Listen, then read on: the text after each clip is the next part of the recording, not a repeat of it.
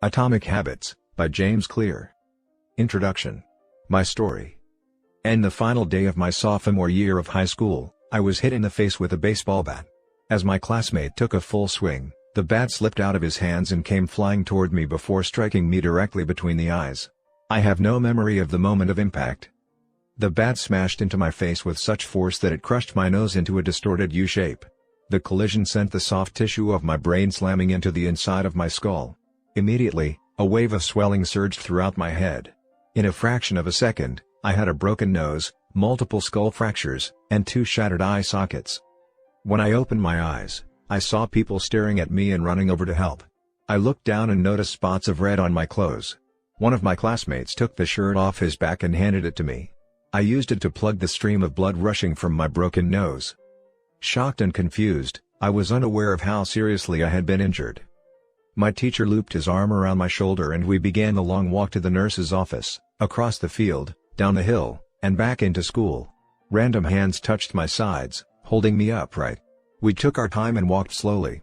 Nobody realized that every minute mattered. When we arrived at the nurse's office, she asked me a series of questions. "What year is it?" 1998, I answered. "It was actually 2002. Who is the President of the United States?" "Bill Clinton," I said. The correct answer was George W. Bush. "What is your mom's name?" I stalled. 10 seconds passed. "Patty," I said casually, ignoring the fact that it had taken me 10 seconds to remember my own mother's name. That is the last question I remember. My body was unable to handle the rapid swelling in my brain and I lost consciousness before the ambulance arrived.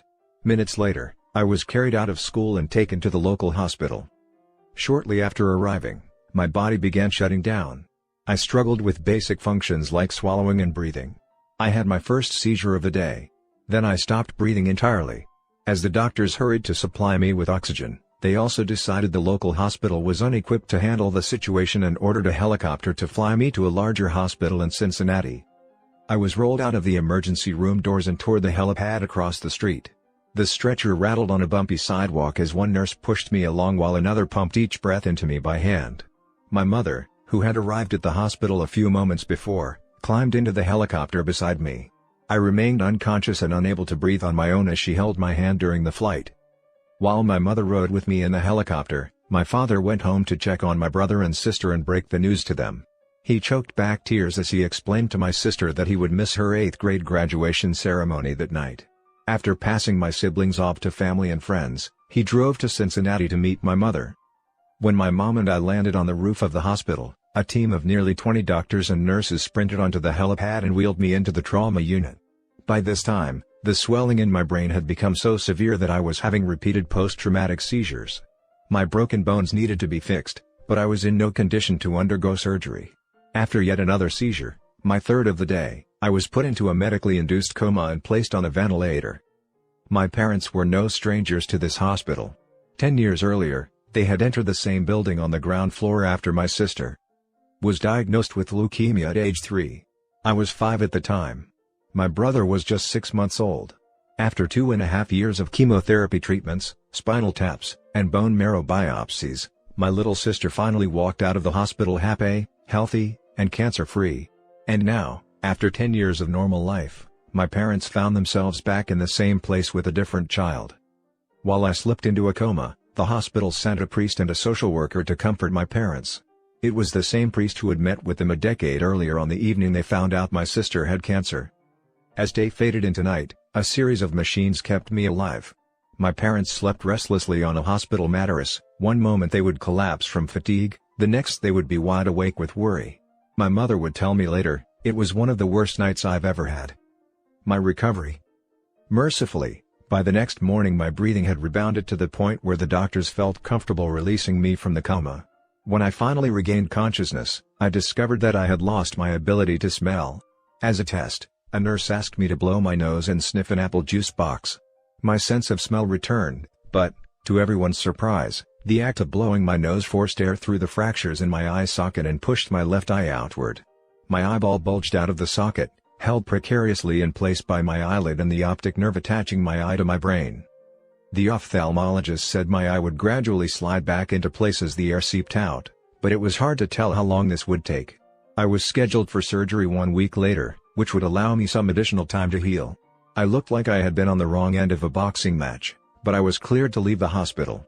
I returned home with a broken nose, half a dozen facial fractures, and a bulging left eye. The following months were hard. It felt like everything in my life was on pause. I had double vision for weeks, I literally couldn't see straight. It took more than a month, but my eyeball did eventually return to its normal location. Between the seizures and my vision problems, it was 8 months before I could drive a car again. At physical therapy, I practiced basic motor patterns like walking in a straight line. I was determined not to let my injury get me down, but there were more than a few moments when I felt depressed and overwhelmed. I became painfully aware of how far I had to go when I returned to the baseball field 1 year later. Baseball had always been a major part of my life. My dad had played minor league baseball for the St. Louis Cardinals, and I had a dream of playing professionally, too.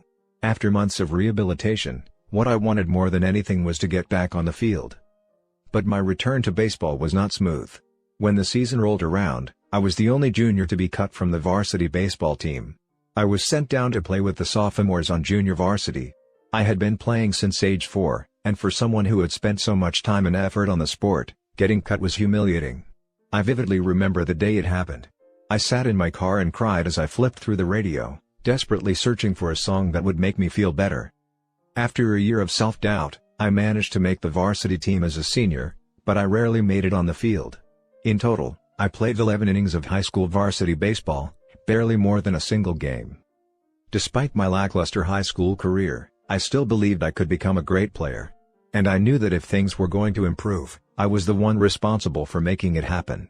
The turning point came 2 years after my injury, when I began college at Denison University. It was a new beginning, and it was the place where I would discover the surprising power of small habits for the first time.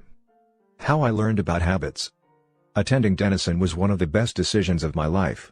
I earned a spot on the baseball team and, although I was at the bottom of the roster as a freshman, I was thrilled.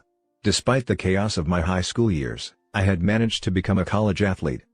I wasn't going to be starting on the baseball team anytime soon, so I focused on getting my life in order.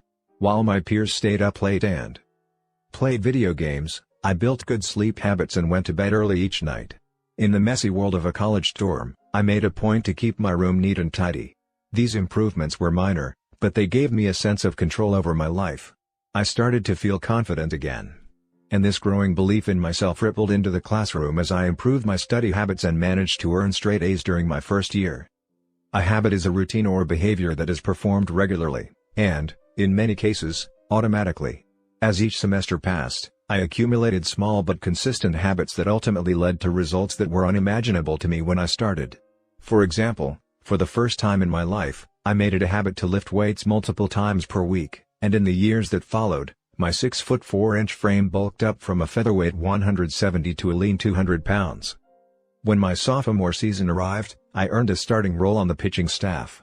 By my junior year, I was voted team captain, and at the end of the season, I was selected for the all-conference team. But it was not until my senior season that my sleep habits, study habits, and strength training habits really began to pay off.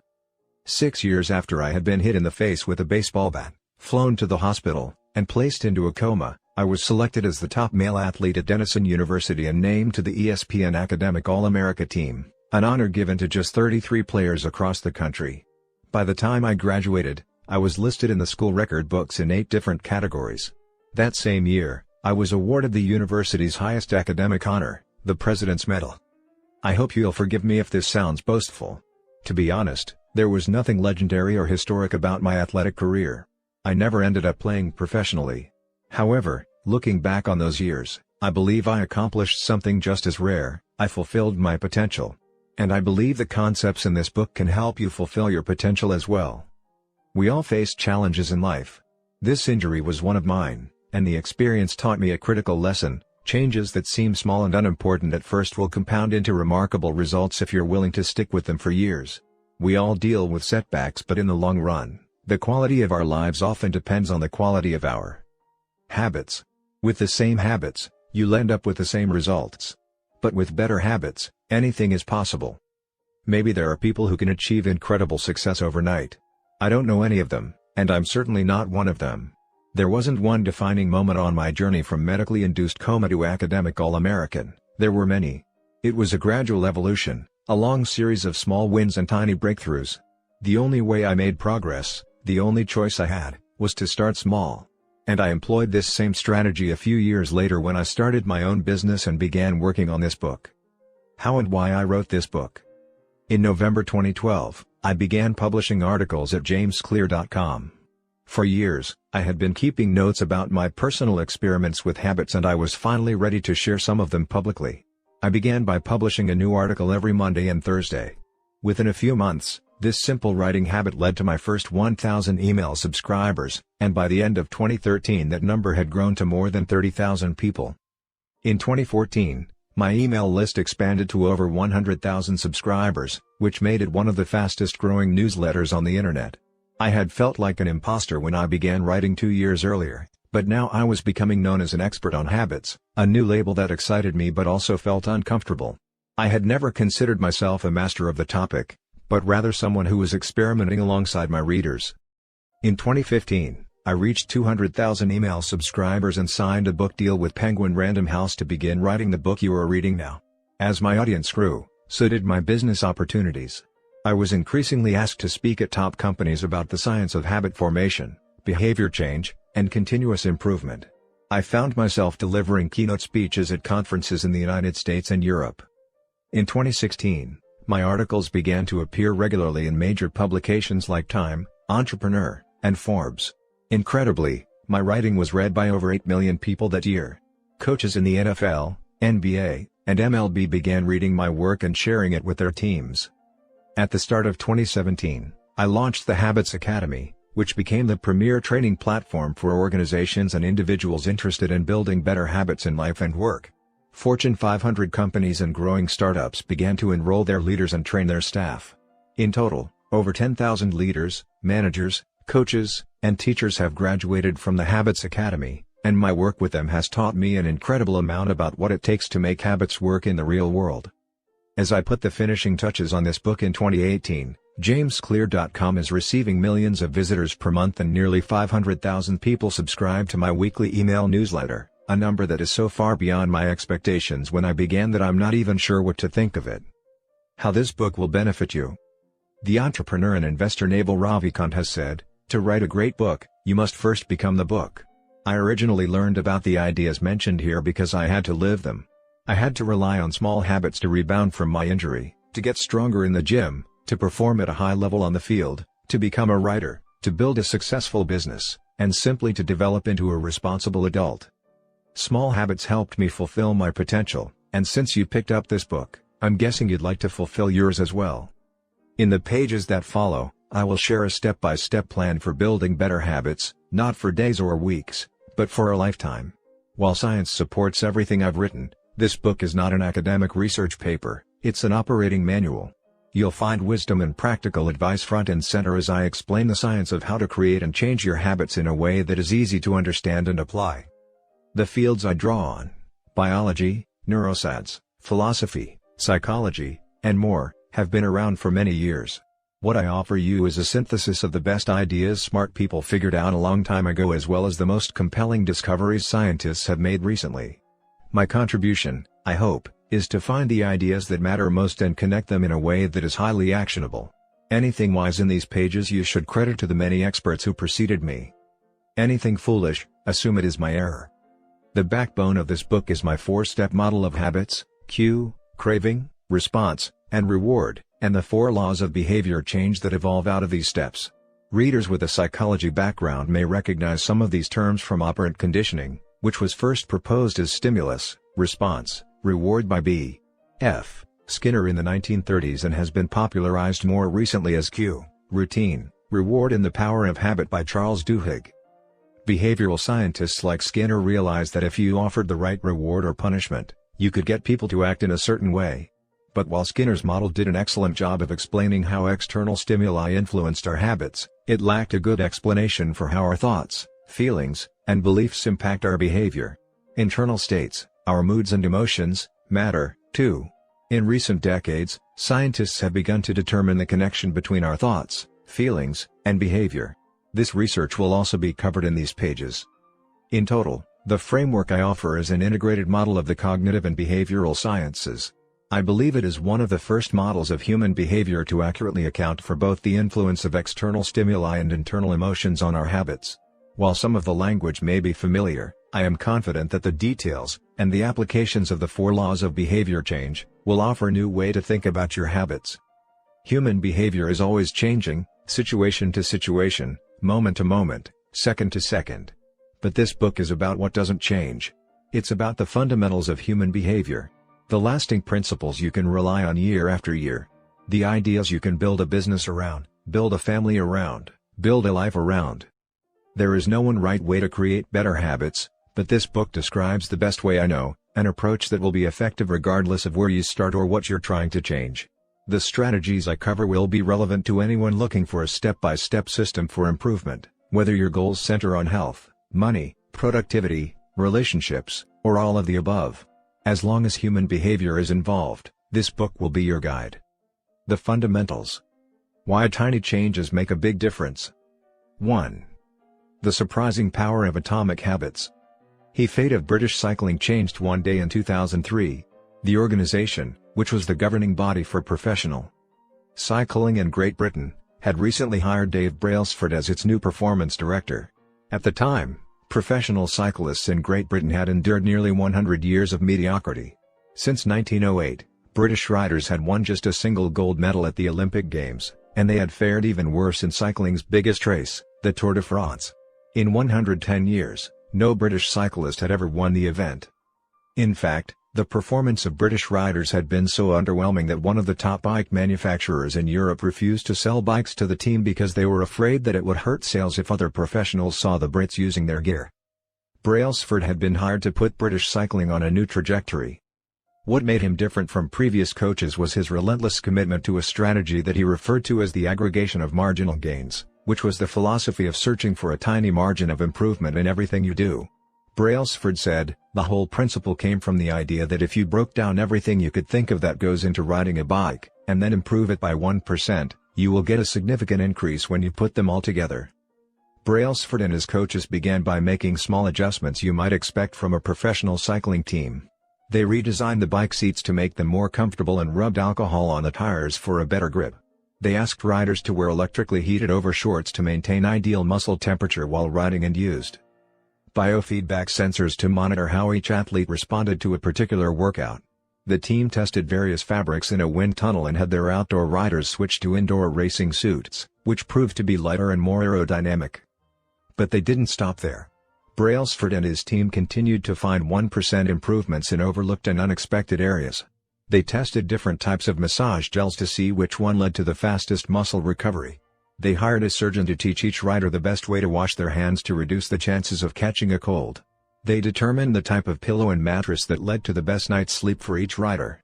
They even painted the inside of the team truck white, which helped them spot little bits of dust that would normally slip by unnoticed but could degrade the performance of the finely tuned bikes.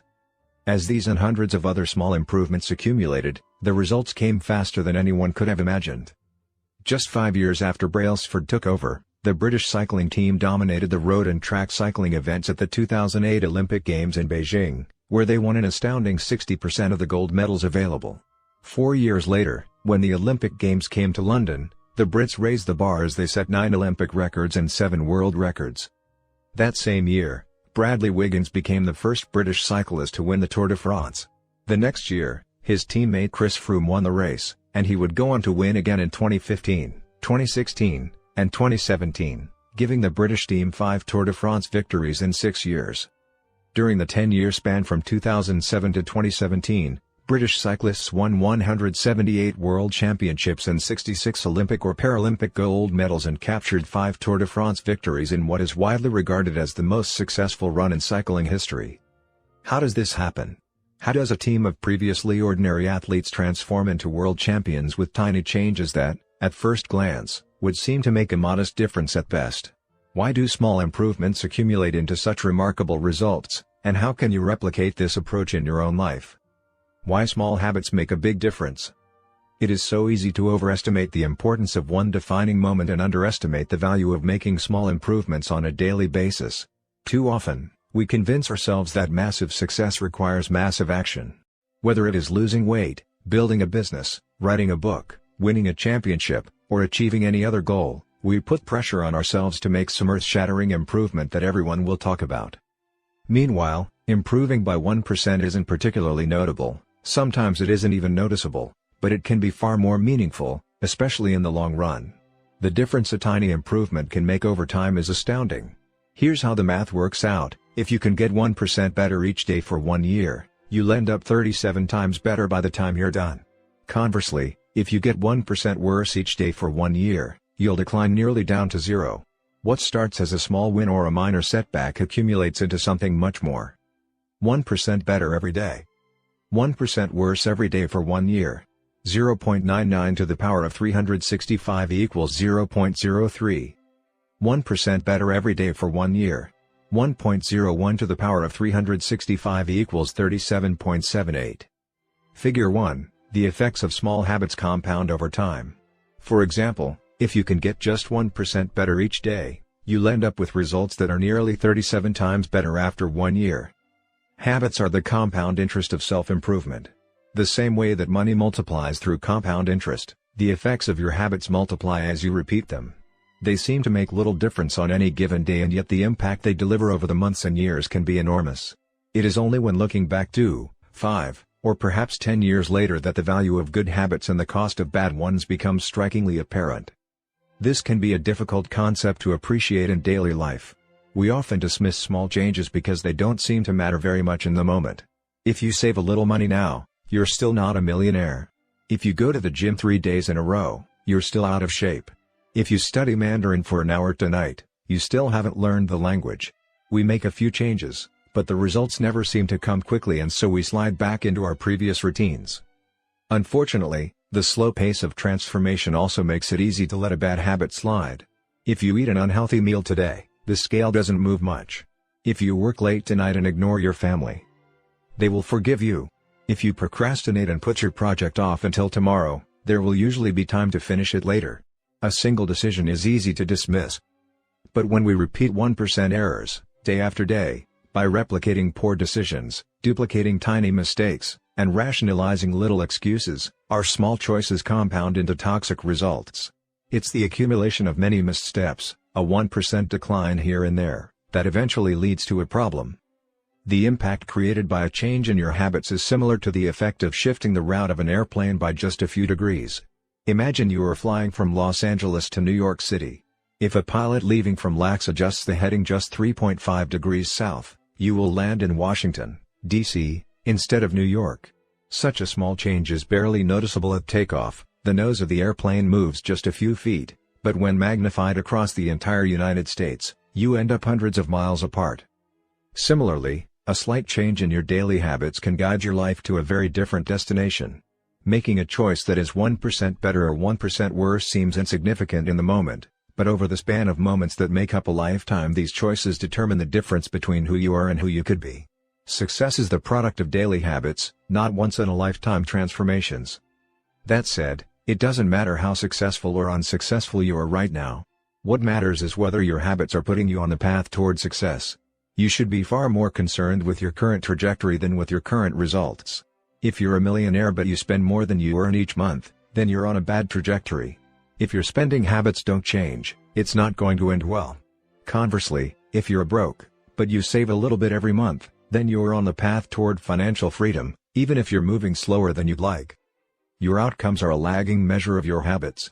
Your net worth is a lagging measure of your financial habits. Your weight is a lagging measure of your eating habits. Your knowledge is a lagging measure of your learning habits. Your clutter is a lagging measure of your cleaning habits. You get what you repeat.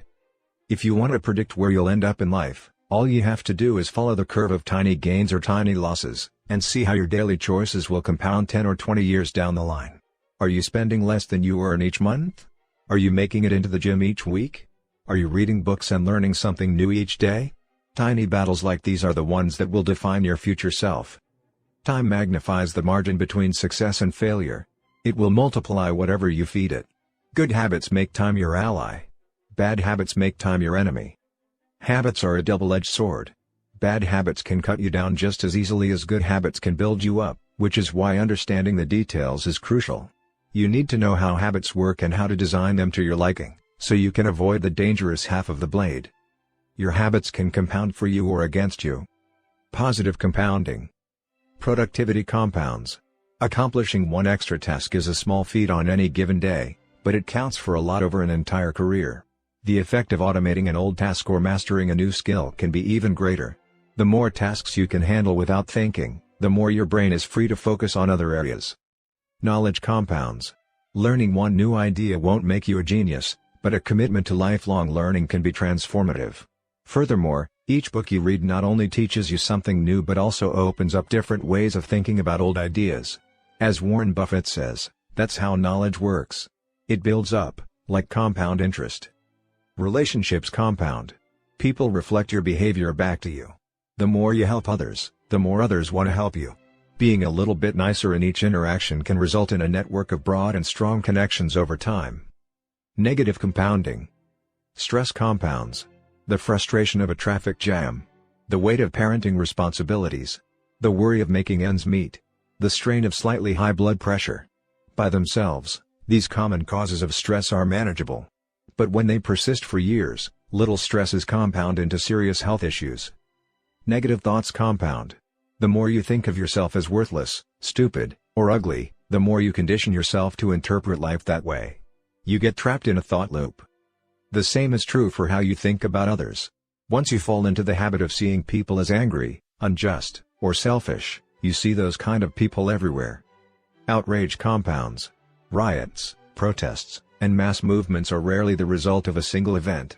Instead, a long series of microaggressions and daily aggravations slowly multiply until one event tips the scales and outrage spreads like wildfire. What progress is really like?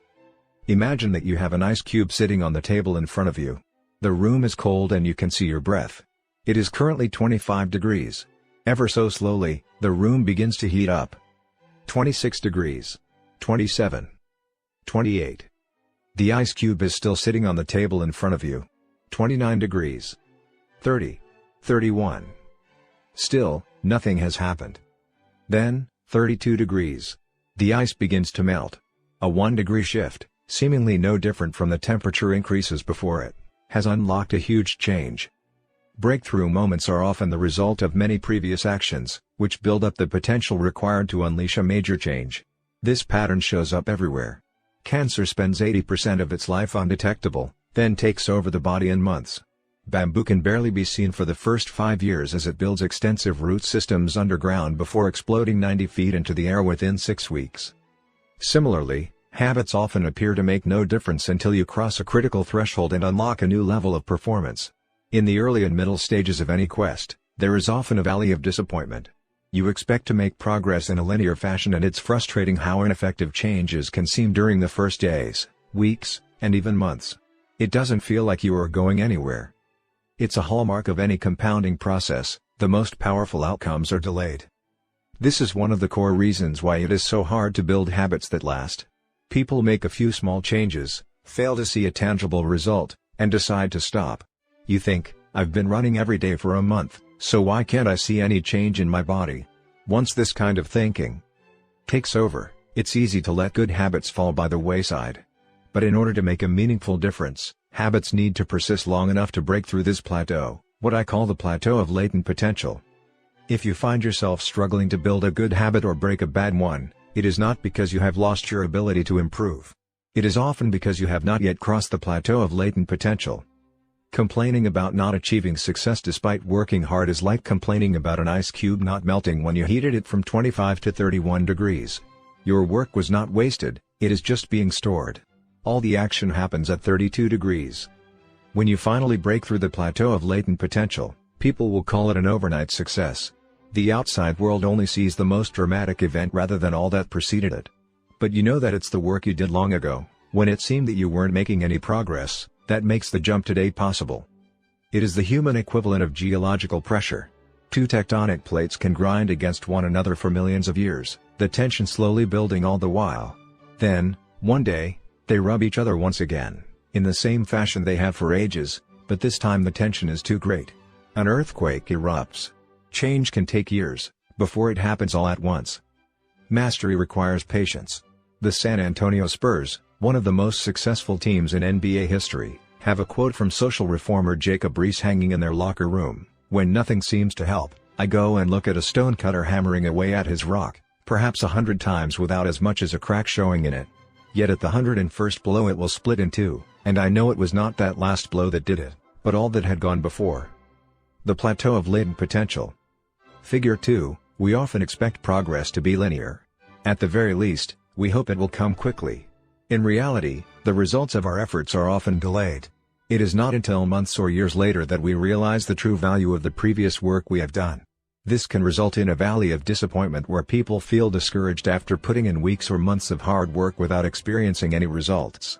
However, this work was not wasted. It was simply being stored. It is not until much later that the full value of previous efforts is revealed. All big things come from small beginnings. The seed of every habit is a single, tiny decision. But as that decision is repeated, a habit sprouts and grows stronger. Roots entrench themselves and branches grow. The task of breaking a bad habit is like uprooting a powerful oak within us.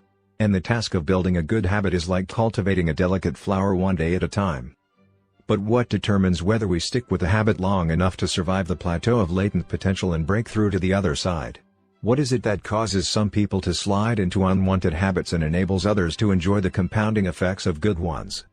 Forget about goals, focus on systems instead. Prevailing wisdom claims that the best way to achieve what we want in life, getting into better shape, building a successful business, relaxing more and worrying less, spending more time with friends and family, is to set specific, actionable goals.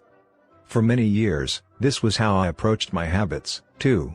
Each one was a goal to be reached. I set goals for the grades I wanted to get in school, for the weights I wanted to lift in the gym, for the profits I wanted to earn in business. I succeeded at a few, but I failed at a lot of them.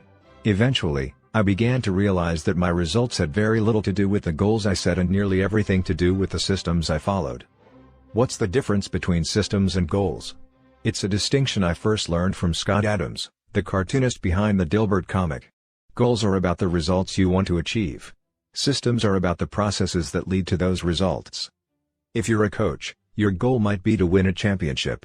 Your system is the way you recruit players, manage your assistant coaches, and conduct practice. If you're an entrepreneur, your goal might be to build $1 million business.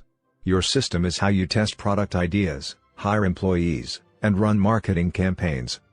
If you're a musician, your goal might be to play a new piece. Your system is how often you practice, how you break down and tackle difficult measures, and your method for receiving feedback from your instructor. Now for the interesting question: if you completely ignored your goals and focused only on your system, would you still succeed? For example, if you were a basketball coach and you ignored your goal to win a championship and focused only on what your team does at practice each day, would you still get results? I think you would. The goal in any sport is to finish with the best score, but it would be ridiculous to spend the whole game staring at the scoreboard. The only way to actually win is to get better each day. In the words of three-time Super Bowl winner Bill Walsh, the score takes care of itself. The same is true for other areas of life. If you want better results, then forget about setting goals. Focus on your system instead. What do I mean by this? Are goals completely useless? Of course not. Goals are good for setting a direction, but systems are best for making progress. A handful of problems arise when you spend too much time thinking about your goals and not enough time designing your systems. Problem number 1: winners and losers have the same goals. Goal setting suffers from a serious case of survivorship bias. We concentrate on the people who end up winning, the survivors, and mistakenly assume that ambitious goals led to their success while overlooking all of the people who had the same objective but didn't succeed. Every Olympian wants to win a gold medal. Every candidate wants to get the job. And if successful and unsuccessful people share the same goals, then the goal cannot be what differentiates the winners from the losers. It wasn't the goal of winning the Tour de France that propelled the British cyclists to the top of the sport. Presumably, they had wanted to win the race every year before, just like every other professional team. The goal had always been there. It was only when they implemented a system of continuous small improvements that they achieved a different outcome. Problem number 2: achieving a goal is only a momentary change. Imagine you have a messy room and you set a goal to clean it. If you summon the energy to tidy up, then you will have a clean room, for now. But if you maintain the same sloppy, pack rat habits that led to a messy room in the first place, soon you'll be looking at a new pile of clutter and hoping for another burst of motivation. You're left chasing the same outcome because you never changed the system behind it. You treated a symptom without addressing the cause. Achieving a goal only changes your life for the moment. That's the counterintuitive thing about improvement. We think we need to change our results, but the results are not the problem. What we really need to change are the systems that cause those results. When you solve problems at the results level, you only solve them temporarily. In order to improve for good, you need to solve problems at the systems level. Fix the inputs and the outputs will fix themselves. Problem number 3, goals restrict your happiness. The implicit assumption behind any goal is this: once I reach my goal, then I'll be happy. The problem with a goals-first mentality is that you're continually putting happiness off until the next milestone. I've slipped into this trap so many times I've lost count. For years, happiness was always something for my future self to enjoy. I promised myself that once I gained 20 pounds of muscle or after my business was featured in the New York Times, then I could finally relax. Furthermore, goals create an either-or conflict. Either you achieve your goal and are successful or you fail and you are a disappointment. You mentally box yourself into a narrow version of happiness. This is misguided. It is unlikely that your actual path through life will match the exact journey you had in mind when you set out. It makes no sense to restrict your satisfaction to one scenario when there are many paths to success. A systems-first mentality provides the antidote. When you fall in love with the process rather than the product, you don't have to wait to give yourself permission to be happy. You can be satisfied anytime your system is running. And a system can be successful in many different forms, not just the one you first envision. Problem number 4, goals are at odds with long-term progress. Finally, a goal-oriented mindset can create a yo-yo effect. Many runners work hard for months, but as soon as they cross the finish line, they stop training. The race is no longer there to motivate them. When all of your hard work is focused on a particular goal, what is left to push you forward after you achieve it? This is why many people find themselves reverting to their old habits after accomplishing a goal. The purpose of setting goals is to win the game. The purpose of building systems is to continue playing the game. True long-term thinking is goalless thinking. It's not about any single accomplishment. It is about the cycle of endless refinement and continuous improvement. Ultimately, it is your commitment to the process that will determine your progress. A system of atomic habits. If you're having trouble changing your habits, the problem isn't you. The problem is your system. Bad habits repeat themselves again and again not because you don't want to change, but because you have the wrong system for change. You do not rise to the level of your goals. You fall to the level of your systems. Focusing on the overall system, rather than a single goal, is one of the core themes of this book. It is also one of the deeper meanings behind the word atomic. By now, you've probably realized that an atomic habit refers to a tiny change, a marginal gain, a 1% improvement. But atomic habits are not just any old habits, however small. They are little habits that are part of a larger system. Just as atoms are the building blocks of molecules, atomic habits are the building blocks of remarkable results. Habits are like the atoms of our lives. Each one is a fundamental unit that contributes to your overall improvement. At first, these tiny routines seem insignificant, but soon they build on each other and fuel bigger wins that multiply to a degree that far outweighs the cost of their initial investment. They are both small and mighty. This is the meaning of the phrase atomic habits, a regular practice or routine that is not only small and easy to do, but also the source of incredible power, a component of the system of compound growth. Chapter Summary. Habits are the compound interest of self-improvement. Getting 1% better every day counts for a lot in the long run. Habits are a double-edged sword. They can work for you or against you, which is why understanding the details is essential. Small changes often appear to make no difference until you cross a critical threshold. The most powerful outcomes of any compounding process are delayed. You need to be patient. An atomic habit is a little habit that is part of a larger system. Just as atoms are the building blocks of molecules, atomic habits are the building blocks of remarkable results. If you want better results, then forget about setting goals. Focus on your system instead. You do not rise to the level of your goals. You fall to the level of your systems. 2. How your habits shape your identity, and vice versa. Why is it so easy to repeat bad habits and so hard to form good ones? Few things can have a more powerful impact on your life than improving your daily habits. And yet it is likely that this time next year you'll be doing the same thing rather than something better. It often feels difficult to keep good habits going for more than a few days, even with sincere effort and the occasional burst of motivation. Habits like exercise, meditation, journaling, and cooking are reasonable for a day or two and then become a hassle. However, once your habits are established, they seem to stick around forever, especially the unwanted ones. Despite our best intentions, unhealthy habits like eating junk food, watching too much television, procrastinating, and smoking can feel impossible to break. Changing our habits is challenging for two reasons: 1, we try to change the wrong thing, and 2, we try to change our habits in the wrong way. In this chapter, I'll address the first point. In the chapters that follow, I'll answer the second. Our first mistake is that we try to change the wrong thing. To understand what I mean, consider that there are 3 levels at which change can occur. You can imagine them like the layers of an onion. 3 layers of behavior change. Figure 3, there are 3 layers of behavior change: a change in your outcomes, a change in your processes, or a change in your identity. The first layer is changing your outcomes. This level is concerned with changing your results, losing weight, publishing a book, winning a championship. Most of the goals you set are associated with this level of change. The second layer is changing your process. This level is concerned with changing your habits and systems, implementing a new routine at the gym, decluttering your desk for better workflow, developing a meditation practice. Most of the habits you build are associated with this level. The third and deepest layer is changing your identity. This level is concerned with changing your beliefs, your worldview, your self-image, your judgments about yourself and others. Most of the beliefs, assumptions, and biases you hold are associated with this level. Outcomes are about what you get. Processes are about what you do. Identity is about what you believe. When it comes to building habits that last, when it comes to building a system of 1% improvements, the problem is not that one level is better or worse than another. All levels of change are useful in their own way. The problem is the direction of change. Many people begin the process of changing their habits by focusing on what they want to achieve. This leads us to outcome-based habits. The alternative is to build identity-based habits. With this approach, we start by focusing on who we wish to become. Outcome-based habits. Identity-based habits. Figure 4, with outcome-based habits, the focus is on what you want to achieve. With identity-based habits, the focus is on who you wish to become. Imagine 2 people resisting a cigarette. When offered a smoke, the first person says, "No thanks.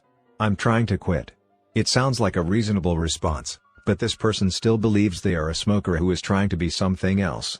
They are hoping their behavior will change while carrying around the same beliefs. The second person declines by saying, "No thanks. I'm not a smoker." It's a small difference, but this statement signals a shift in identity. Smoking was part of their former life, not their current one. They no longer identify as someone who smokes. Most people don't even consider identity change when they set out to improve. They just think, "I want to be skinny," outcome, "and if I stick to this diet, then I'll be skinny," process. They set goals and determine the actions they should take to achieve those goals without considering the beliefs that drive their actions. They never shift the way they look at themselves, and they don't realize that their old identity can sabotage their new plans for change. Behind every system of actions are a system of beliefs. The system of a democracy is founded on beliefs like freedom, majority rule, and social equality. The system of a dictatorship has a very different set of beliefs like absolute authority and strict obedience. You can imagine many ways to try to get more people to vote in a democracy, but such behavior change would never get off the ground in a dictatorship. That's not the identity of the system. Voting is a behavior that is impossible under a certain set of beliefs. A similar pattern exists whether we are discussing individuals, organizations, or societies. There are a set of beliefs and assumptions that shape the system, an identity behind the habits. Behavior that is incongruent with the self will not last.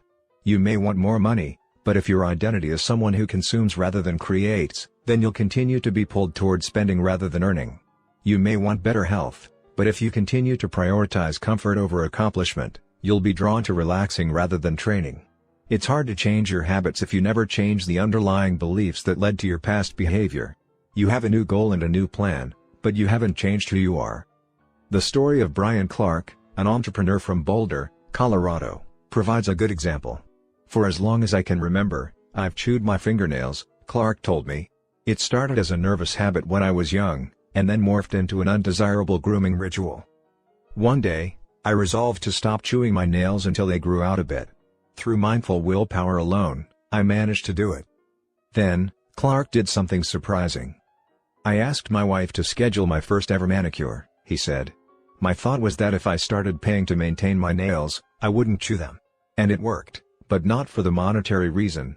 What happened was the manicure made my fingers look really nice for the first time. The manicurist even said that, other than the chewing, I had really healthy, attractive nails.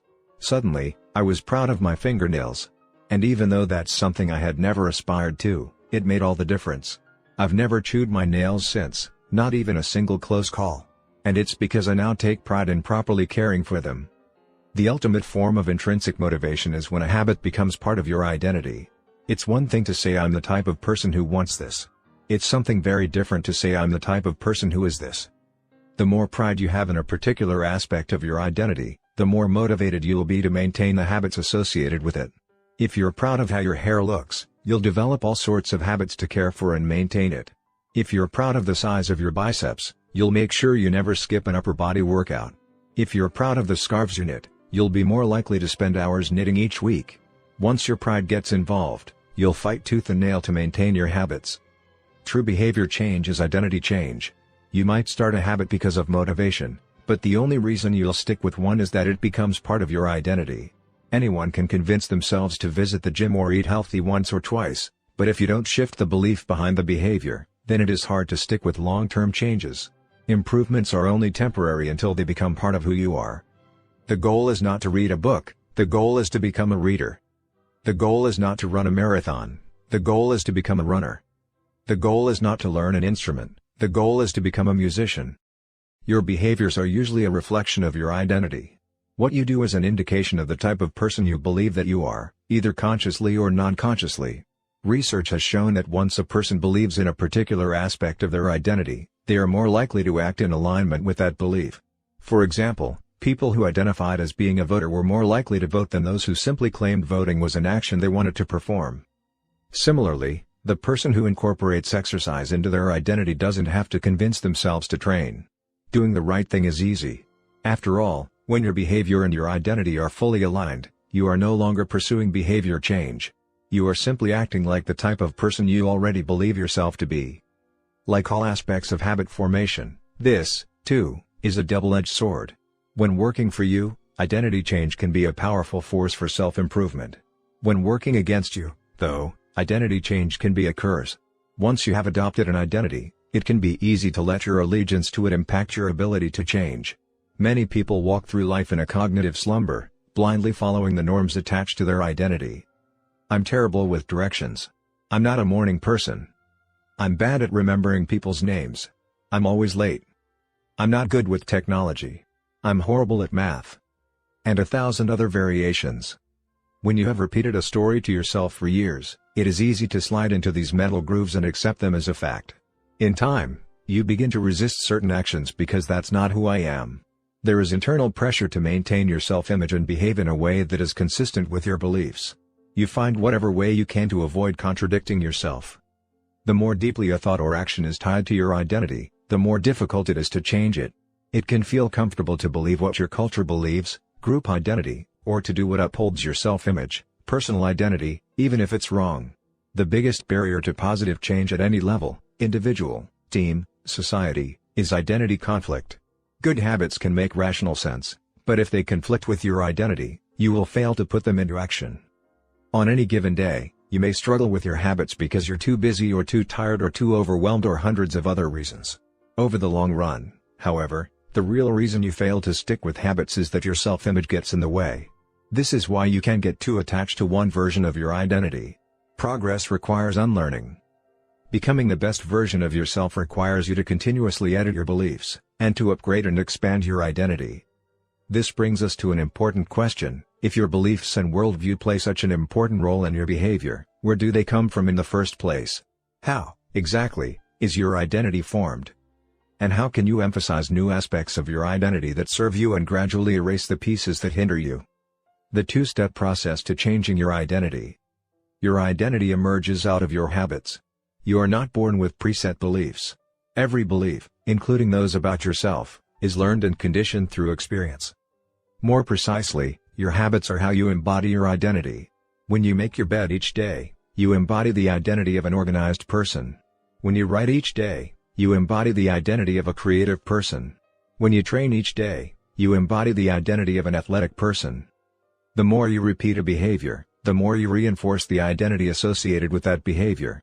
In fact, the word identity was originally derived from the Latin words essentitas, which means being, and identidem, which means repeatedly.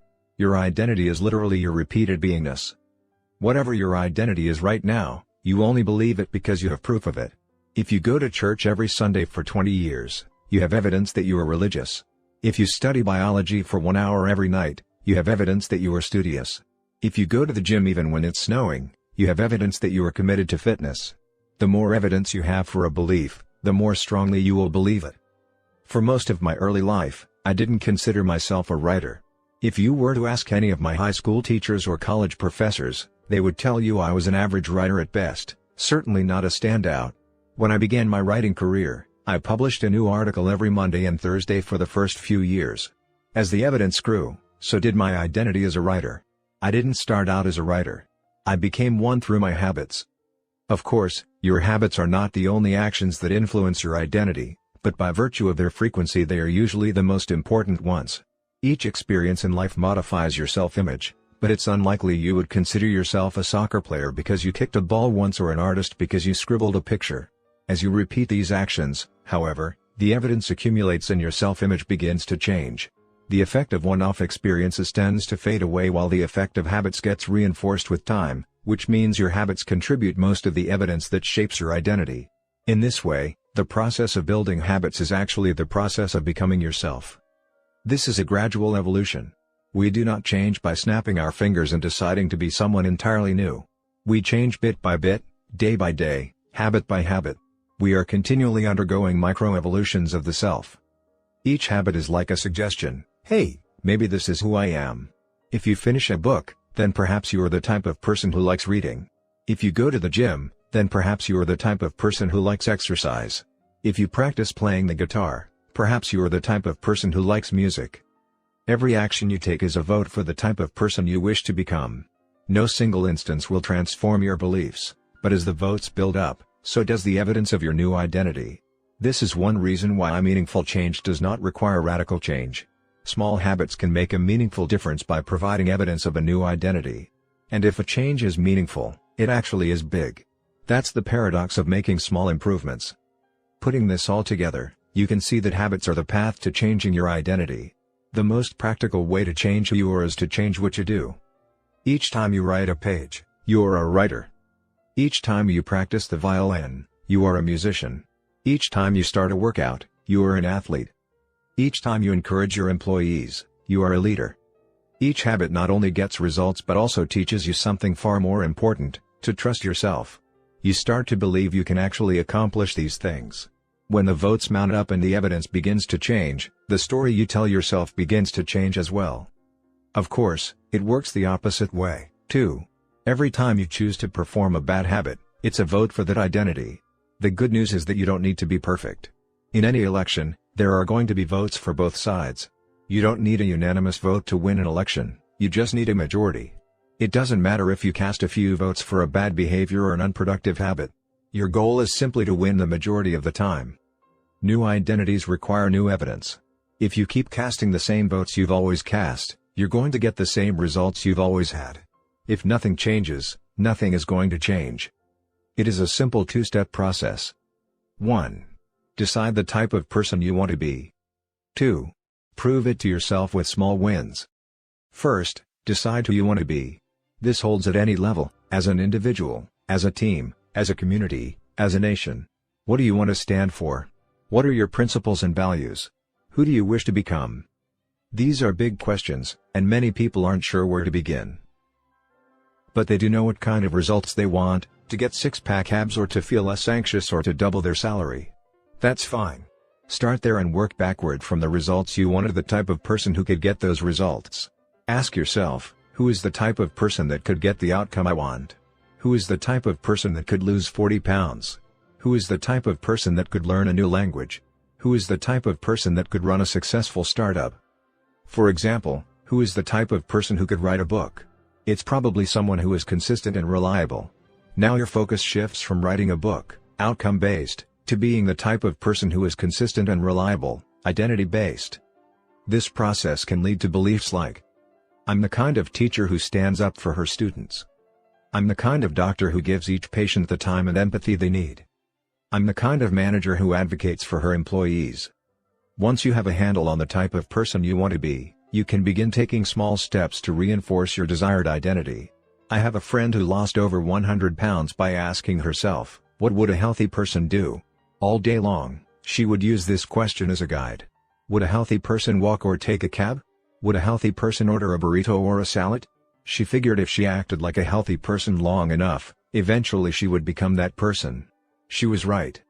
The concept of identity-based habits is our first introduction to another key theme in this book, feedback loops. Your habits shape your identity, and your identity shapes your habits. It's a two-way street.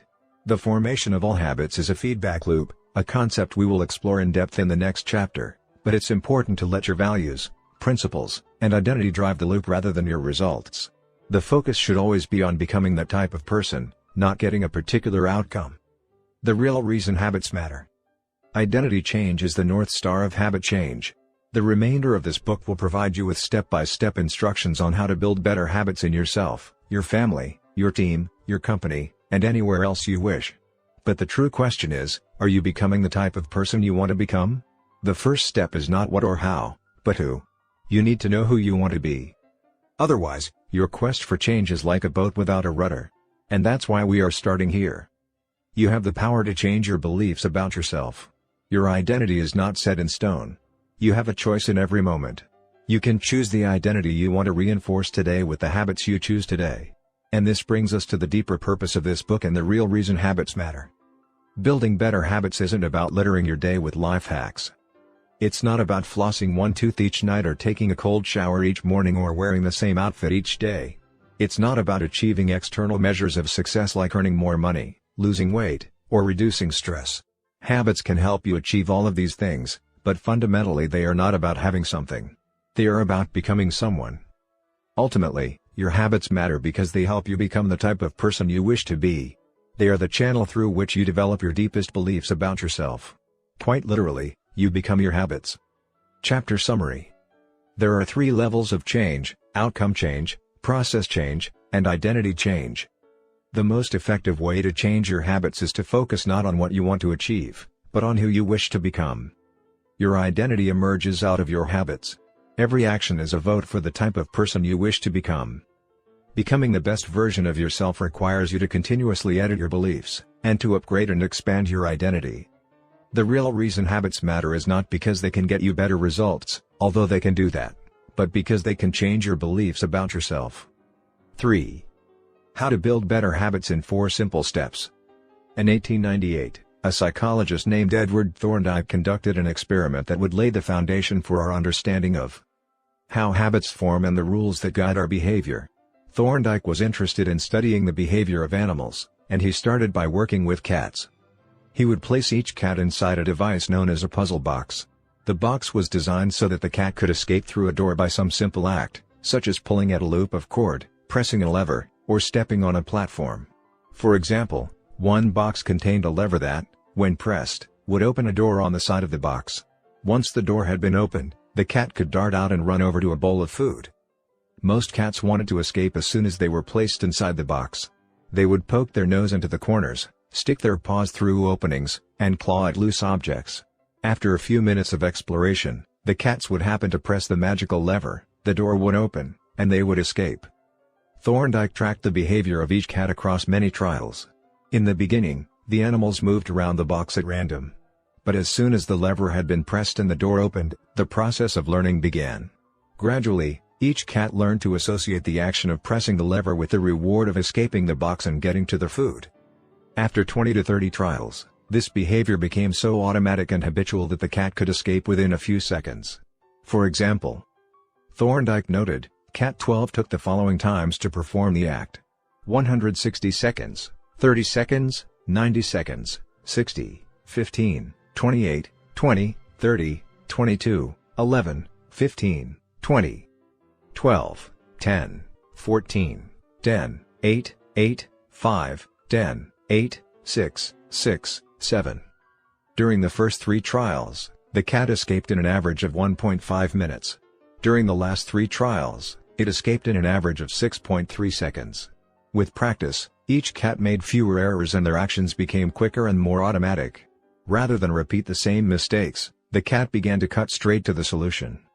From his studies, Thorndike described the learning process by stating, "Behaviors followed by satisfying consequences tend to be repeated, and those that produce unpleasant consequences are less likely to be repeated."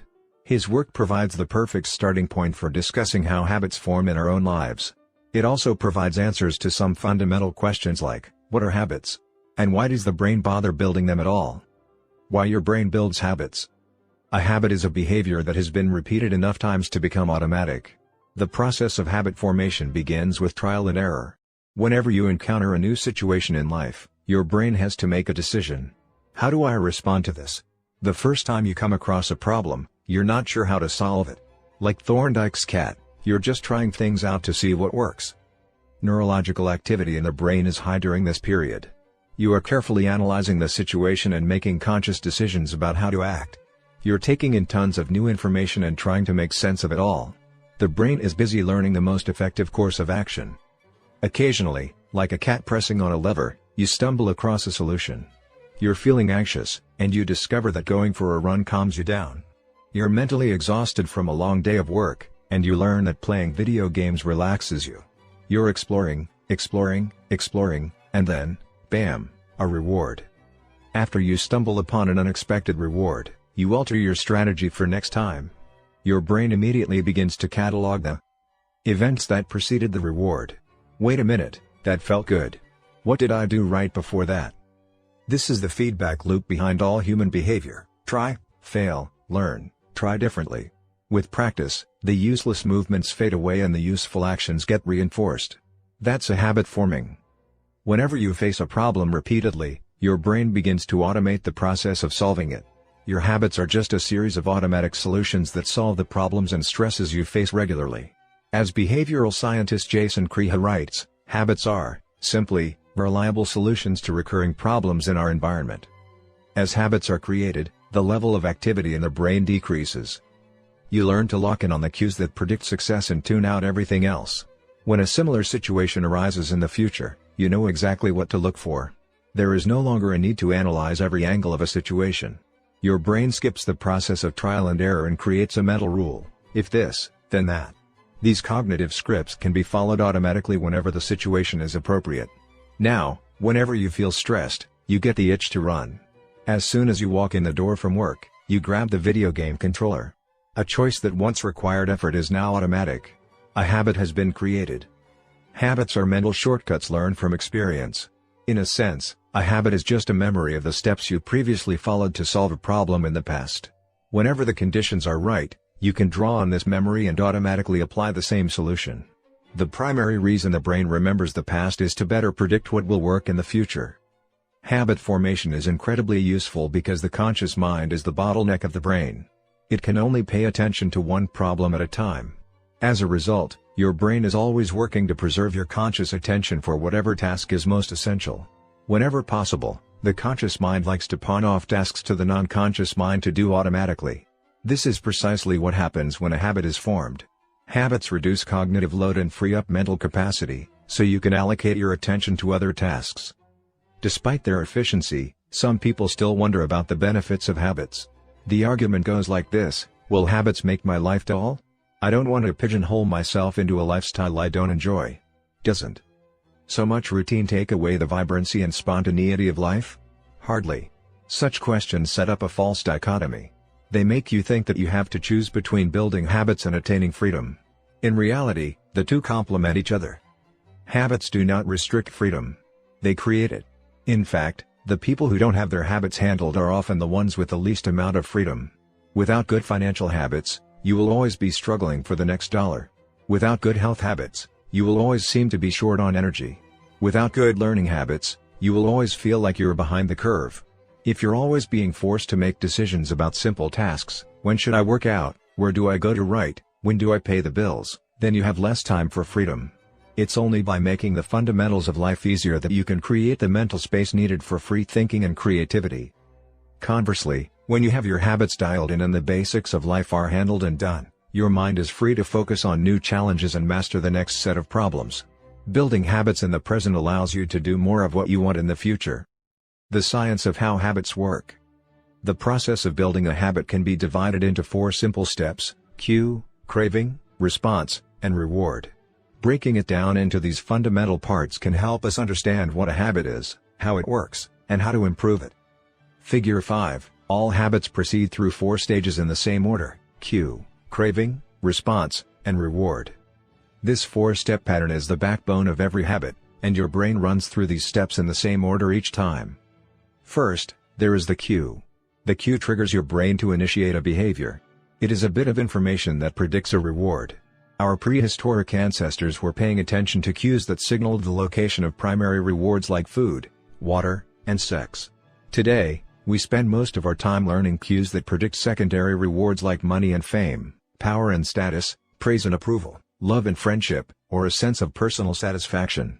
Of course, these pursuits also indirectly improve our odds of survival and reproduction, which is the deeper motive behind everything we do. Your mind is continuously analyzing your internal and external environment for hints of where rewards are located. Because the cue is the first indication that we are close to a reward, it naturally leads to a craving. Cravings are the second step, and they are the motivational force behind every habit. Without some level of motivation or desire, without craving a change, we have no reason to act. What you crave is not the habit itself but the change and state it delivers. You do not crave smoking a cigarette, you crave the feeling of relief it provides.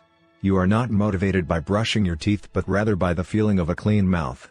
You do not want to turn on the television, you want to be entertained. Every craving is linked to a desire to change your internal state. This is an important point that we will discuss in detail later. Cravings differ from person to person. In theory, any piece of information could trigger a craving, but in practice, people are not motivated by the same cues. For a gambler, the sound of slot machines can be a potent trigger that sparks an intense wave of desire. For someone who rarely gambles, the jingles and chimes of the casino are just background noise. Cues are meaningless until they are interpreted. The thoughts, feelings, and emotions of the observer are what transform a cue into a craving. The third step is the response. The response is the actual habit you perform, which can take the form of a thought or an action. Whether a response occurs depends on how motivated you are and how much friction is associated with the behavior. If a particular action requires more physical or mental effort than you are willing to expend, then you won't do it. Your response also depends on your ability. It sounds simple, but a habit can occur only if you are capable of doing it. If you want to dunk a basketball but can't jump high enough to reach the hoop, well, you're out of luck. Finally, the response delivers a reward. Rewards are the end goal of every habit. The cue is about noticing the reward. The craving is about wanting the reward. The response is about obtaining the reward. We chase rewards because they serve 2 purposes: 1, they satisfy us, and 2, they teach us. The first purpose of rewards is to satisfy your craving. Yes, rewards provide benefits on their own. Food and water deliver the energy you need to survive. Getting a promotion brings more money and respect. Getting in shape improves your health and your dating prospects. But the more immediate benefit is that rewards satisfy your craving to eat or to gain status or to win approval. At least for a moment, rewards deliver contentment and relief from craving. Second, rewards teach us which actions are worth remembering in the future. Your brain is a reward detector. As you go about your life, your sensory nervous system is continuously monitoring which actions satisfy your desires and deliver pleasure. Feelings of pleasure and disappointment are part of the feedback mechanism that helps your brain distinguish useful actions from useless ones. Rewards close the feedback loop and complete the habit cycle. If a behavior is insufficient in any of the 4 stages, it will not become a habit. Eliminate the cue and your habit will never start. Reduce the craving and you won't experience enough motivation to act. Make the behavior difficult and you won't be able to do it. And if the reward fails to satisfy your desire, then you'll have no reason to do it again in the future. Without the first 3 steps, a behavior will not occur. Without all 4, a behavior will not be repeated. The habit loop. Figure 6, the 4 stages of habit are best described as a feedback loop. They form an endless cycle that is running every moment you are alive. This habit loop is continually scanning the environment, predicting what will happen next, trying out different responses, and learning from the results. In summary, the cue triggers a craving, which motivates a response, which provides a reward, which satisfies the craving and, ultimately, becomes associated with the cue. Together, these 4 steps form a neurological feedback loop: cue, craving, response, reward, cue, craving, response, reward, that ultimately allows you to create automatic habits. This cycle is known as the habit loop. This 4-step process is not something that happens occasionally, but rather it is an endless feedback loop that is running and active during every moment you are alive, even now.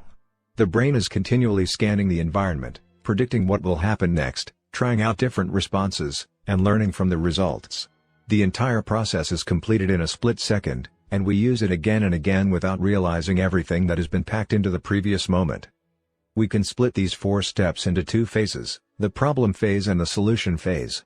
The problem phase includes the cue and the craving, and it is when you realize that something needs to change. The solution phase includes the response and the reward, and it is when you take action and achieve the change you desire. Problem phase. 1. Cue. 2. Craving. Solution phase. 3. Response. 4. Reward. All behavior is driven by the desire to solve a problem. Sometimes the problem is that you notice something good and you want to obtain it. Sometimes the problem is that you are experiencing pain and you want to relieve it. Either way, the purpose of every habit is to solve the problems you face. In the table on the following page, you can see a few examples of what this looks like in real life. Imagine walking into a dark room and flipping on the light switch. You have performed this simple habit so many times that it occurs without thinking.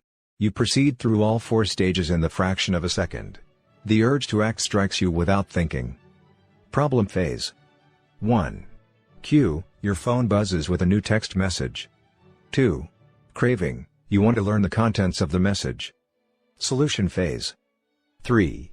Response, you grab your phone and read the text. 4. Reward, you satisfy your craving to read the message. Grabbing your phone becomes associated with your phone buzzing. Problem phase. 1. Cue, you are answering emails. 2. Craving, you begin to feel stressed and overwhelmed by work. You want to feel in control. Solution phase. 3. Response, you bite your nails. 4. Reward, you satisfy your craving to reduce stress. Biting your nails becomes associated with answering email. Problem phase. 1. Cue, you wake up. 2. Craving, you want to feel alert. Solution phase. 3. Response, you drink a cup of coffee. 4. Reward, you satisfy your craving to feel alert. Drinking coffee becomes associated with waking up. Problem phase. 1. Cue, you smell a donut shop as you walk down the street near your office. 2. Craving, you begin to crave a donut. Solution phase. 3. Response, you buy a donut and eat it. 4. Reward, you satisfy your craving to eat a donut. Buying a donut becomes associated with walking down the street near your office. Problem phase. 1. Cue, you hit a stumbling block on a project at work. 2. Craving, you feel stuck and want to relieve your frustration. Solution phase. 3. Response, you pull out your phone and check social media. 4. Reward, you satisfy your craving to feel relieved. Checking social media becomes associated with feeling stalled at work. Problem phase. 1. Cue, you walk into a dark room. 2. Craving, you want to be able to see. Solution phase. 3. Response, you flip the light switch. 4. Reward, you satisfy your craving to see. Turning on the light switch becomes associated with being in a dark room. By the time we become adults, we rarely notice the habits that are running our lives. Most of us never give a second thought to the fact that we tie the same shoe first each morning, or unplug the toaster after each use, or always change into comfortable clothes after getting home from work. After decades of mental programming, we automatically slip into these patterns of thinking and acting. The 4 laws of behavior change. In the following chapters, we will see time and again how the 4 stages of cue, craving, response, and reward influence nearly everything we do each day.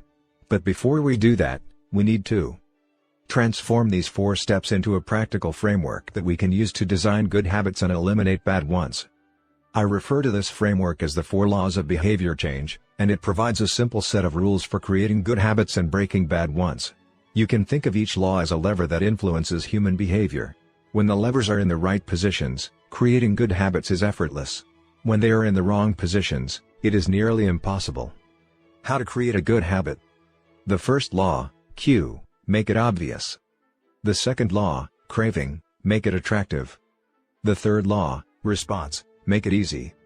The fourth law, reward, make it satisfying. We can invert these laws to learn how to break a bad habit. How to break a bad habit. Inversion of the first law, Q, make it invisible. Inversion of the second law, craving, make it unattractive. Inversion of the third law, response, make it difficult. Inversion of the fourth law, reward, make it unsatisfying. It would be irresponsible for me to claim that these 4 laws are an exhaustive framework for changing any human behavior, but I think they're close. As you will soon see, the 4 laws of behavior change apply to nearly every field, from sports to politics, art to medicine, comedy to management. These laws can be used no matter what challenge you are facing. There is no need for completely different strategies for each habit. Whenever you want to change your behavior, you can simply ask yourself: 1.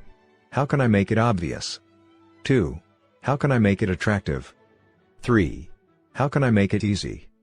4. How can I make it satisfying? If you have ever wondered, why don't I do what I say I'm going to do? Why don't I lose the weight or stop smoking or save for retirement or start that side business? Why do I say something is important but never seem to make time for it? The answers to those questions can be found somewhere in these 4 laws. The key to creating good habits and breaking bad ones is to understand these fundamental laws and how to alter them to your specifications. Every goal is doomed to fail if it goes against the grain of human nature. Your habits are shaped by the systems in your life. In the chapters that follow, we will discuss these laws one by one and show how you can use them to create a system in which good habits emerge naturally and bad habits wither away. Chapter Summary. A habit is a behavior that has been repeated enough times to become automatic. The ultimate purpose of habits is to solve the problems of life with as little energy and effort as possible. Any habit can be broken down into a feedback loop that involves 4 steps: cue, craving, response, and reward. The 4 laws of behavior change are a simple set of rules we can use to build better habits. There are: 1. Make it obvious, 2. Make it attractive, 3. Make it easy, and 4. Make it satisfying. The first law. Make it obvious. 4. The man who didn't look right. The psychologist Gary Klein once told me a story about a woman who attended a family gathering. She had spent years working as a paramedic and, upon arriving at the event, took one look at her father-in-law and got very concerned. "I don't like the way you look," she said. Her father-in-law, who was feeling perfectly fine, jokingly replied, "Well, I don't like your looks, either." "No," she insisted. "You need to go to the hospital now." A few hours later, the man was undergoing life-saving surgery after an examination had revealed that he had a blockage to a major artery and was at immediate risk of a heart attack. Without his daughter-in-law's intuition, he could have died. What did the paramedic see? How did she predict his impending heart attack? When major arteries are obstructed, the body focuses on sending blood to critical organs and away from peripheral locations near the surface of the skin. The result is a change in the pattern of distribution of blood in the face. After many years of working with people with heart failure, the woman had unknowingly developed the ability to recognize this pattern on sight.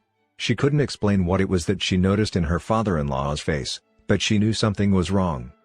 Similar stories exist in other fields. For example, military analysts can identify which blip on a radar screen is an enemy missile and which one is a plane from their own fleet, even though they are traveling at the same speed, flying at the same altitude, and look identical on radar in nearly every respect. During the Gulf War, Lieutenant Commander Michael Riley saved an entire battleship when he ordered a missile shot down, despite the fact that it looked exactly like the battleship's own planes on radar.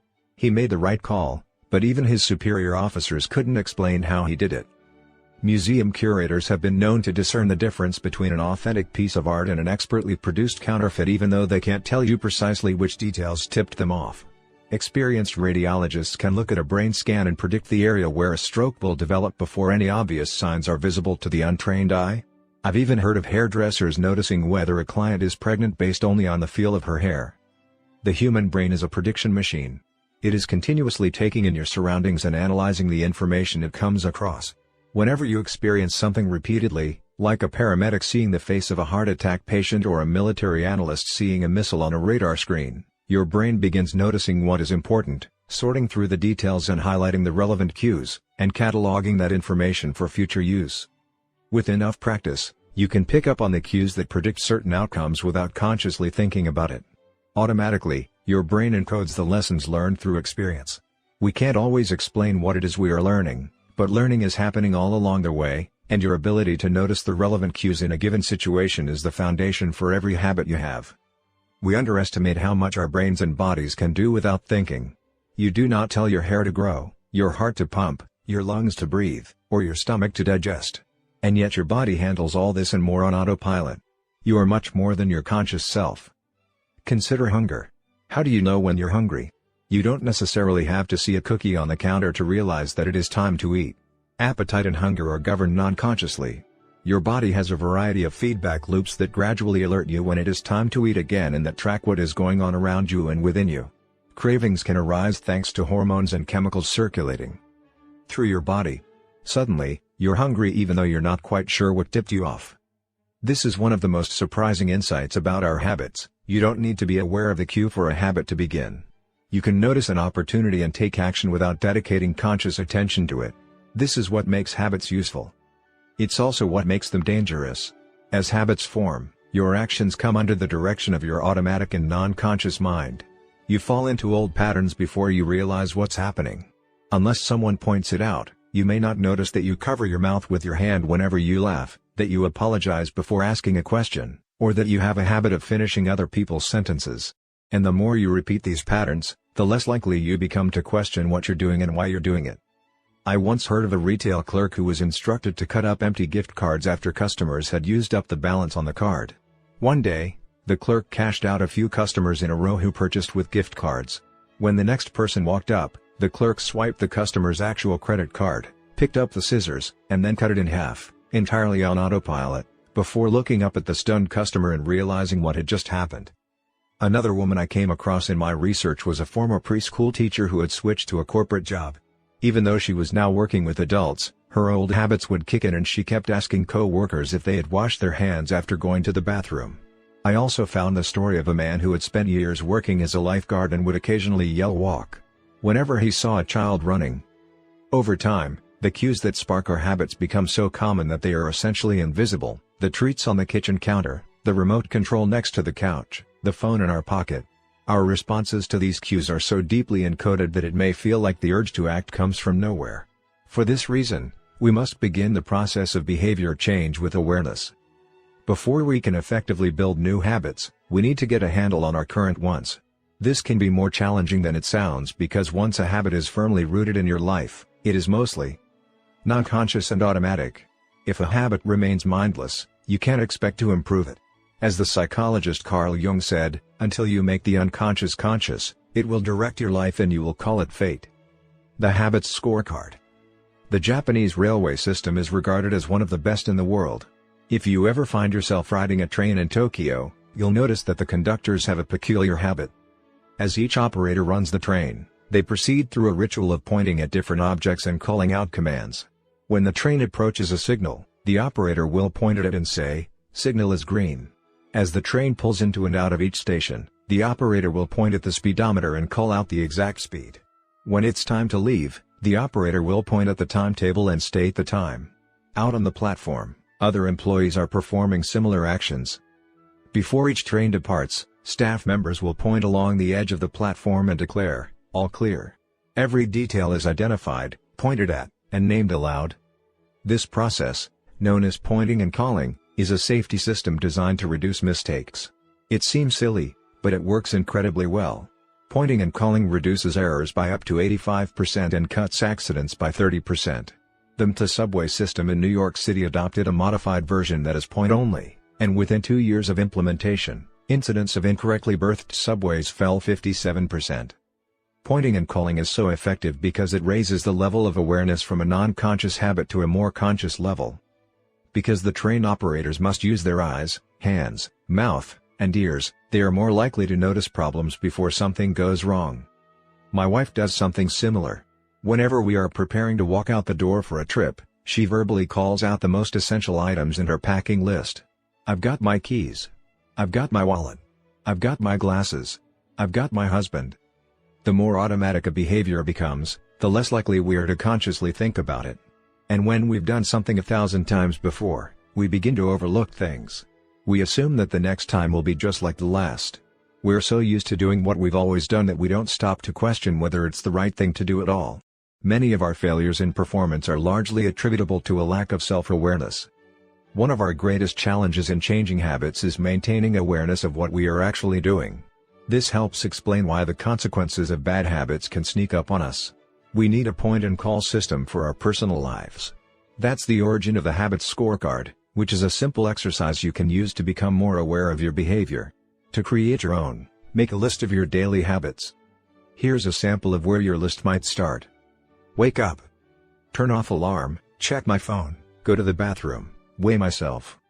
Take a shower, brush my teeth, floss my teeth, put on deodorant. Hang up towel to dry, get dressed. Make a cup of tea. And so on. Once you have a full list, look at each behavior, and ask yourself, is this a good habit, a bad habit, or a neutral habit? If it is a good habit, write plus next to it. If it is a bad habit, write minus. If it is a neutral habit, write equals. For example, the list above might look like this. Wake up, equals. Turn off alarm, equals. Check my phone, minus. Go to the bathroom, equals. Weigh myself, plus. Take a shower, plus. Brush my teeth, plus. Floss my teeth, plus. Put on deodorant, plus. Hang up towel to dry, equals. Get dressed, equals. Make a cup of tea, plus. The marks you give to a particular habit will depend on your situation and your goals. For someone who is trying to lose weight, eating a bagel with peanut butter every morning might be a bad habit. For someone who is trying to bulk up and add muscle, the same behavior might be a good habit. It all depends on what you're working toward. Scoring your habits can be a bit more complex for another reason as well. The labels good habit and bad habit are slightly inaccurate. There are no good habits or bad habits. There are only effective habits. That is, effective at solving problems. All habits serve you in some way. Even the bad ones, which is why you repeat them. For this exercise, categorize your habits by how they will benefit you in the long run. Generally speaking, good habits will have net positive outcomes. Bad habits have net negative outcomes. Smoking a cigarette may reduce stress right now, that's how it's serving you, but it's not a healthy long-term behavior. If you're still having trouble determining how to rate a particular habit, here's a question I like to use: does this behavior help me become the type of person I wish to be? Does this habit cast a vote for or against my desired identity? Habits that reinforce your desired identity are usually good. Habits that conflict with your desired identity are usually bad. As you create your habits scorecard, there is no need to change anything at first. The goal is to simply notice what is actually going on. Observe your thoughts and actions without judgment or internal criticism. Don't blame yourself for your faults. Don't praise yourself for your successes. If you eat a chocolate bar every morning, acknowledge it, almost as if you were watching someone else. Oh, how interesting that they would do such a thing. If you binge eat, simply notice that you are eating more calories than you should. If you waste time online, notice that you are spending your life in a way that you do not want to. The first step to changing bad habits is to be on the lookout for them. If you feel like you need extra help, then you can try pointing and calling in your own life. Say out loud the action that you are thinking of taking and what the outcome will be. If you want to cut back on your junk food habit but notice yourself grabbing another cookie, say out loud, I'm about to eat this cookie, but I don't need it. Eating it will cause me to gain weight and hurt my health. Hearing your bad habits spoken aloud makes the consequences seem more real. It adds weight to the action rather than letting yourself mindlessly slip into an old routine. This approach is useful even if you're simply trying to remember a task on your to-do list. Just saying out loud, tomorrow, I need to go to the post office after lunch, increases the odds that you will actually do it. You're getting yourself to acknowledge the need for action, and that can make all the difference. The process of behavior change always starts with awareness. Strategies like pointing and calling in the habits scorecard are focused on getting you to recognize your habits and acknowledge the cues that trigger them, which makes it possible to respond in a way that benefits you. Chapter Summary. With enough practice, Your brain will pick up on the cues that predict certain outcomes without consciously thinking about it. Once our habits become automatic, we stop paying attention to what we are doing. The process of behavior change always starts with awareness. You need to be aware of your habits before you can change them. Pointing and calling raises your level of awareness from a non-conscious habit to a more conscious level by verbalizing your actions. The Habits Scorecard is a simple exercise you can use to become more aware of your behavior. 5. The best way to start a new habit. In 2001, researchers in Great Britain began working with 248 people to build better exercise habits over the course of 2 weeks. The subjects were divided into 3 groups. The first group was the control group. They were simply asked to track how often they exercised. The second group was the motivation group.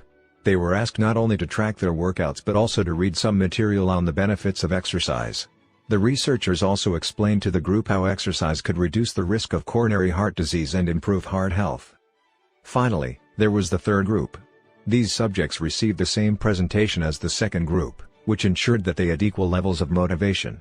However, they were also asked to formulate a plan for when and where they would exercise over the following week. Specifically, each member of the third group completed the following sentence: "During the next week, I will partake in at least 20 minutes of vigorous exercise on day, at, time, in, place." In the first and second groups, 35 to 38% of people exercised at least once per week.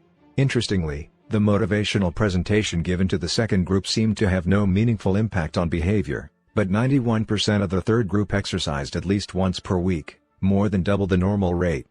The sentence they filled out is what researchers refer to as an implementation intention, which is a plan you make beforehand about when and where to act. That is, how you intend to implement a particular habit. The cues that can trigger a habit come in a wide range of forms: the feel of your phone buzzing in your pocket, the smell of chocolate chip cookies, the sound of ambulance sirens, but the 2 most common cues are time and location. Implementation intentions leverage both of these cues. Broadly speaking, the format for creating an implementation intention is: when situation X arises, I will perform response Y. Hundreds of studies have shown that implementation intentions are effective for sticking to our goals, whether it's writing down the exact time and date of when you will get a flu shot or recording the time of your colonoscopy appointment. They increase the odds that people will stick with habits like recycling, studying, going to sleep early, and stopping smoking. Researchers have even found that voter turnout increases when people are forced to create implementation intentions by answering questions like, "What route are you taking to the polling station? At what time are you planning to go? What bus will get you there?" Other successful government programs have prompted citizens to make a clear plan to send taxes in on time or provided directions on when and where to pay late traffic bills.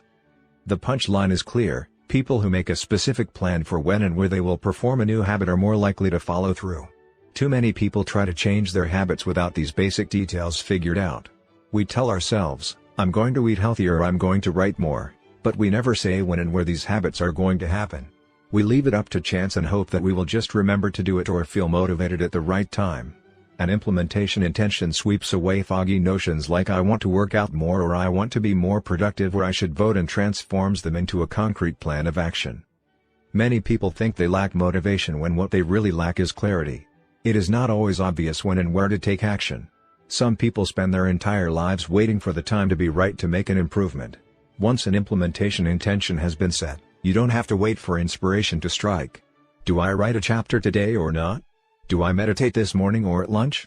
When the moment of action occurs, there is no need to make a decision. Simply follow your predetermined plan. The simple way to apply this strategy to your habits is to fill out this sentence. I will, behavior, at, time, in, location. Meditation. I will meditate for 1 minute at 7 a.m. in my kitchen. Studying. I will study Spanish for 20 minutes at 6 p.m. in my bedroom. Exercise. I will exercise for 1 hour at 5 p.m. in my local gym. Marriage. I will make my partner a cup of tea at 8 a.m. in the kitchen. If you aren't sure when to start your habit, try the first day of the week, month, or year. People are more likely to take action at those times because hope is usually higher. If we have hope, we have a reason to take action. A fresh start feels motivating. There is another benefit to implementation intentions. Being specific about what you want and how you will achieve it helps you say no to things that derail progress, distract your attention, and pull you off course. We often say yes to little requests because we are not clear enough about what we need to be doing instead. When your dreams are vague, it's easy to rationalize little exceptions all day long and never get around to the specific things you need to do to succeed. Give your habits a time and a space to live in the world. The goal is to make the time and location so obvious that, with enough repetition, you get an urge to do the right thing at the right time, even if you can't say why. As the writer Jason Zweig noted, obviously you're never going to just work out without conscious thought. But like a dog salivating at a bell, maybe you start to get antsy around the time of day you normally work out. There are many ways to use implementation intentions in your life and work. My favorite approach is one I learned from Stanford professor B.J. Fogg, and it is a strategy I refer to as habit stacking. Habit stacking, a simple plan to overhaul your habits. The French philosopher Denis Diderot lived nearly his entire life in poverty, but that all changed one day in 1765. Diderot's daughter was about to be married and he could not afford to pay for the wedding. Despite his lack of wealth, Diderot was well known for his role as the co-founder and writer of Encyclopédie, one of the most comprehensive encyclopedias of the time. When Catherine the Great, the Empress of Russia, heard of Diderot's financial troubles, her heart went out to him. She was a book lover and greatly enjoyed his encyclopedia. She offered to buy Diderot's personal library for £1,000.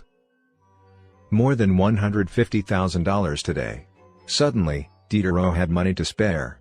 With his new wealth, he not only paid for the wedding but also acquired a scarlet robe for himself. Diderot's scarlet robe was beautiful.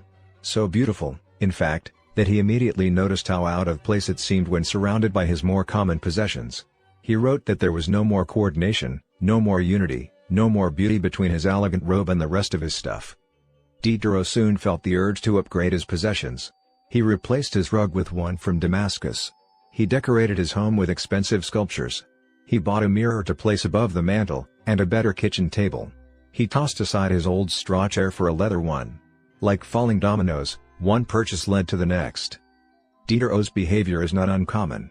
In fact, the tendency for one purchase to lead to another one has a name: the Diderot effect.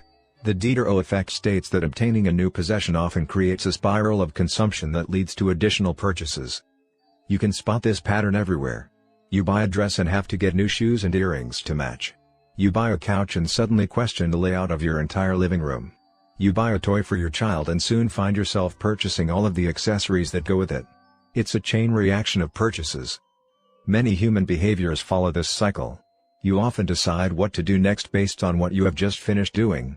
Going to the bathroom leads to washing and drying your hands, which reminds you that you need to put the dirty towels in the laundry, so you add laundry detergent to the shopping list, and so on. No behavior happens in isolation. Each action becomes a cue that triggers the next behavior. Why is this important? When it comes to building new habits, you can use the connectedness of behavior to your advantage. One of the best ways to build a new habit is to identify a current habit you already do each day and then stack your new behavior on top. This is called habit stacking. Habit stacking is a special form of an implementation intention. Rather than pairing your new habit with a particular time and location, you pair it with a current habit. This method, which was created by B.J. Fogg as part of his Tiny Habits program, can be used to design an obvious cue for nearly any habit. The habit stacking formula is: after current habit, I will, new habit. For example, meditation. After I pour my cup of coffee each morning, I will meditate for 1 minute. Exercise. After I take off my work shoes, I will immediately change into my workout clothes. Gratitude. After I sit down to dinner, I will say one thing I'm grateful for that happened today. Marriage. After I get into bed at night, I will give my partner a kiss. Safety. After I put on my running shoes, I will text a friend or family member where I am running and how long it will take. The key is to tie your desired behavior into something you already do each day. Once you have mastered this basic structure, you can begin to create larger stacks by chaining small habits together. This allows you to take advantage of the natural momentum that comes from one behavior leading into the next, a positive version of the Diderot effect. Habit stacking. Figure 7. Habit stacking increases the likelihood that you'll stick with a habit by stacking your new behavior on top of an old one. This process can be repeated to chain numerous habits together, each one acting as the cue for the next. Your morning routine habit stack might look like this. 1. After I pour my morning cup of coffee, I will meditate for 60 seconds. 2. After I meditate for 60 seconds, I will write my to-do list for the day. 3. After I write my to-do list for the day, I will immediately begin my first task. Or, consider this habit stack in the evening. 1. After I finish eating dinner, I will put my plate directly into the dishwasher. 2. After I put my dishes away, I will immediately wipe down the counter. 3. After I wipe down the counter, I will set out my coffee mug for tomorrow morning. You can also insert new behaviors into the middle of your current routines. For example, you may already have a morning routine that looks like this: wake up greater than make my bed more than take a shower. Let's say you want to develop the habit of reading more each night. You can expand your habit stack and try something like, wake up greater than make my bed more than place a book on my pillow greater than take a shower. Now, when you climb into bed each night, a book will be sitting there waiting for you to enjoy. Overall, habit stacking allows you to create a set of simple rules that guide your future behavior. It's like you always have a game plan for which action should come next. Once you get comfortable with this approach, you can develop general habit stacks to guide you whenever the situation is appropriate. Exercise. When I see a set of stairs, I will take them instead of using the elevator. Social skills. When I walk into a party, I will introduce myself to someone I don't know yet. Finances. When I want to buy something over $100, I will wait 24 hours before purchasing. Healthy eating. When I serve myself a meal, I will always put veggies on my plate first. Minimalism. When I buy a new item, I will give something away. One in, one out. Mood. When the phone rings, I will take one deep breath and smile before answering. Forgetfulness. When I leave a public place, I will check the table and chairs to make sure I don't leave anything behind. No matter how you use this strategy, the secret to creating a successful habit stack is selecting the right cue to kick things off.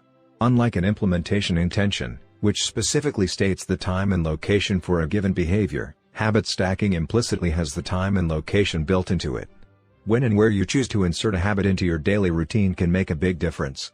If you're trying to add meditation into your morning routine but mornings are chaotic and your kids keep running into the room, then that may be the wrong place and time. Consider when you are most likely to be successful. Don't ask yourself to do a habit when you're likely to be occupied with something else. Your cue should also have the same frequency as your desired habit. If you want to do a habit every day, but you stack it on top of a habit that only happens on Mondays, that's not a good choice. One way to find the right trigger for your habit stack is by brainstorming a list of your current habits. You can use your habits scorecard from the last chapter as a starting point. Alternatively, you can create a list with 2 columns. In the first column, write down the habits you do each day without fail. For example, get out of bed, take a shower, brush your teeth, get dressed, brew a cup of coffee, eat breakfast, take the kids to school, start the work day, eat lunch, end the work day, change out of work clothes, sit down for dinner, turn off the lights, get into bed.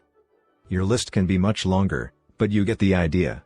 In the second column, write down all of the things that happen to you each day without fail. For example, the sun rises. You get a text message. The song you are listening to ends. The sun sets. Armed with these 2 lists, you can begin searching for the best place to layer your new habit into your lifestyle. Habit stacking works best when the cue is highly specific and immediately actionable. Many people select cues that are too vague. I made this mistake myself. When I wanted to start a push-up habit, my habit stack was when I take a break for lunch, I will do 10 push-ups. At first glance, this sounded reasonable. But soon, I realized the trigger was unclear. Would I do my push-ups before I ate lunch? After I ate lunch? Where would I do them? After a few inconsistent days, I changed my habit stack to, when I close my laptop for lunch, I will do 10 push-ups next to my desk. Ambiguity gone. Habits like read more or eat better are worthy causes, but these goals do not provide instruction on how and when to act. Be specific and clear: after I close the door, after I brush my teeth, after I sit down at the table. The specificity is important. The more tightly bound your new habit is to a specific cue, the better the odds are that you will notice when the time comes to act. The first law of behavior change is to make it obvious. Strategies like implementation intentions and habit stacking are among the most practical ways to create obvious cues for your habits and design a clear plan for when and where to take action. Chapter Summary. The first law of behavior changes make it obvious. The two most common cues are time and location. Creating an implementation intention is a strategy you can use to pair a new habit with a specific time and location. The implementation intention formula is, I will, behavior, at, time, in, location. Habit stacking is a strategy you can use to pair a new habit with a current habit. The habit stacking formula is, after, current habit, I will, new habit. 6. Motivation is overrated, environment often matters more. Anne Thorndike, a primary care physician at Massachusetts General Hospital in Boston, had a crazy idea. She believed she could improve the eating habits of thousands of hospital staff and visitors without changing their willpower or motivation in the slightest way. In fact, she didn't plan on talking to them at all. Thorndike and her colleagues designed a 6-month study to alter the choice architecture of the hospital cafeteria. They started by changing how drinks were arranged in the room. Originally, the refrigerators located next to the cash registers in the cafeteria were filled with only soda. The researchers added water as an option to each one. Additionally, they placed baskets of bottled water next to the food stations throughout the room. Soda was still in the primary refrigerators, but water was now available at all drink locations. Over the next 3 months, the number of soda sales at the hospital dropped by 11.4%. Meanwhile, sales of bottled water increased by 25.8%. They made similar adjustments, and saw similar results, with the food in the cafeteria. Nobody had said a word to anyone eating there. Before. After. Figure 8, here is a representation of what the cafeteria looked like before the environment design changes were made, left, and after, right. The shaded boxes indicate areas where bottled water was available in each instance. Because the amount of water in the environment was increased, behavior shifted naturally and without additional motivation. People often choose products not because of what they are, but because of where they are. If I walk into the kitchen and see a plate of cookies on the counter, I'll pick up half a dozen and start eating, even if I hadn't been thinking about them beforehand and didn't necessarily feel hungry. If the communal table at the office is always filled with donuts and bagels, it's going to be hard not to grab one every now and then. Your habits change depending on the room you are in and the cues in front of you. Environment is the invisible hand that shapes human behavior. Despite our unique personalities, certain behaviors tend to arise again and again under certain environmental conditions. In church, people tend to talk in whispers. On a dark street, people act wary and guarded. In this way, the most common form of change is not internal, but external. We are changed by the world around us. Every habit is context-dependent. In 1936, psychologist Kurt Lewin wrote a simple equation that makes a powerful statement: behavior is a function of the person in their environment, or B equals F, opening bracket, P, E, closing bracket. It didn't take long for Lewin's equation to be tested in business. In 1952, the economist Hawkins Stern described a phenomenon he called suggestion impulse buying, which is triggered when a shopper sees a product for the first time and visualizes a need for it. In other words, customers will occasionally buy products not because they want them but because of how they are presented to them. For example, items at eye level tend to be purchased more than those down near the floor. For this reason, you'll find expensive brand names featured in easy-to-reach locations on store shelves because they drive the most profit, while cheaper alternatives are tucked away in harder-to-reach spots. The same goes for end caps, which are the units at the end of aisles. End caps are money-making machines for retailers because they are obvious locations that encounter a lot of foot traffic. For example, 45% of Coca-Cola sales come specifically from end-of-the-aisle racks. The more obviously available a product or service is, the more likely you are to try it. People drink Bud Light because it is in every bar and visit Starbucks because it is on every corner. We like to think that we are in control. If we choose water over soda, we assume it is because we wanted to do so. The truth, however, is that many of the actions we take each day are shaped not by purposeful drive and choice but by the most obvious option. Every living being has its own methods for sensing and understanding the world. Eagles have remarkable long-distance vision. Snakes can smell by tasting the air with their highly sensitive tongues. Sharks can detect small amounts of electricity and vibrations in the water caused by nearby fish. Even bacteria have chemoreceptors, tiny sensory cells that allow them to detect toxic chemicals in their environment. In humans, perception is directed by the sensory nervous system. We perceive the world through sight, sound, smell, touch, and taste. But we also have other ways of sensing stimuli. Some are conscious, but many are non-conscious. For instance, you can notice when the temperature drops before a storm, or when the pain in your gut rises during a stomachache, or when you fall off balance while walking on rocky ground. Receptors in your body pick up on a wide range of internal stimuli, such as the amount of salt in your blood or the need to drink when thirsty. The most powerful of all human sensory abilities, however, is vision. The human body has about 11 million sensory receptors. Approximately 10 million of those are dedicated to sight. Some experts estimate that half of the brain's resources are used on vision. Given that we are more dependent on vision than on any other sense, it should come as no surprise that visual cues are the greatest catalyst of our behavior. For this reason, a small change in what you see can lead to a big shift in what you do. As a result, you can imagine how important it is to live and work in environments that are filled with productive cues and devoid of unproductive ones.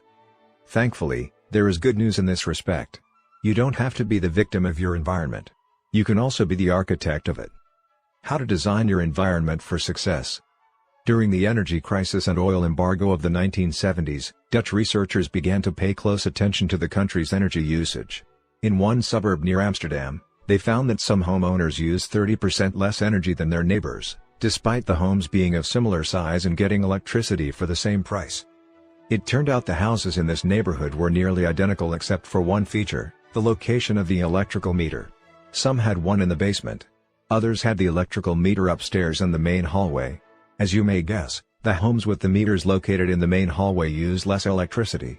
When their energy use was obvious and easy to track, people changed their behavior. Every habit is initiated by a cue, and we are more likely to notice cues that stand out. Unfortunately, the environments where we live and work often make it easy not to do certain actions because there is no obvious cue to trigger the behavior. It's easy not to practice the guitar when it's tucked away in the closet. It's easy not to read a book when the bookshelf is in the corner of the guest room. It's easy not to take your vitamins when they are out of sight in the pantry. When the cues that spark a habit are subtle or hidden, they are easy to ignore.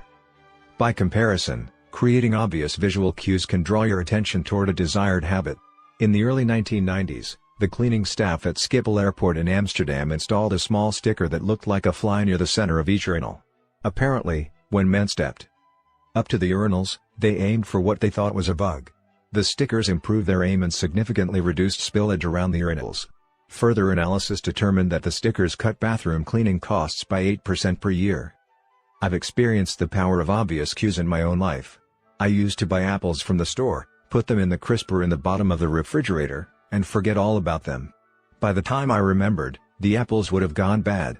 I never saw them, so I never ate them. Eventually, I took my own advice and redesigned my environment. I bought a large display bowl and placed it in the middle of the kitchen counter. The next time I bought apples, that was where they went, out in the open where I could see them. Almost like magic, I began eating a few apples each day simply because they were obvious rather than out of sight. Here are a few ways you can redesign your environment and make the cues for your preferred habits more obvious. If you want to remember to take your medication each night, put your pill bottle directly next to the faucet on the bathroom counter. If you want to practice guitar more frequently, place your guitar stand in the middle of the living room. If you want to remember to send more thank you notes, keep a stack of stationery on your desk. If you want to drink more water, fill up a few water bottles each morning and place them in common locations around the house. If you want to make a habit a big part of your life, make the cue a big part of your environment. The most persistent behaviors usually have multiple cues. Consider how many different ways a smoker could be prompted to pull out a cigarette, driving in the car, seeing a friend smoke, feeling stressed at work, and so on. The same strategy can be employed for good habits. By sprinkling triggers throughout your surroundings, you increase the odds that you'll think about your habit throughout the day. Make sure the best choice is the most obvious one. Making a better decision is easy and natural when the cues for good habits are right in front of you. Environment design is powerful not only because it influences how we engage with the world but also because we rarely do it. Most people live in a world others have created for them. But you can alter the spaces where you live and work to increase your exposure to positive cues and reduce your exposure to negative ones. Environment design allows you to take back control and become the architect of your life. Be the designer of your world and not merely the consumer of it. The context is the cue. The cues that trigger a habit can start out very specific, but over time your habits become associated not with a single trigger but with the entire context surrounding the behavior. For example, many people drink more in social situations than they would ever drink alone. The trigger is rarely a single cue, but rather the whole situation, watching your friends order drinks, hearing the music at the bar, seeing the beers on tap. We mentally assign our habits to the locations in which they occur: the home, the office, the gym. Each location develops a connection to certain habits and routines. You establish a particular relationship with the objects on your desk, the items on your kitchen counter, the things in your bedroom. Our behavior is not defined by the objects in the environment but by our relationship to them. In fact, this is a useful way to think about the influence of the environment on your behavior. Stop thinking about your environment as filled with objects. Start thinking about it as filled with relationships. Think in terms of how you interact with the spaces around you. For one person, her couch is the place where she reads for an hour each night. For someone else, the couch is where he watches television and eats a bowl of ice cream after work. Different people can have different memories, and thus different habits, associated with the same place. The good news? You can train yourself to link a particular habit with a particular context. In one study, scientists instructed insomniacs to get into bed only when they were tired. If they couldn't fall asleep, they were told to sit in a different room until they became sleepy. Over time, subjects began to associate the context of their bed with the action of sleeping, and it became easier to quickly fall asleep when they climbed in bed. Their brains learned that sleeping, not browsing on their phones, not watching television, not staring at the clock, was the only action that happened in that room. The power of context also reveals an important strategy: habits can be easier to change in a new environment. It helps to escape the subtle triggers and cues that nudge you toward your current habits. Go to a new place, a different coffee shop, a bench in the park, a corner of your room you seldom use, and create a new routine there.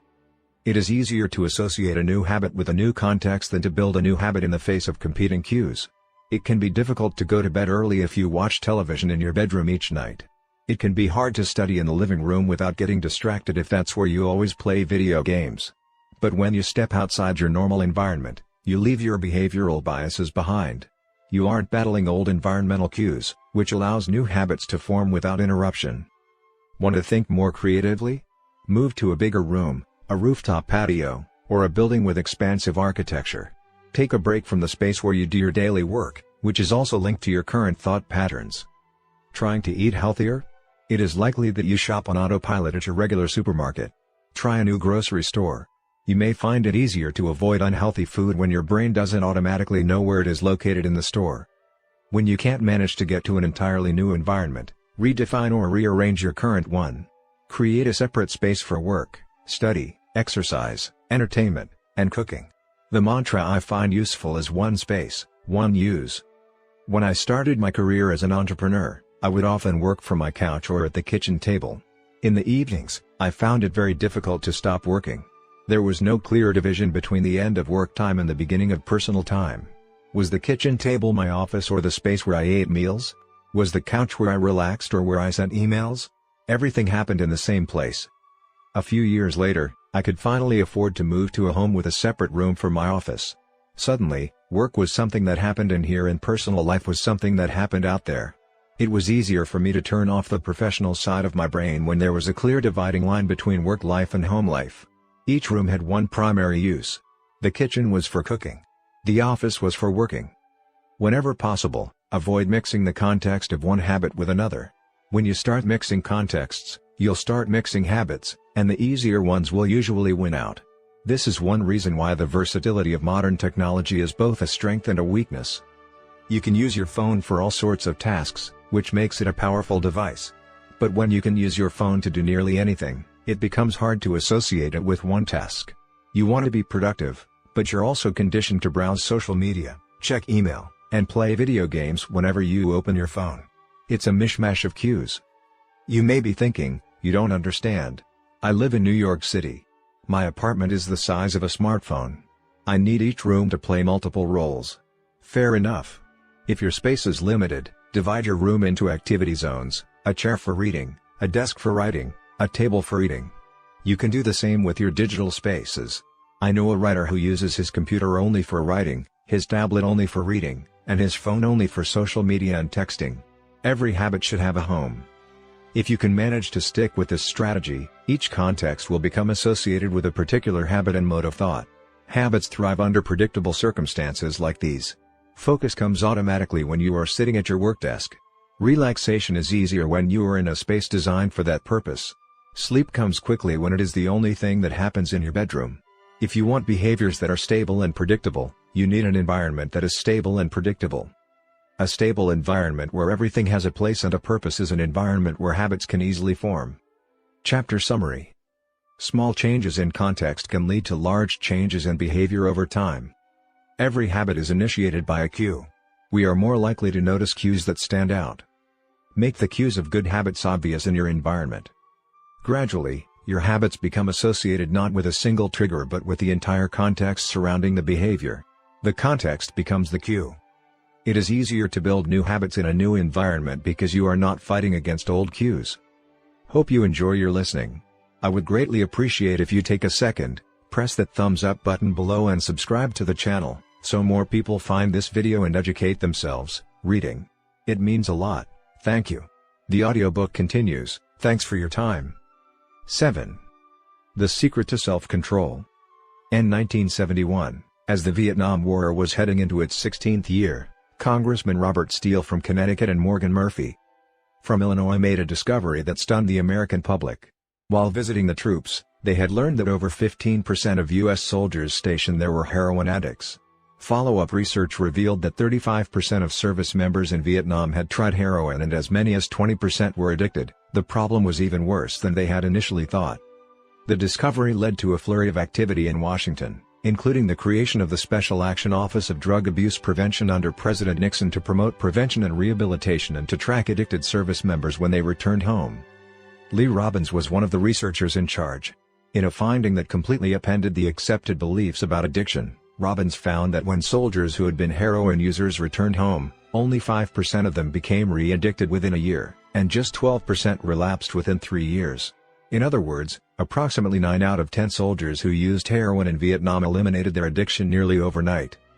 This finding contradicted the prevailing view at the time, which considered heroin addiction to be a permanent and irreversible condition. Instead, Robbins revealed that addictions could spontaneously dissolve if there was a radical change in the environment. In Vietnam, soldiers spent all day surrounded by cues triggering heroin use. It was easy to access, they were engulfed by the constant stress of war, they built friendships with fellow soldiers who were also heroin users, and they were thousands of miles from home. Once a soldier returned to the United States, though, he found himself in an environment devoid of those triggers. When the context changed, so did the habit. Compare this situation to that of a typical drug user. Someone becomes addicted at home or with friends, goes to a clinic to get clean, which is devoid of all the environmental stimuli that prompt their habit, then returns to their old neighborhood with all of their previous cues that caused them to get addicted in the first place. It's no wonder that usually you see numbers that are the exact opposite of those in the Vietnam study. Typically, 90% of heroin users become re-addicted once they return home from rehab. The Vietnam studies ran counter to many of our cultural beliefs about bad habits because it challenged the conventional association of unhealthy behavior as a moral weakness. If you're overweight, a smoker, or an addict, you've been told your entire life that it is because you lack self-control, maybe even that you're a bad person. The idea that a little bit of discipline would solve all our problems is deeply embedded in our culture. Recent research, however, shows something different. When scientists analyze people who appear to have tremendous self-control, it turns out those individuals aren't all that different from those who are struggling. Instead, disciplined people are better at structuring their lives in a way that does not require heroic willpower and self-control. In other words, they spend less time in tempting situations. The people with the best self-control are typically the ones who need to use it the least. It's easier to practice self-restraint when you don't have to use it very often. So, yes, perseverance, grit, and willpower are essential to success. But the way to improve these qualities is not by wishing you were a more disciplined person, but by creating a more disciplined environment. This counterintuitive idea makes even more sense once you understand what happens when a habit is formed in the brain. A habit that has been encoded in the mind is ready to be used whenever the relevant situation arises. When Patty Alwell, a therapist from Austin, Texas, started smoking, she would often light up while riding horses with a friend. Eventually, she quit smoking and avoided it for years. She had also stopped riding. Decades later, she hopped on a horse again and found herself craving a cigarette for the first time in forever. The cues were still internalized, she just hadn't been exposed to them in a long time. Once a habit has been encoded, the urge to act follows whenever the environmental cues reappear. This is one reason behavior change techniques can backfire. Shaming obese people with weight loss presentations can make them feel stressed, and as a result many people return to their favorite coping strategy, overeating. Showing pictures of blackened lungs to smokers leads to higher levels of anxiety, which drives many people to reach for a cigarette. If you're not careful about cues, you can cause the very behavior you want to stop. Bad habits are autocatalytic, the process feeds itself. They foster the feelings they try to numb. You feel bad, so you eat junk food. Because you eat junk food, you feel bad. Watching television makes you feel sluggish, so you watch more television because you don't have the energy to do anything else. Worrying about your health makes you feel anxious, which causes you to smoke to ease your anxiety, which makes your health even worse and soon you're feeling more anxious. It's a downward spiral, a runaway train of bad habits. Researchers refer to this phenomenon as cue-induced wanting. An external trigger causes a compulsive craving to repeat a bad habit. Once you notice something, you begin to want it. This process is happening all the time, often without us realizing it. Scientists have found that showing addicts a picture of cocaine for just 33 milliseconds stimulates the reward pathway in the brain and sparks desire.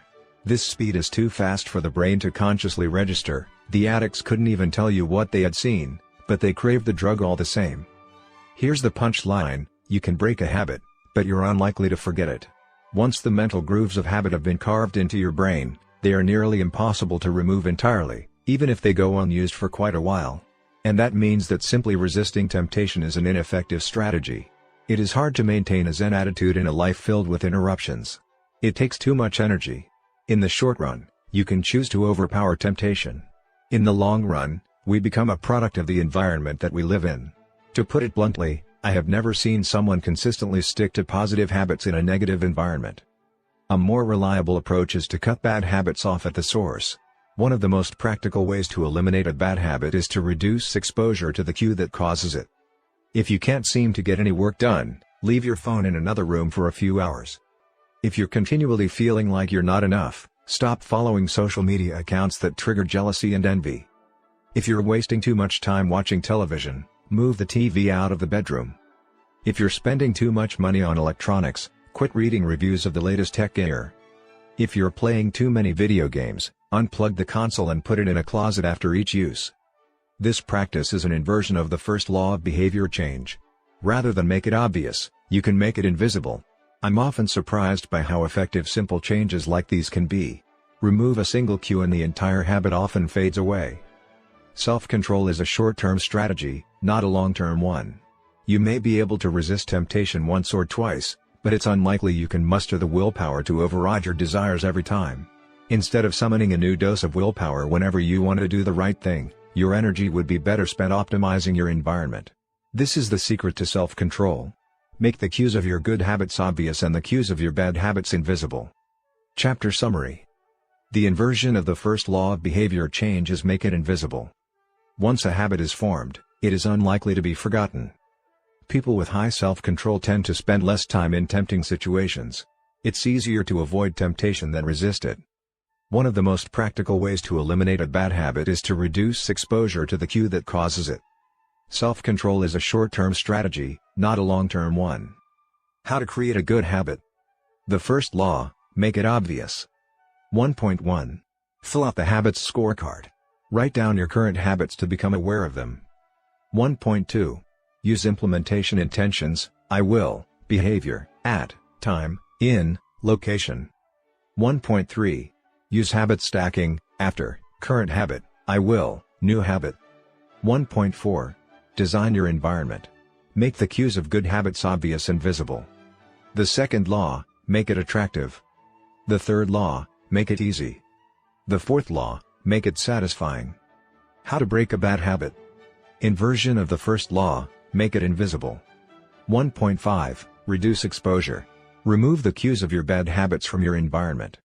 Inversion of the second law: make it unattractive. Inversion of the third law: make it difficult. Inversion of the fourth law: make it unsatisfying. You can download a printable version of this habits cheat sheet at atomichabits.com/cheat sheet. The second law: make it attractive. 8. How to make a habit irresistible. In the 1940s, a Dutch scientist named Nico Tinbergen performed a series of experiments that transformed our understanding of what motivates us. Tinbergen, who eventually won a Nobel Prize for his work, was investigating herring gulls, the gray and white birds often seen flying along the seashores of North America. Adult herring gulls have a small red dot on their beak, and Tinbergen noticed that newly hatched chicks would peck this spot whenever they wanted food. To begin one experiment, he created a collection of fake cardboard beaks, just a head without a body. When the parents had flown away, he went over to the nest and offered these dummy beaks to the chicks. The beaks were obvious fakes, and he assumed the baby birds would reject them altogether. However, when the tiny gulls saw the red spot on the cardboard beak, they pecked away just as if it were attached to their own mother. They had a clear preference for those red spots, as if they had been genetically programmed at birth. Soon Tinbergen discovered that the bigger the red spot, the faster the chicks pecked. Eventually, he created a beak with 3 large red dots on it. When he placed it over the nest, the baby birds went crazy with delight. They pecked at the little red patches as if it was the greatest beak they had ever seen. Tinbergen and his colleagues discovered similar behavior in other animals. For example, the gray-lag goose is a ground nesting bird. Occasionally, as the mother moves around on the nest, one of the eggs will roll out and settle on the grass nearby. Whenever this happens, the goose will waddle over to the egg and use its beak and neck to pull it back into the nest. Tinbergen discovered that the goose will pull any nearby round object, such as a billiard ball or a light bulb, back into the nest. The bigger the object, the greater their response. One goose even made a tremendous effort to roll a volleyball back and sit on top. Like the baby gulls automatically pecking at red dots, the gray-lag goose was following an instinctive rule: when I see a round object nearby, I must roll it back into the nest. The bigger the round object, the harder I should try to get it. It's like the brain of each animal is preloaded with certain rules for behavior, and when it comes across an exaggerated version of that rule, it lights up like a Christmas tree. Scientists refer to these exaggerated cues as supernormal stimuli. A supernormal stimulus is a heightened version of reality, like a beak with 3 red dots or an egg the size of a volleyball, and it elicits a stronger response than usual. Humans are also prone to fall for exaggerated versions of reality.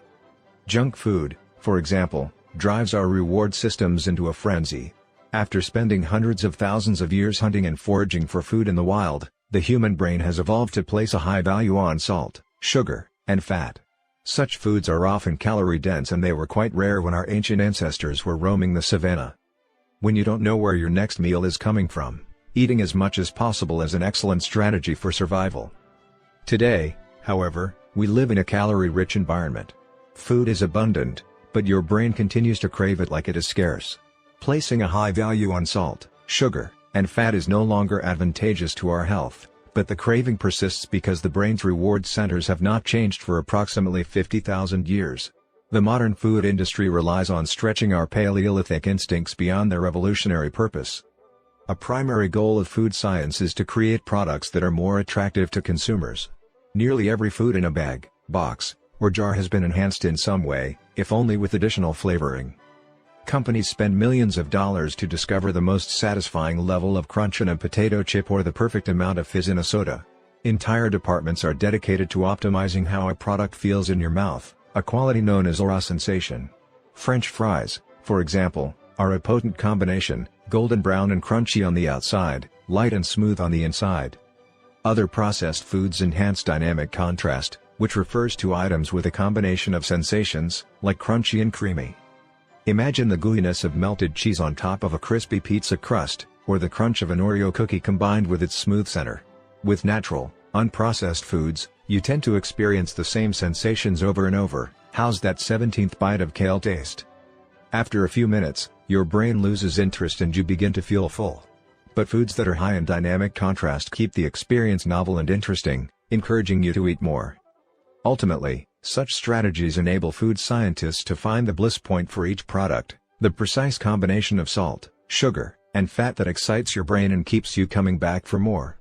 The result, of course, is that you overeat because hyperpalatable foods are more attractive to the human brain. As Stephen Guyenet, a neuroscientist who specializes in eating behavior and obesity, says, "We've gotten too good at pushing our own buttons." The modern food industry, and the overeating habits it has spawned, is just one example of the second law of behavior change: make it attractive. The more attractive an opportunity is, the more likely it is to become habit-forming. Look around. Society is filled with highly engineered versions of reality that are more attractive than the world our ancestors evolved in. Stores feature mannequins with exaggerated hips and breasts to sell clothes. Social media delivers more likes and praise in a few minutes than we could ever get in the office or at home. Online porn splices together stimulating scenes at a rate that would be impossible to replicate in real life. Advertisements are created with a combination of ideal lighting, professional makeup, and photoshopped edits. Even the model doesn't look like the person in the final image. These are the supernormal stimuli of our modern world. They exaggerate features that are naturally attractive to us, and our instincts go wild as a result, driving us into excessive shopping habits, social media habits, porn habits, eating habits, and many others. If history serves as a guide, the opportunities of the future will be more attractive than those of today. The trend is for rewards to become more concentrated and stimuli to become more enticing. Junk food is a more concentrated form of calories than natural foods. Hard liquor is a more concentrated form of alcohol than beer. Video games are a more concentrated form of play than board games. Compared to nature, these pleasure-packed experiences are hard to resist. We have the brains of our ancestors but temptations they never had to face. If you want to increase the odds that a behavior will occur, then you need to make it attractive. Throughout our discussion of the second law, our goal is to learn how to make our habits irresistible. While it is not possible to transform every habit into a supernormal stimulus, we can make any habit more enticing. To do this, we must start by understanding what a craving is and how it works. We begin by examining a biological signature that all habits share, the dopamine spike. The dopamine-driven feedback loop. Scientists can track the precise moment a craving occurs by measuring a neurotransmitter called dopamine. The importance of dopamine became apparent in 1954 when the neuroscientists James Olds and Peter Milner ran an experiment that revealed the neurological processes behind craving and desire. By implanting electrodes in the brains of rats, the researchers blocked the release of dopamine. To the surprise of the scientists, the rats lost all will to live. They wouldn't eat. They wouldn't have sex. They didn't crave anything. Within a few days, the animals died of thirst. In follow-up studies, other scientists also inhibited the dopamine-releasing parts of the brain, but this time, they squirted little droplets of sugar into the mouths of the dopamine-depleted rats. Their little rat faces lit up with pleasurable grins from the tasty substance. Even though dopamine was blocked, they liked the sugar just as much as before, they just didn't want it anymore. The ability to experience pleasure remained, but without dopamine, desire died. And without desire, action stopped. When other researchers reversed this process and flooded the reward system of the brain with dopamine, animals performed habits at breakneck speed. In one study, mice received a powerful hit of dopamine each time they poked their nose in a box. Within minutes, the mice developed a craving so strong they began poking their nose into the box 800 times per hour. Humans are not so different. The average slot machine player will spin the wheel 600 times per hour. Habits are a dopamine-driven feedback loop. Every behavior that is highly habit-forming, taking drugs, eating junk food, playing video games, browsing social media, is associated with higher levels of dopamine. The same can be said for our most basic habitual behaviors like eating food, drinking water, having sex, and interacting socially. For years, scientists assumed dopamine was all about pleasure, but now we know it plays a central role in many neurological processes, including motivation, learning and memory, punishment and aversion, and voluntary movement. When it comes to habits, the key takeaway is this: dopamine is released not only when you experience pleasure, but also when you anticipate it. Gambling addicts have a dopamine spike right before they place a bet, not after they win. Cocaine addicts get a surge of dopamine when they see the powder, not after they take it. Whenever you predict that an opportunity will be rewarding, your levels of dopamine spike in anticipation. And whenever dopamine rises, so does your motivation to act. It is the anticipation of a reward, not the fulfillment of it, that gets us to take action. Interestingly, the reward system that is activated in the brain when you receive a reward is the same system that is activated when you anticipate a reward. This is one reason the anticipation of an experience can often feel better than the attainment of it. As a child, thinking about Christmas morning can be better than opening the gifts. As an adult, daydreaming about an upcoming vacation can be more enjoyable than actually being on vacation. Scientists refer to this as the difference between wanting and liking. The dopamine spike. Figure 9. Before a habit is learned, a Dopamine is released when the reward is experienced for the first time. The next time around, B. Dopamine rises before taking action, immediately after a cue is recognized. This spike leads to a feeling of desire and a craving to take action whenever the cue is spotted. Once a habit is learned, dopamine will not rise when a reward is experienced because you already expect the reward. However, if you see a cue and expect a reward, but do not get one, then dopamine will drop in disappointment. C. The sensitivity of the dopamine response can clearly be seen when a reward is provided late. D. First, the cue is identified and dopamine rises as a craving builds. Next, a response is taken but the reward does not come as quickly as expected and dopamine begins to drop. Finally, when the reward comes a little later than you had hoped, dopamine spikes again. It is as if the brain is saying, "See, I knew I was right. Don't forget to repeat this action next time." Your brain has far more neural circuitry allocated for wanting rewards than for liking them. The wanting centers in the brain are large: the brainstem, the nucleus accumbens, the ventral tegmental area, the dorsal striatum, the amygdala, and portions of the prefrontal cortex. By comparison, the liking centers of the brain are much smaller. They are often referred to as hedonic hotspots and are distributed like tiny islands throughout the brain. For instance, researchers have found that 100% of the nucleus accumbens is activated during wanting. Meanwhile, only 10% of the structure is activated during liking. The fact that the brain allocates so much precious space to the regions responsible for craving and desire provides further evidence of the crucial role these processes play. Desire is the engine that drives behavior. Every action is taken because of the anticipation that precedes it. It is the craving that leads to the response. These insights reveal the importance of the second law of behavior change. We need to make our habits attractive because it is the expectation of a rewarding experience that motivates us to act in the first place. This is where a strategy known as temptation bundling comes into play. How to use temptation bundling to make your habits more attractive. Ronan Byrne, an electrical engineering student in Dublin, Ireland, enjoyed watching Netflix, but he also knew that he should exercise more often than he did. Putting his engineering skills to use, Byrne hacked his stationary bike and connected it to his laptop and television. Then he wrote a computer program that would allow Netflix to run only if he was cycling at a certain speed. If he slowed down for too long, whatever show he was watching would pause until he started pedaling again. He was, in the words of one fan, eliminating obesity one Netflix binge at a time. He was also employing temptation bundling to make his exercise habit more attractive. Temptation bundling works by linking an action you want to do with an action you need to do. In Byrne's case, he bundled watching Netflix, the thing he wanted to do, with riding his stationary bike, the thing he needed to do. Businesses are masters at temptation bundling. For instance, when the American Broadcasting Company, more commonly known as ABC, launched its Thursday night television lineup for the 2014 to 2015 season, they promoted temptation bundling on a massive scale. Every Thursday, the company would air 3 shows created by screenwriter Shonda Rhimes: Grey's Anatomy, Scandal, and How to Get Away with Murder. They branded it as TGI'd on ABC. TGI'd stands for Thank God It's Thursday. In addition to promoting the shows, ABC encouraged viewers to make popcorn, drink red wine, and enjoy the evening.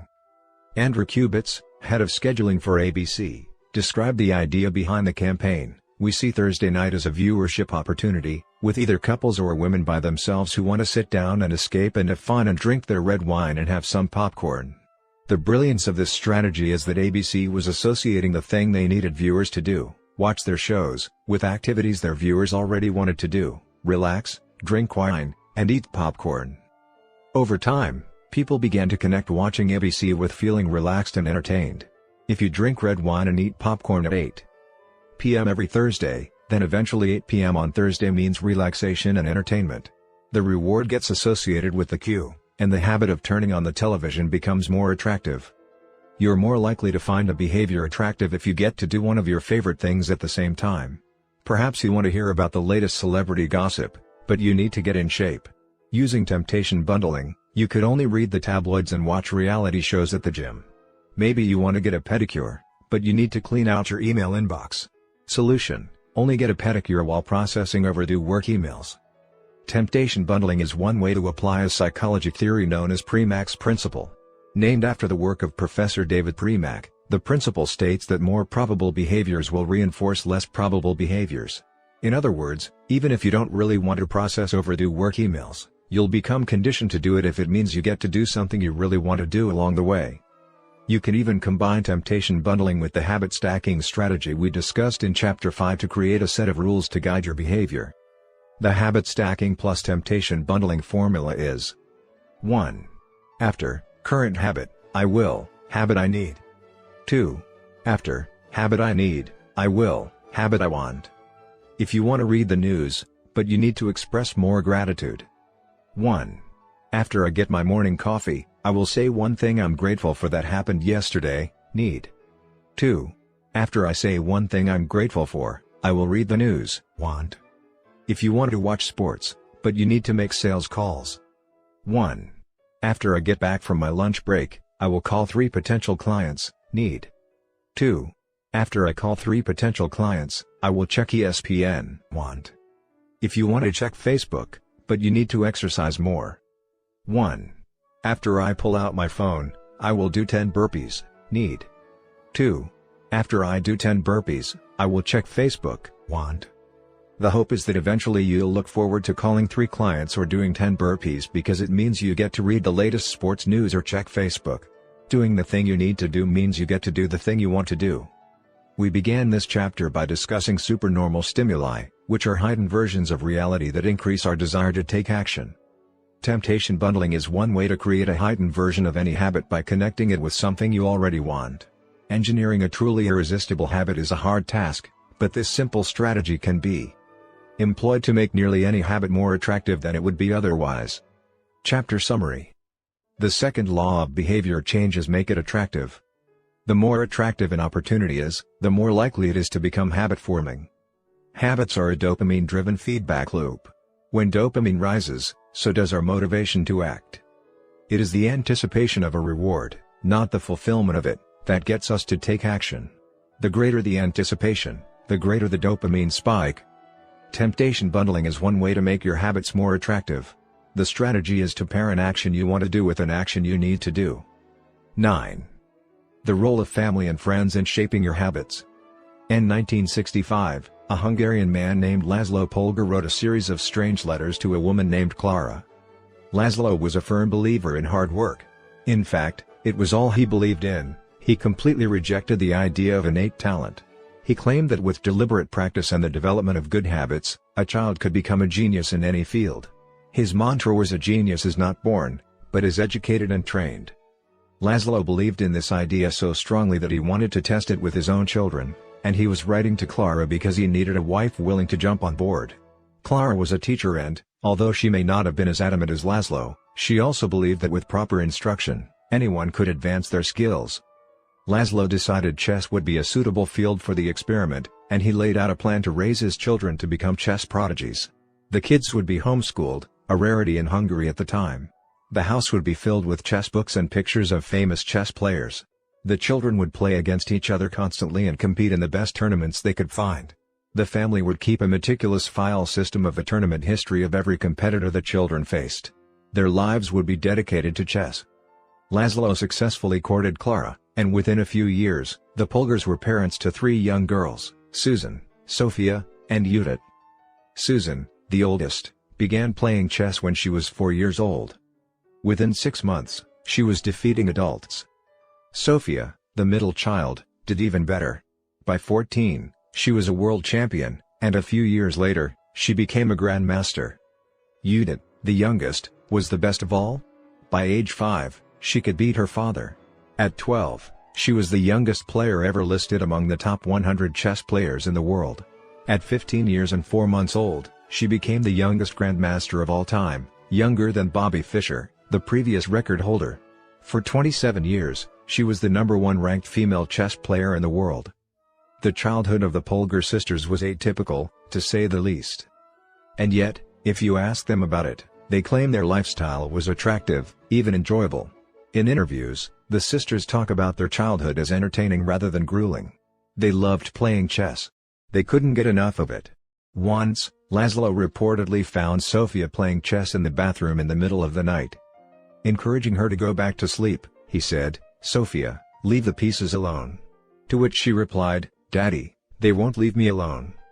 The Polgar sisters grew up in a culture that prioritized chess above all else. praised them for it, rewarded them for it. In their world, an obsession with chess was normal. And as we are about to see, whatever habits are normal in your culture are among the most attractive behaviors you'll find. The seductive pull of social norms. Humans are herd animals. We want to fit in, to bond with others, and to earn the respect and approval of our peers. Such inclinations are essential to our survival. For most of our evolutionary history, our ancestors lived in tribes. Becoming separated from the tribe, or worse, being cast out, was a death sentence.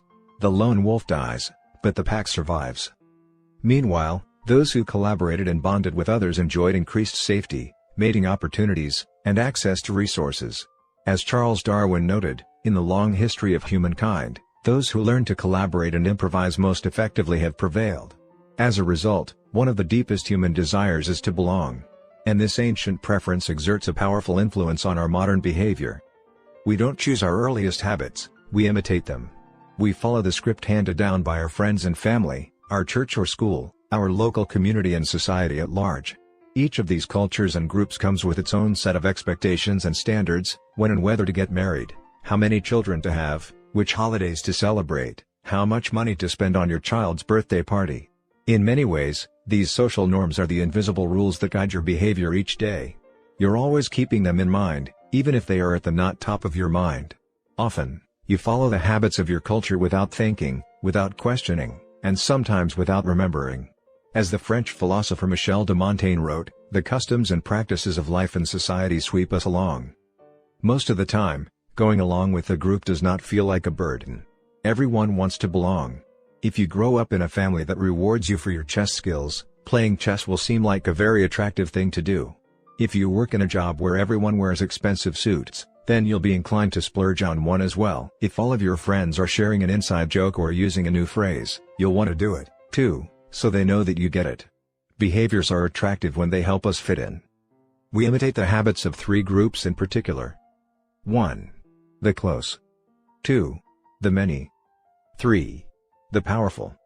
Each group offers an opportunity to leverage the second law of behavior change and make our habits more attractive. 1. Imitating the close. Proximity has a powerful effect on our behavior. This is true of the physical environment, as we discussed in Chapter 6, but it is also true of the social environment. We pick up habits from the people around us. We copy the way our parents handle arguments, the way our peers flirt with one another, the way our coworkers get results. When your friends smoke pot, you give it a try, too. When your wife has a habit of double-checking that the door is locked before going to bed, you pick it up as well. I find that I often imitate the behavior of those around me without realizing it. In conversation, I'll automatically assume the body posture of the other person. In college, I began to talk like my roommates. When traveling to other countries, I unconsciously imitate the local accent despite reminding myself to stop. As a general rule, the closer we are to someone, the more likely we are to imitate some of their habits. One groundbreaking study tracked 12,000 people for 32 years and found that a person's chances of becoming obese increased by 57% if he or she had a friend who became obese. It works the other way, too. Another study found that if one person in a relationship lost weight, the other partner would also slim down about 1/3 of the time. Our friends and family provide a sort of invisible peer pressure that pulls us in their direction. Of course, peer pressure is bad only if you're surrounded by bad influences. When astronaut Mike Massimino was a graduate student at MIT, he took a small robotics class. Of the 10 people in the class, 4 became astronauts. If your goal was to make it into space, then that room was about the best culture you could ask for. Similarly, one study found that the higher your best friend's IQ at age 11 or 12, the higher your IQ would be at age 15, even after controlling for natural levels of intelligence. We soak up the qualities and practices of those around us. One of the most effective things you can do to build better habits is to join a culture where your desired behavior is the normal behavior. New habits seem achievable when you see others doing them every day. If you are surrounded by fit people, you're more likely to consider working out to be a common habit. If you're surrounded by jazz lovers, you're more likely to believe it's reasonable to play jazz every day. Your culture sets your expectation for what is normal. Surround yourself with people who have the habits you want to have yourself. You'll rise together. To make your habits even more attractive, you can take this strategy one step further. Join a culture where, 1. Your desired behavior is the normal behavior and, 2. You already have something in common with the group. Steve Kamb, an entrepreneur in New York City, runs a company called Nerd Fitness, which helps nerds, misfits, and mutants lose weight, get strong, and get healthy. His clients include video game lovers, movie fanatics, and average Joes who want to get in shape. Many people feel out of place the first time they go to the gym or try to change their diet, but if you are already similar to the other members of the group in some way, say, your mutual love of Star Wars, change becomes more appealing because it feels like something people like you already do. Nothing sustains motivation better than belonging to the tribe. It transforms a personal quest into a shared one. Previously, you were on your own. Your identity was singular. You are a reader. You are a musician. You are an athlete. When you join a book club or a band or a cycling group, your identity becomes linked to those around you. Growth and change is no longer an individual pursuit. We are readers. We are musicians. We are cyclists. The shared identity begins to reinforce your personal identity. This is why remaining part of a group after achieving a goal is crucial to maintaining your habits. It's friendship and community that embed a new identity and help behaviors last over the long run. 2. Imitating the many. In the 1950s, psychologist Solomon Asch conducted a series of experiments that are now taught to legions of undergrads each year. To begin each experiment, the subject entered the room with a group of strangers.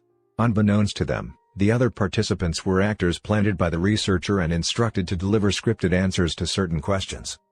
The group would be shown one card with a line on it and then a second card with a series of lines.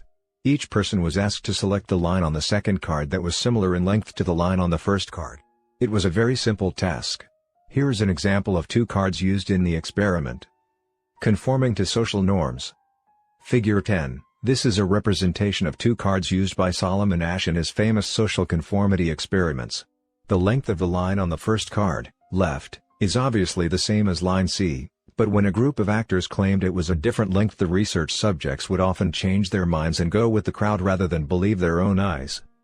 The experiment always began the same. First, there would be some easy trials where everyone agreed on the correct line.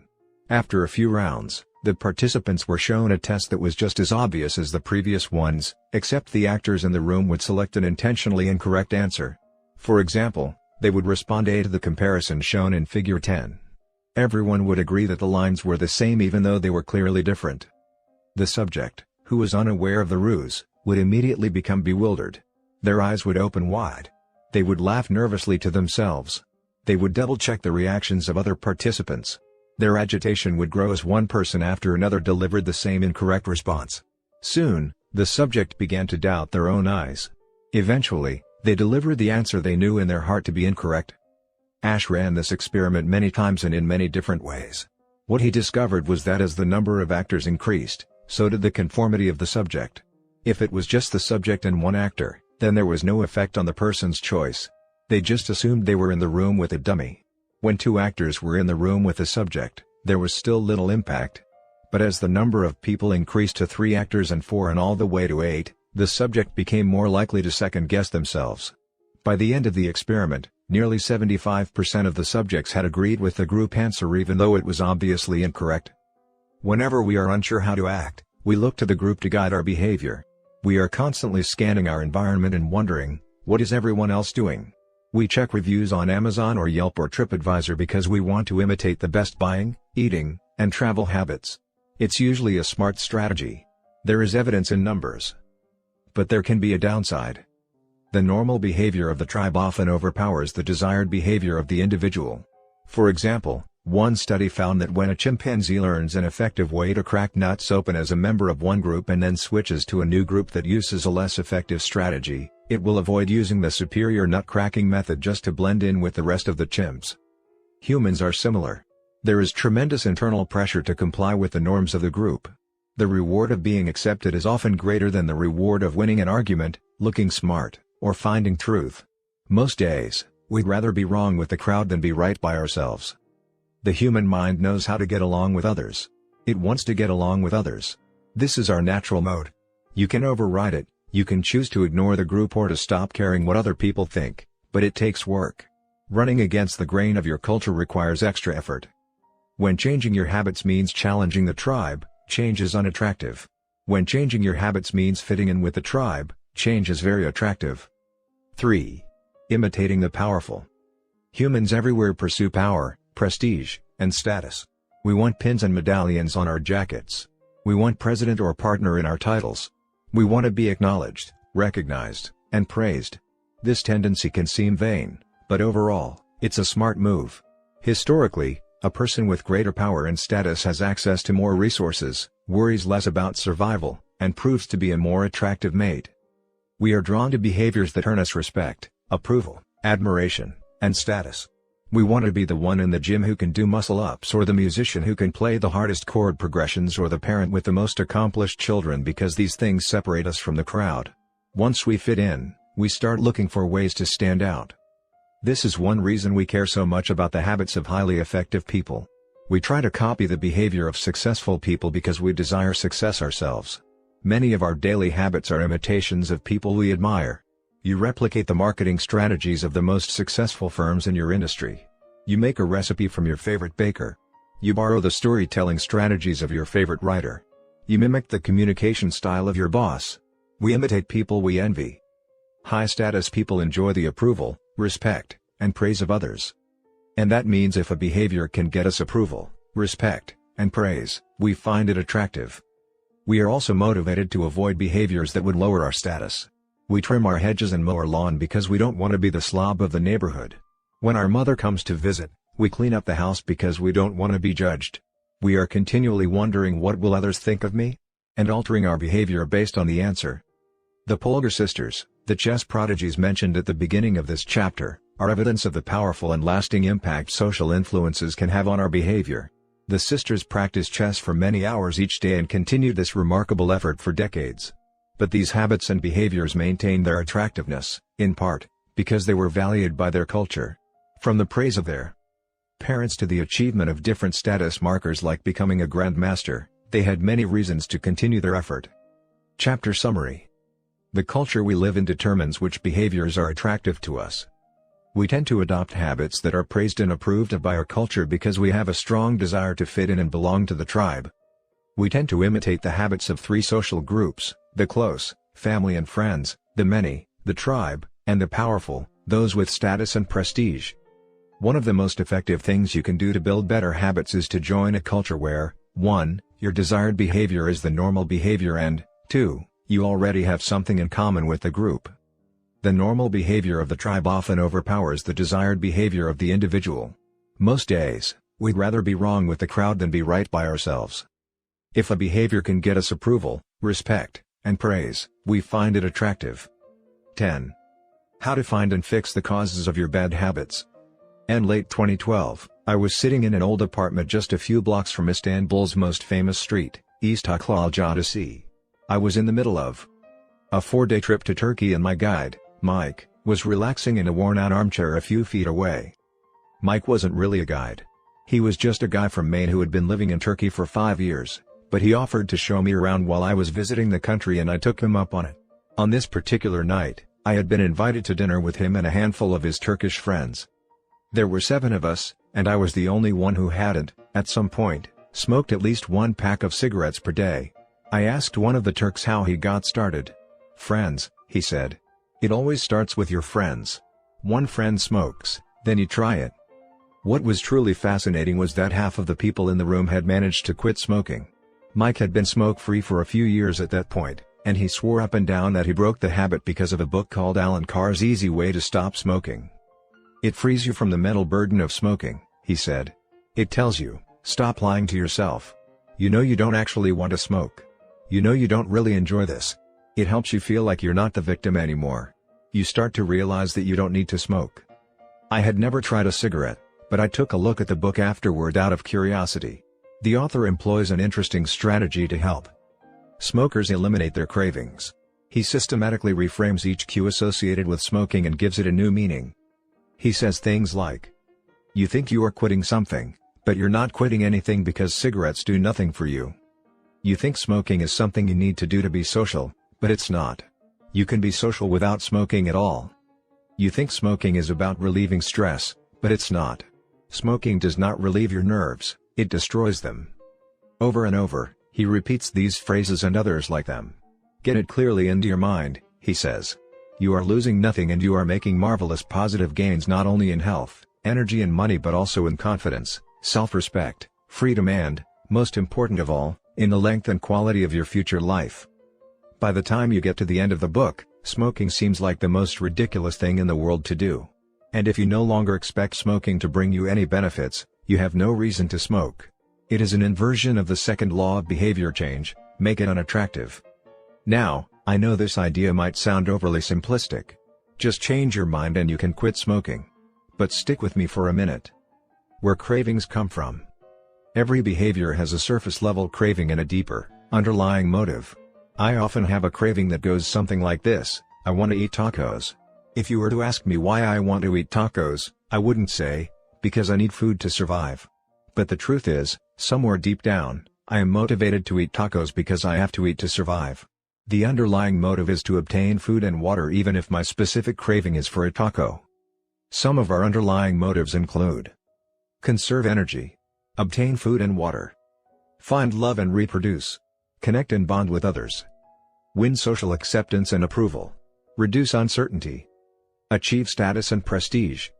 A craving is just a specific manifestation of a deeper underlying motive. Your brain did not evolve with a desire to smoke cigarettes or to check Instagram or to play video games. At a deep level, you simply want to reduce uncertainty and relieve anxiety, to win social acceptance and approval, or to achieve status. Look at nearly any product that is habit-forming and you'll see that it does not create a new motivation, but rather latches onto the underlying motives of human nature. Find love and reproduce equals using Tinder. Connect and bond with others equals browsing Facebook. Win social acceptance and approval equals posting on Instagram. Reduce uncertainty equals searching on Google. Achieve status and prestige equals playing video games. Your habits are modern-day solutions to ancient desires. New versions of old vices. The underlying motives behind human behavior remain the same. The specific habits we perform differ based on the period of history. Here's the powerful part: there are many different ways to address the same underlying motive. One person might learn to reduce stress by smoking a cigarette. Another person learns to ease their anxiety by going for a run. Your current habits are not necessarily the best way to solve the problems you face, they are just the methods you learn to use. Once you associate a solution with the problem you need to solve, you keep coming back to it. Habits are all about associations. These associations determine whether we predict a habit to be worth repeating or not. As we covered in our discussion of the first law, your brain is continually absorbing information and noticing cues in the environment. Every time you perceive a cue, your brain runs a simulation and makes a prediction about what to do in the next moment. Cue: you notice that the stove is hot. Prediction: if I touch it I'll get burned, so I should avoid touching it. Cue: you see that the traffic light turned green. Prediction: if I step on the gas, I'll make it safely through the intersection and get closer to my destination, so I should step on the gas. You see a cue, categorize it based on past experience, and determine the appropriate response. This all happens in an instant, but it plays a crucial role in your habits because every action is preceded by a prediction. Life feels reactive, but it is actually predictive. All day long, you are making your best guess of how to act given what you've just seen and what has worked for you in the past. You are endlessly predicting what will happen in the next moment. Our behavior is heavily dependent on these predictions. Put another way, our behavior is heavily dependent on how we interpret the events that happen to us, not necessarily the objective reality of the events themselves. Two people can look at the same cigarette, and one feels the urge to smoke while the other is repulsed by the smell. The same cue can spark a good habit or a bad habit depending on your prediction. The cause of your habits is actually the prediction that precedes them. These predictions lead to feelings, which is how we typically describe a craving, a feeling, a desire, an urge. Feelings and emotions transform the cues we perceive and the predictions we make into a signal that we can apply. They help explain what we are currently sensing. For instance, whether or not you realize it, you are noticing how warm or cold you feel right now. If the temperature drops by 1 degree, you probably won't do anything. If the temperature drops 10 degrees, however, you'll feel cold and put on another layer of clothing. Feeling cold was the signal that prompted you to act. You have been sensing the cues the entire time, but it is only when you predict that you would be better off in a different state that you take action. A craving is the sense that something is missing. It is the desire to change your internal state. When the temperature falls, there is a gap between what your body is currently sensing and what it wants to be sensing. This gap between your current state and your desired state provides a reason to act. Desire is the difference between where you are now and where you want to be in the future. Even the tiniest action is tinged with the motivation to feel differently than you do in the moment. When you binge eat or light up or browse social media, what you really want is not a potato chip or a cigarette or a bunch of likes. What you really want is to feel different. Our feelings and emotions tell us whether to hold steady in our current state or to make a change. They help us decide the best course of action. Neurologists have discovered that when emotions and feelings are impaired, we actually lose the ability to make decisions. We have no signal of what to pursue and what to avoid. As the neuroscientist Antonio Damasio explains, it is emotion that allows you to mark things as good, bad, or indifferent. To summarize, the specific cravings you feel and habits you perform are really an attempt to address your fundamental underlying motives. Whenever a habit successfully addresses a motive, you develop a craving to do it again. In time, you learn to predict that checking social media will help you feel loved or that watching YouTube will allow you to forget your fears. Habits are attractive when we associate them with positive feelings, and we can use this insight to our advantage rather than to our detriment. How to reprogram your brain to enjoy hard habits. You can make hard habits more attractive if you can learn to associate them with a positive experience. Sometimes, all you need is a slight mindset shift. For instance, we often talk about everything we have to do in a given day. You have to wake up early for work. You have to make another sales call for your business. You have to cook dinner for your family. Now, imagine changing just one word: you don't have to. You get to. You get to wake up early for work. You get to make another sales call for your business. You get to cook dinner for your family. By simply changing one word, you shift the way you view each event. You transition from seeing these behaviors as burdens and turn them into opportunities. The key point is that both versions of reality are true. You have to do those things, and you also get to do them. We can find evidence for whatever mindset we choose. I once heard a story about a man who uses a wheelchair. When asked if it was difficult being confined, he responded, "I'm not confined to my wheelchair, I am liberated by it. If it wasn't for my wheelchair, I would be bedbound and never able to leave my house." This shift in perspective completely transformed how he lived each day. Reframing your habits to highlight their benefits rather than their drawbacks is a fast and lightweight way to reprogram your mind and make a habit seem more attractive. Exercise. Many people associate exercise with being a challenging task that drains energy and wears you down. You can just as easily view it as a way to develop skills and build you up. Instead of telling yourself "I need to go run in the morning," say it's time to build endurance and get fast. Finance. Saving money is often associated with sacrifice. However, you can associate it with freedom rather than limitation if you realize one simple truth: living below your current means increases your future means. The money you save this month increases your purchasing power next month. Meditation. Anyone who has tried meditation for more than 3 seconds knows how frustrating it can be when the next distraction inevitably pops into your mind. You can transform frustration into delight when you realize that each interruption gives you a chance to practice returning to your breath.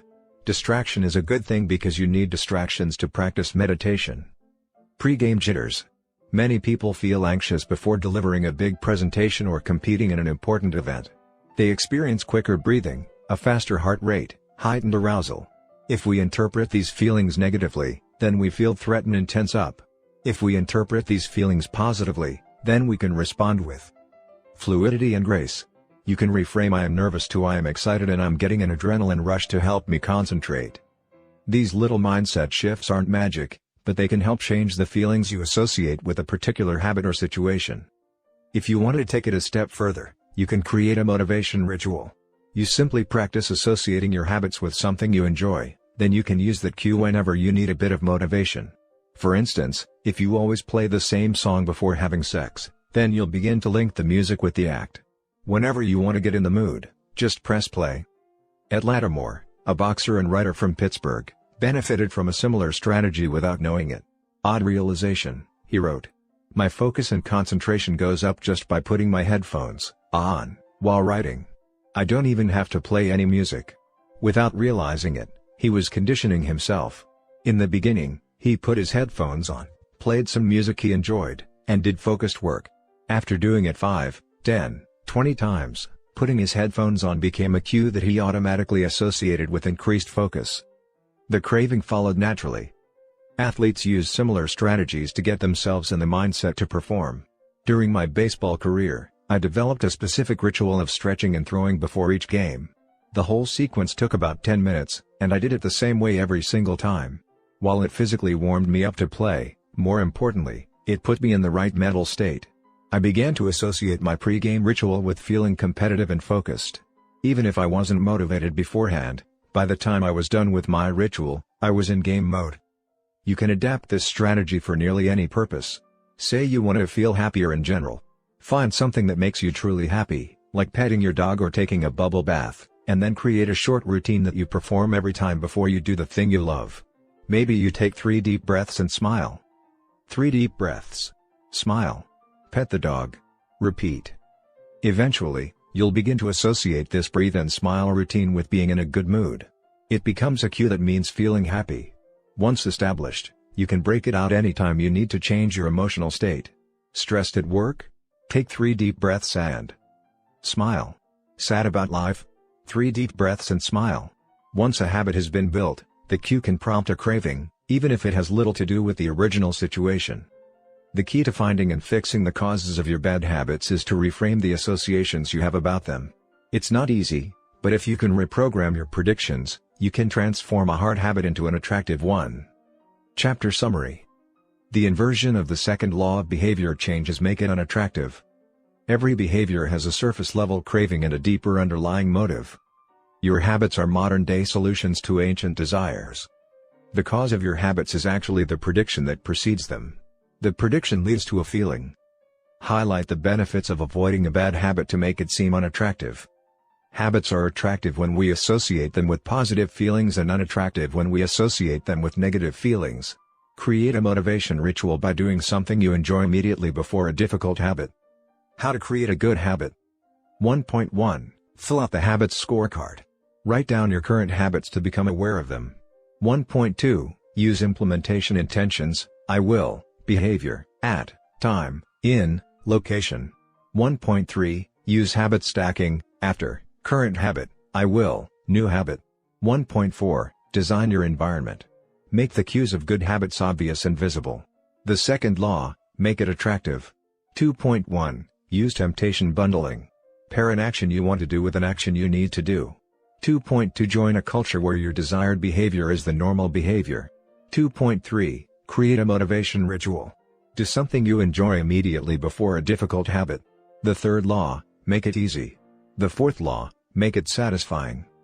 How to break a bad habit. Inversion of the first law: make it invisible. 1.5. Reduce exposure. Remove the cues of your bad habits from your environment. Inversion of the second law: make it unattractive. 2.4. Reframe your mindset. Highlight the benefits of avoiding your bad habits. Inversion of the third law: make it difficult. Inversion of the fourth law: make it unsatisfying. You can download a printable version of this habits cheat sheet at atomichabits.com/cheat sheet. The third law: make it easy. 11. Walk slowly, but never backward. And the first day of class, Jerry Uelsman, a professor at the University of Florida, divided his film photography students into 2 groups. Everyone on the left side of the classroom, he explained, would be in the quantity group. They would be graded solely on the amount of work they produced.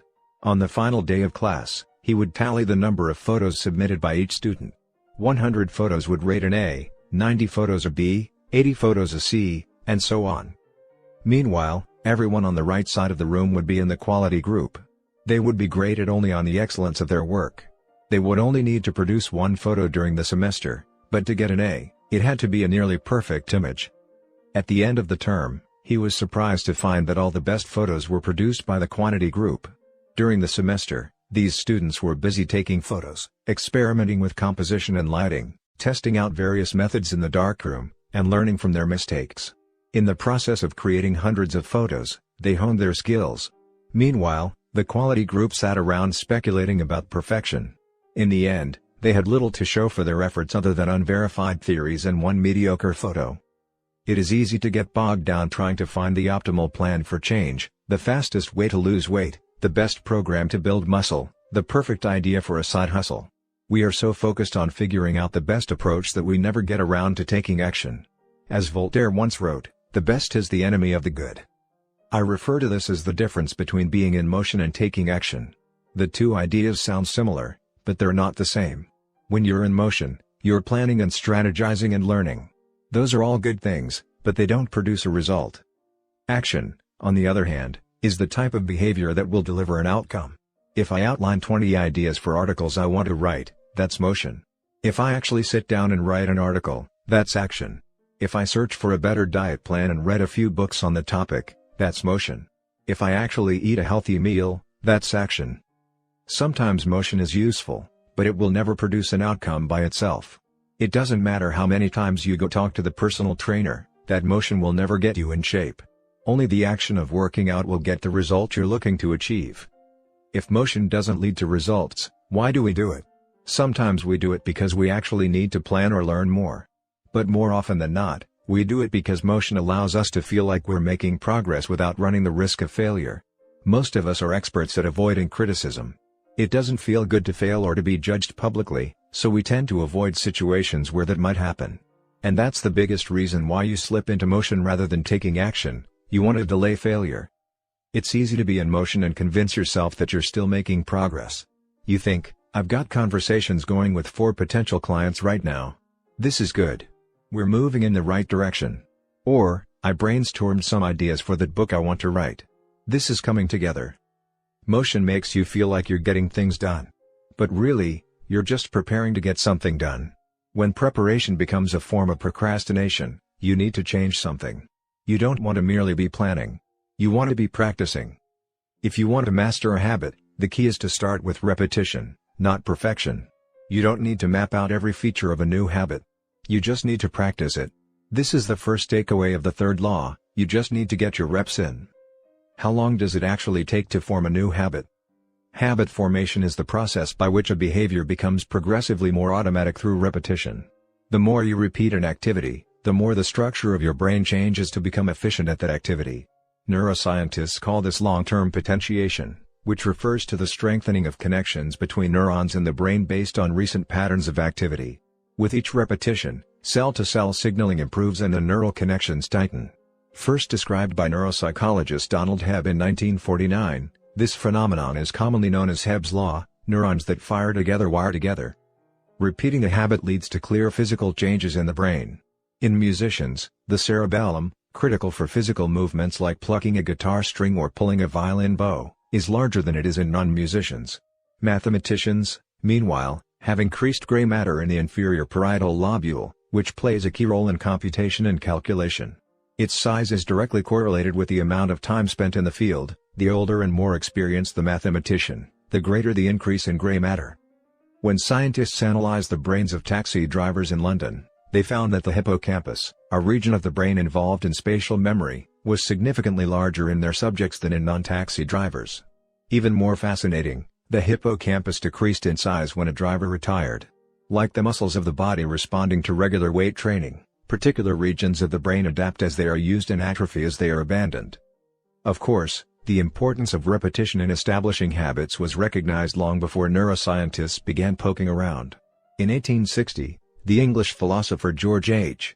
Lewis noted, in learning to speak a new language, to play on a musical instrument, or to perform unaccustomed movements, great difficulty is felt, because the channels through which each sensation has to pass have not become established. But no sooner has frequent repetition cut a pathway, than this difficulty vanishes. The actions become so automatic that they can be performed while the mind is otherwise engaged. Both common sense and scientific evidence agree, repetition is a form of change. Each time you repeat an action, you are activating a particular neural circuit associated with that habit. This means that simply putting in your reps is one of the most critical steps you can take to encoding a new habit. It is why the students who took tons of photos improved their skills while those who merely theorized about perfect photos did not. One group engaged in active practice, the other in passive learning. One in action, the other in motion. All habits follow a similar trajectory from effortful practice to automatic behavior, a process known as automaticity. Automaticity is the ability to perform a behavior without thinking about each step, which occurs when the non-conscious mind takes over. It looks something like this. The habit line. Figure 11, in the beginning, point A, a habit requires a good deal of effort and concentration to perform. After a few repetitions, point B, it gets easier, but still requires some conscious attention. With enough practice, point C, the habit becomes more automatic than conscious. Beyond this threshold, the habit line, the behavior can be done more or less without thinking. A new habit has been formed. On the following page, you'll see what it looks like when researchers track the level of automaticity for an actual habit like walking for 10 minutes each day. The shape of these charts, which scientists call learning curves, reveals an important truth about behavior change. Habits form based on frequency, not time. Walking 10 minutes per day. Figure 12. This graph shows someone who built the habit of walking for 10 minutes after breakfast each day. Notice that as the repetitions increase, so does automaticity, until the behavior is as easy and automatic as it can be. One of the most common questions I hear is, how long does it take to build a new habit? But what people really should be asking is, how many does it take to form a new habit? That is, how many repetitions are required to make a habit automatic? There is nothing magical about time passing with regard to habit formation. It doesn't matter if it's been 21 days or 30 days or 300 days. What matters is the rate at which you perform the behavior. You could do something twice in 30 days, or 200 times. It's the frequency that makes the difference. Your current habits have been internalized over the course of hundreds, if not thousands, of repetitions. New habits require the same level of frequency. You need to string together enough successful attempts until the behavior is firmly embedded in your mind and you cross the habit line. In practice, it doesn't really matter how long it takes for a habit to become automatic. What matters is that you take the actions you need to take to make progress. Whether an action is fully automatic is of less importance. To build a habit, you need to practice it. And the most effective way to make practice happen is to adhere to the third law of behavior change: make it easy. The chapters that follow will show you how to do exactly that. Chapter Summary. The third law of behavior change is make it easy. The most effective form of learning is practice, not planning. Focus on taking action, not being in motion. Habit formation is the process by which a behavior becomes progressively more automatic through repetition. The amount of time you have been performing a habit is not as important as the number of times you have performed it. 12. The Law of Least Effort. In his award-winning book, Guns, Germs, and Steel, anthropologist and biologist Jared Diamond points out a simple fact: different continents have different shapes. At first glance, this statement seems rather obvious and unimportant, but it turns out to have a profound impact on human behavior. The primary axis of the Americas runs from north to south. That is, the landmass of North and South America tends to be tall and thin rather than wide and fat. The same is generally true for Africa. Meanwhile, the landmass that makes up Europe, Asia, and the Middle East is the opposite. This massive stretch of land tends to be more east-west in shape. According to Diamond, this difference in shape played a significant role in the spread of agriculture over the centuries. When agriculture began to spread around the globe, farmers had an easier time expanding along east-west routes than along north-south ones. This is because locations along the same latitude generally share similar climates, amounts of sunlight and rainfall, and changes in season. These factors allowed farmers in Europe and Asia to domesticate a few crops and grow them along the entire stretch of land from France to China. The shape of human behavior. Figure 13, the primary axis of Europe and Asia is east-west. The primary axis of the Americas and Africa is north-south. This leads to a wider range of climates up and down the Americas than across Europe and Asia. As a result, agriculture spread nearly twice as fast across Europe and Asia than it did elsewhere. The behavior of farmers, even across hundreds or thousands of years, was constrained by the amount of friction in the environment. By comparison, the climate varies greatly when traveling from north to south. Just imagine how different the weather is in Florida compared to Canada. You can be the most talented farmer in the world, but it won't help you grow Florida oranges in the Canadian winter. Snow is a poor substitute for soil. In order to spread crops along north-south routes, farmers would need to find and domesticate new plants whenever the climate changed. As a result, agriculture spread 2 to 3 times faster across Asia and Europe than it did up and down the Americas. Over the span of centuries, this small difference had a very big impact. Increased food production allowed for more rapid population growth. With more people, these cultures were able to build stronger armies and were better equipped to develop new technologies. The changes started out small: a crop that spread slightly farther, a population that grew slightly faster, but compounded into substantial differences over time. The spread of agriculture provides an example of the third law of behavior change on a global scale. Conventional wisdom holds that motivation is the key to habit change. Maybe if you really wanted it, you'd actually do it. But the truth is, our real motivation is to be lazy and to do what is convenient. And despite what the latest productivity bestseller will tell you, this is a smart strategy, not a dumb one. Energy is precious, and the brain is wired to conserve it whenever possible. It is human nature to follow the law of least effort, which states that when deciding between two similar options, people will naturally gravitate toward the option that requires the least amount of work. For example, expanding your farm to the east where you can grow the same crops rather than heading north where the climate is different. Out of all the possible actions we could take, the one that is realized is the one that delivers the most value for the least effort. We are motivated to do what is easy. Every action requires a certain amount of energy. The more energy required, the less likely it is to occur.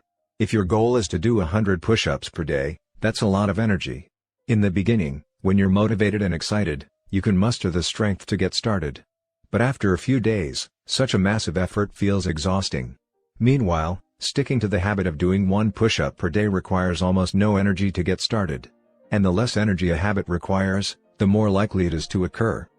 Look at any behavior that fills up much of your life and you'll see that it can be performed with very low levels of motivation. Habits like scrolling on our phones, checking email, and watching television steal so much of our time because they can be performed almost without effort. They are remarkably convenient. In a sense, every habit is just an obstacle to getting what you really want. Dieting is an obstacle to getting fit. Meditation is an obstacle to feeling calm.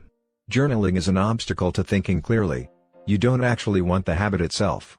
What you really want is the outcome the habit delivers. The greater the obstacle, that is, the more difficult the habit, the more friction there is between you and your desired end state. This is why it is crucial to make your habits so easy that you'll do them even when you don't feel like it. If you can make your good habits more convenient, you'll be more likely to follow through on them. But what about all the moments when we seem to do the opposite?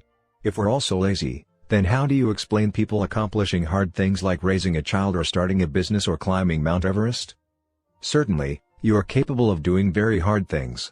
The problem is that some days you feel like doing the hard work and some days you feel like giving in. On the tough days, it's crucial to have as many things working in your favor as possible so that you can overcome the challenges life naturally throws your way. The less friction you face, the easier it is for your stronger self to emerge. The idea behind Make It Easy is not to only do easy things. The idea is to make it as easy as possible in the moment to do things that pay off in the long run. How to achieve more with less effort. Imagine you are holding a garden hose that is bent in the middle. Some water can flow through, but not very much. If you want to increase the rate at which water passes through the hose, you have 2 options. The first option is to crank up the valve and force more water out. The second option is to simply remove the bend in the hose and let water flow through naturally. Trying to pump up your motivation to stick with a hard habit is like trying to force water through a bent hose. You can do it, but it requires a lot of effort and increases the tension in your life. Meanwhile, making your habits simple and easy is like removing the bend in the hose. Rather than trying to overcome the friction in your life, you reduce it. One of the most effective ways to reduce the friction associated with your habits is to practice environment design. In Chapter 6, we discussed environment design as a method for making cues more obvious, but you can also optimize your environment to make actions easier. For example, when deciding where to practice a new habit, it is best to choose a place that is already along the path of your daily routine. Habits are easier to build when they fit into the flow of your life. You are more likely to go to the gym if it is on your way to work because stopping doesn't add much friction to your lifestyle. By comparison, if the gym is off the path of your normal commute, even by just a few blocks, now you're going out of your way to get there. Perhaps even more effective is reducing the friction within your home or office. Too often, we try to start habits in high-friction environments. We try to follow a strict diet while we are out to dinner with friends. We try to write a book in a chaotic household. We try to concentrate while using a smartphone filled with distractions. It doesn't have to be this way. We can remove the points of friction that hold us back. This is precisely what electronics manufacturers in Japan began to do in the 1970s. In an article published in The New Yorker titled Better All the Time, James Surowiecki writes, Japanese firms emphasized what came to be known as lean production, relentlessly looking to remove waste of all kinds from the production process, down to redesigning workspaces, so workers didn't have to waste time twisting and turning to reach their tools. The result was that Japanese factories were more efficient and Japanese products were more reliable than American ones. In 1974, service calls for American-made color televisions were 5 times as common as for Japanese televisions. By 1979, it took American workers 3 times as long to assemble their sets.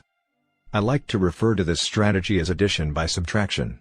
The Japanese companies looked for every point of friction in the manufacturing process and eliminated it.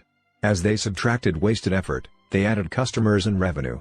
Similarly, when we remove the points of friction that sap our time and energy, we can achieve more with less effort. This is one reason tidying up can feel so good. We are simultaneously moving forward and lightening the cognitive load our environment places on us. If you look at the most habit-forming products, you'll notice that one of the things these goods and services do best is remove little bits of friction from your life. Meal delivery services reduce the friction of shopping for groceries. Dating apps reduce the friction of making social introductions. Ride-sharing services reduce the friction of getting across town. Text messaging reduces the friction of sending a letter in the mail. Like a Japanese television manufacturer redesigning their workspace to reduce wasted motion, successful companies design their products to automate, eliminate, or simplify as many steps as possible. They reduce the number of fields on each form. They pare down the number of clicks required to create an account. They deliver their products with easy-to-understand directions or ask their customers to make fewer choices. When the first voice-activated speakers were released, products like Google Home, Amazon Echo, and Apple HomePod, I asked a friend what he liked about the product he had purchased. He said it was just easier to say play some country music than to pull out his phone, open the music app, and pick a playlist. Of course, just a few years earlier, having unlimited access to music in your pocket was a remarkably frictionless behavior compared to driving to the store and buying a CD. Business is a never-ending quest to deliver the same result in an easier fashion. Similar strategies have been used effectively by governments. When the British government wanted to increase tax collection rates, they switched from sending citizens to a web page where the tax form could be downloaded to linking directly to the form. Reducing that one step in the process increased the response rate from 19.2% to 23.4%. For a country like the United Kingdom, those percentage points represent millions in tax revenue. The central idea is to create an environment where doing the right thing is as easy as possible.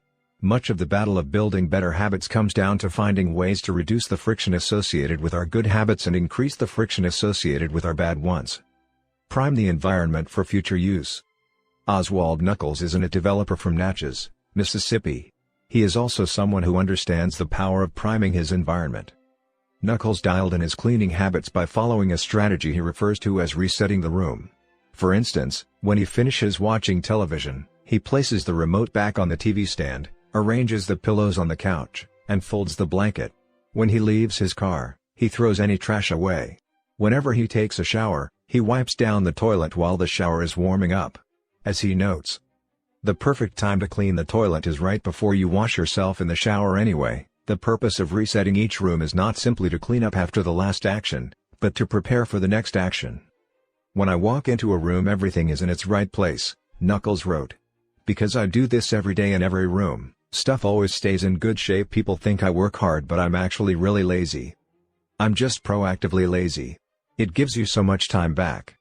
Whenever you organize a space for its intended purpose, you are priming it to make the next action easy.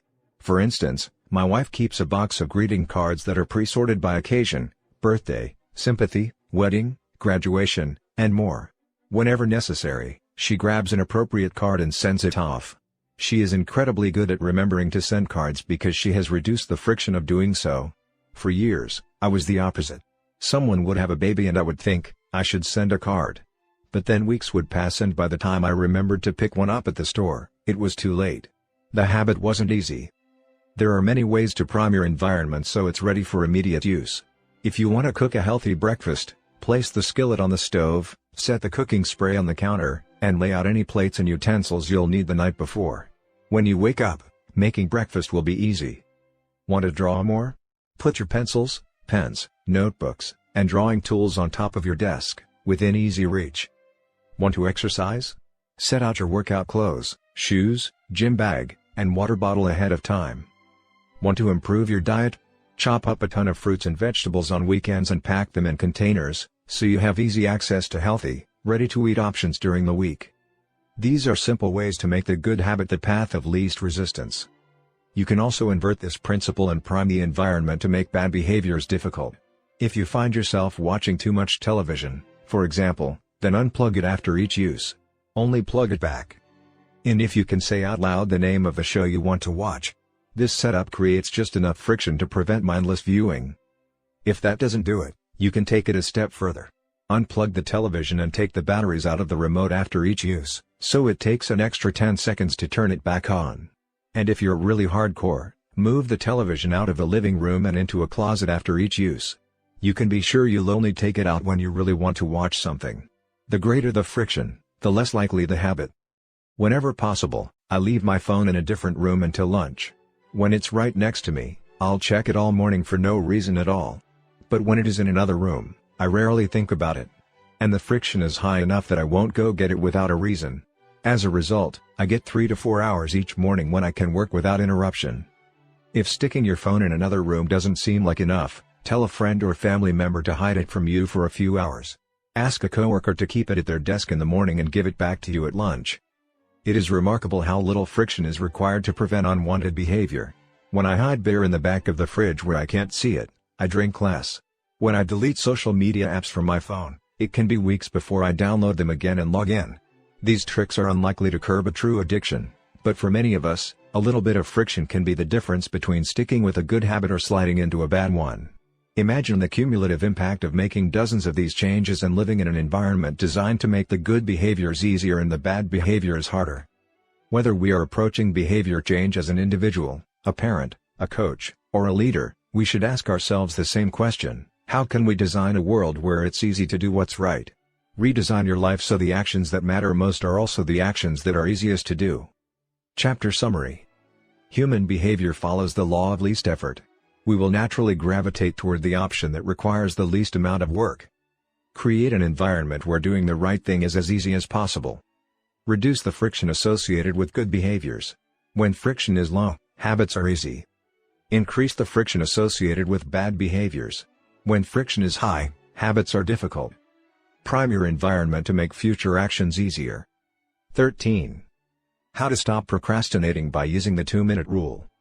While Tharp is widely regarded as one of the greatest dancers and choreographers of the modern era, in 1992, she was awarded a MacArthur Fellowship, often referred to as the Genius Grant, and she has spent the bulk of her career touring the globe to perform her original works. She also credits much of her success to simple daily habits. I begin each day of my life with a ritual, she writes. I wake up at 5:30 a.m., put on my workout clothes, my leg warmers, my sweatshirt, and my hat. I walk outside my Manhattan home, hail a taxi, and tell the driver to take me to the Pumping Iron Gym at 91st Street and 1st Avenue, where I work out for 2 hours.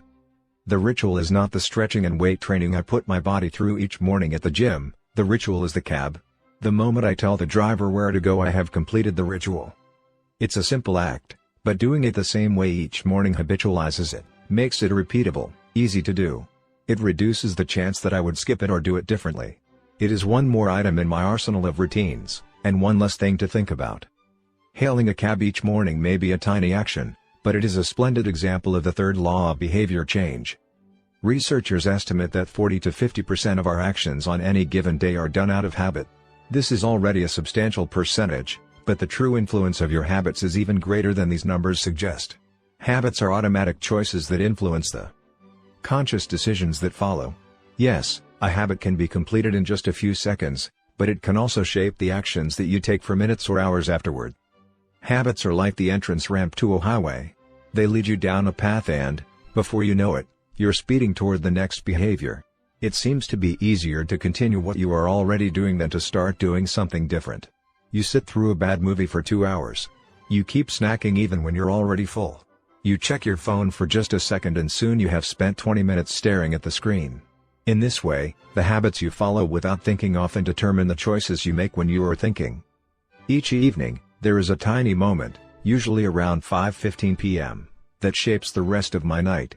My wife walks in the door from work and either we change into our workout clothes and head to the gym or we crash onto the couch, order Indian food, and watch The Office. Similar to Dwala Tharp hailing the cab, the ritual is changing into my workout clothes. If I change clothes, I know the workout will happen. Everything that follows, driving to the gym, deciding which exercises to do, stepping under the bar, is easy once I've taken the first step. Every day, there are a handful of moments that deliver an outsized impact. I refer to these little choices as decisive moments. The moment you decide between ordering takeout or cooking dinner. The moment you choose between driving your car or riding your bike. The moment you decide between starting your homework or grabbing the video game controller. These choices are a fork in the road. Decisive moments. Figure 14. The difference between a good day and a bad day is often a few productive and healthy choices made at decisive moments.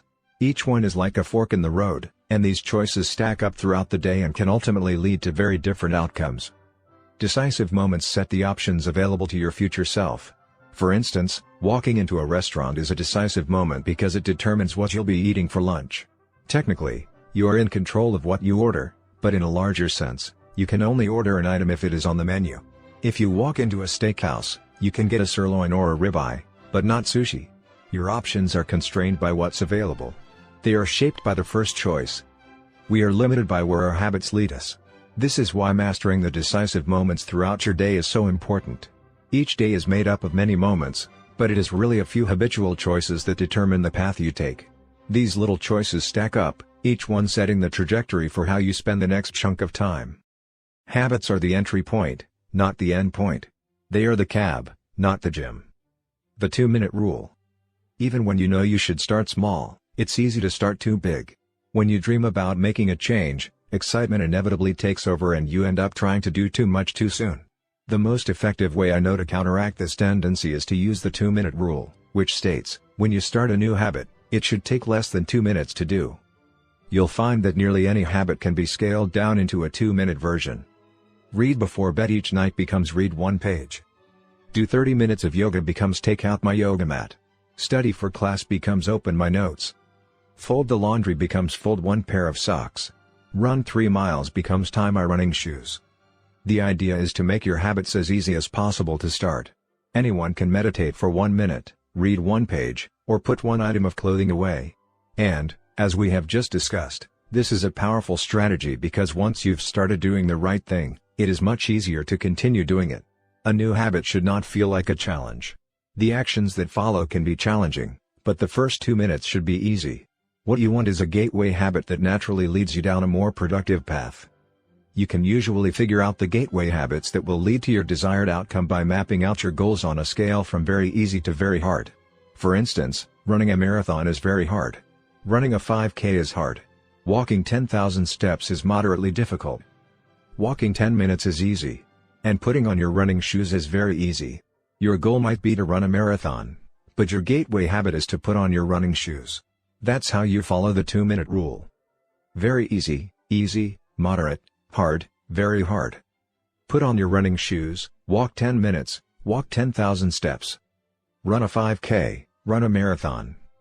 Write one sentence, write one paragraph, write 1,000 words, write a 5,000-word article, write a book.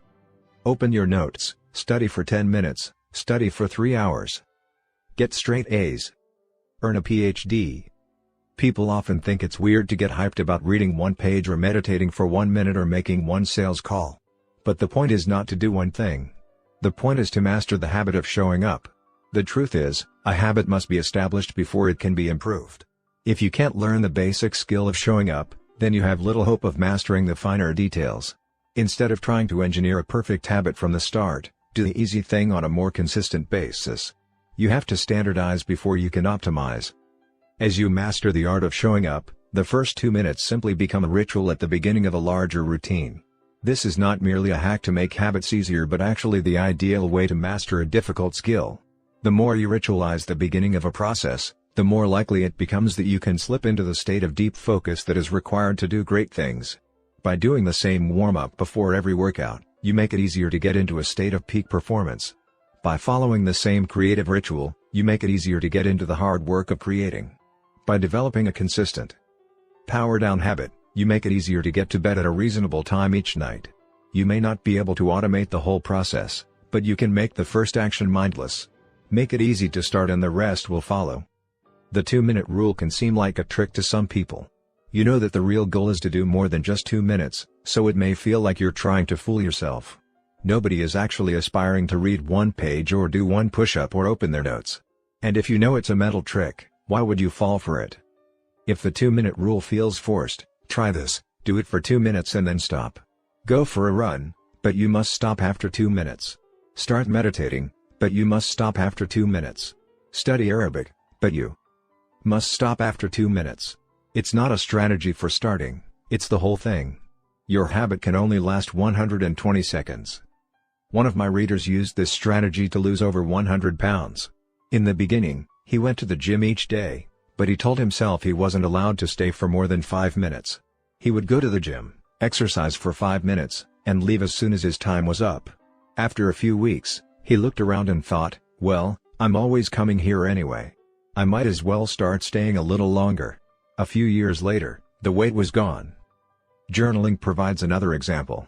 Nearly everyone can benefit from getting their thoughts out of their head and onto paper, but most people give up after a few days or avoid it entirely because journaling feels like a chore. The secret is to always stay below the point where it feels like work.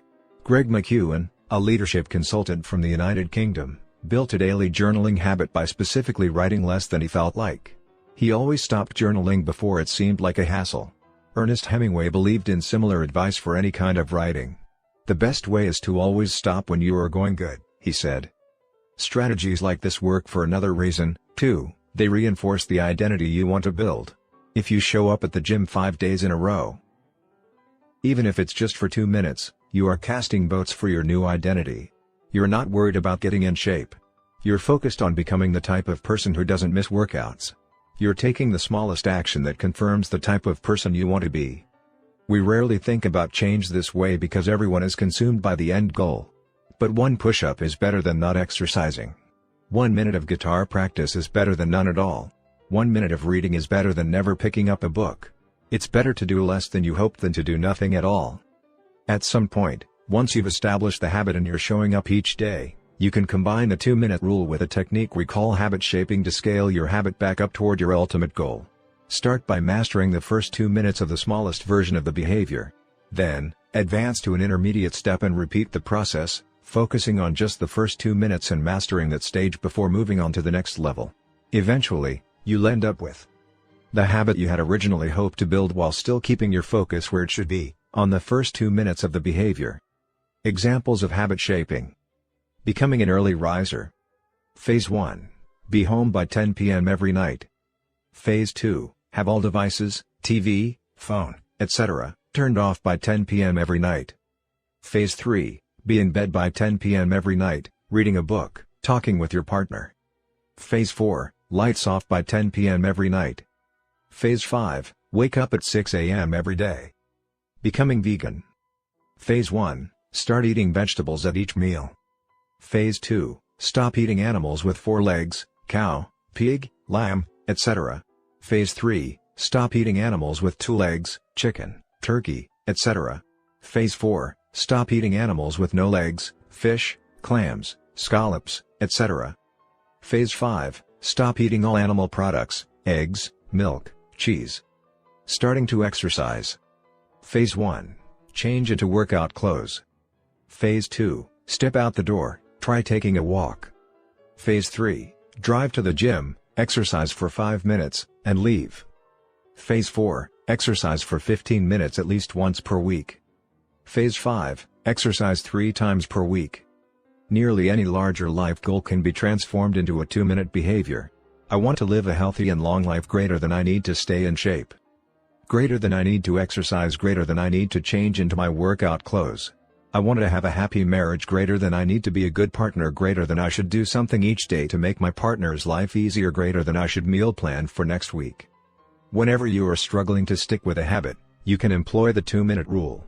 It's a simple way to make your habits easy. Chapter summary. Habits can be completed in a few seconds but continue to impact your behavior for minutes or hours afterward. Many habits occur at decisive moments, choices that are like a fork in the road, and either send you in the direction of a productive day or an unproductive one.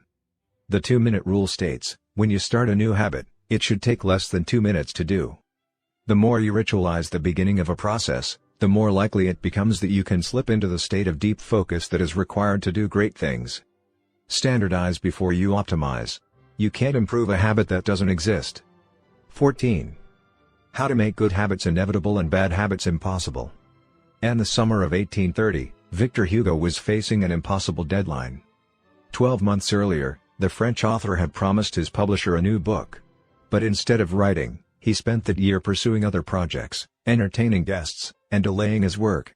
Frustrated, Hugo's publisher responded by setting a deadline less than 6 months away.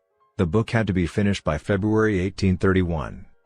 Hugo concocted a strange plan to beat his procrastination. He collected all of his clothes and asked an assistant to lock them away in a large chest. He was left with nothing to wear except a large shawl. Lacking any suitable clothing to go outdoors, he remained in his study and wrote furiously during the fall and winter of 1830. The Hunchback of Notre Dame was published 2 weeks early on January 14, 1831. Sometimes success is less about making good habits easy and more about making bad habits hard. This is an inversion of the third law of behavior change: make it difficult. If you find yourself continually struggling to follow through on your plans, then you can take a page from Victor Hugo and make your bad habits more difficult by creating what psychologists call a commitment device. A commitment device is a choice you make in the present that controls your actions in the future. It is a way to lock in future behavior, bind you to good habits, and restrict you from bad ones. When Victor Hugo shut his clothes away so he could focus on writing, he was creating a commitment device. There are many ways to create a commitment device. You can reduce overeating by purchasing food in individual packages rather than in bulk size. You can voluntarily ask to be added to the ban list at casinos and online poker sites to prevent future gambling sprees. I've even heard of athletes who have to make weight for a competition choosing to leave their wallets at home during the week before weigh-in so they won't be tempted to buy fast food. As another example, my friend and fellow habits expert Nirial purchased an outlet timer, which is an adapter that he plugged in between his internet router and the power outlet. At 10 p.m. each night, the outlet timer cuts off the power to the router. When the internet goes off, everyone knows it is time to go to bed. Commitment devices are useful because they enable you to take advantage of good intentions before you can fall victim to temptation. Whenever I'm looking to cut calories, for example, I will ask the waiter to split my meal and box half of it to go before the meal is served. If I waited until the meal came out and told myself I'll just eat half, it would never work. The key is to change the task such that it requires more work to get out of the good habit than to get started on it. If you're feeling motivated to get in shape, schedule a yoga session and pay ahead of time. If you're excited about the business you want to start, email an entrepreneur you respect and set up a consulting call. When the time comes to act, the only way to bail is to cancel the meeting, which requires effort and may cost money.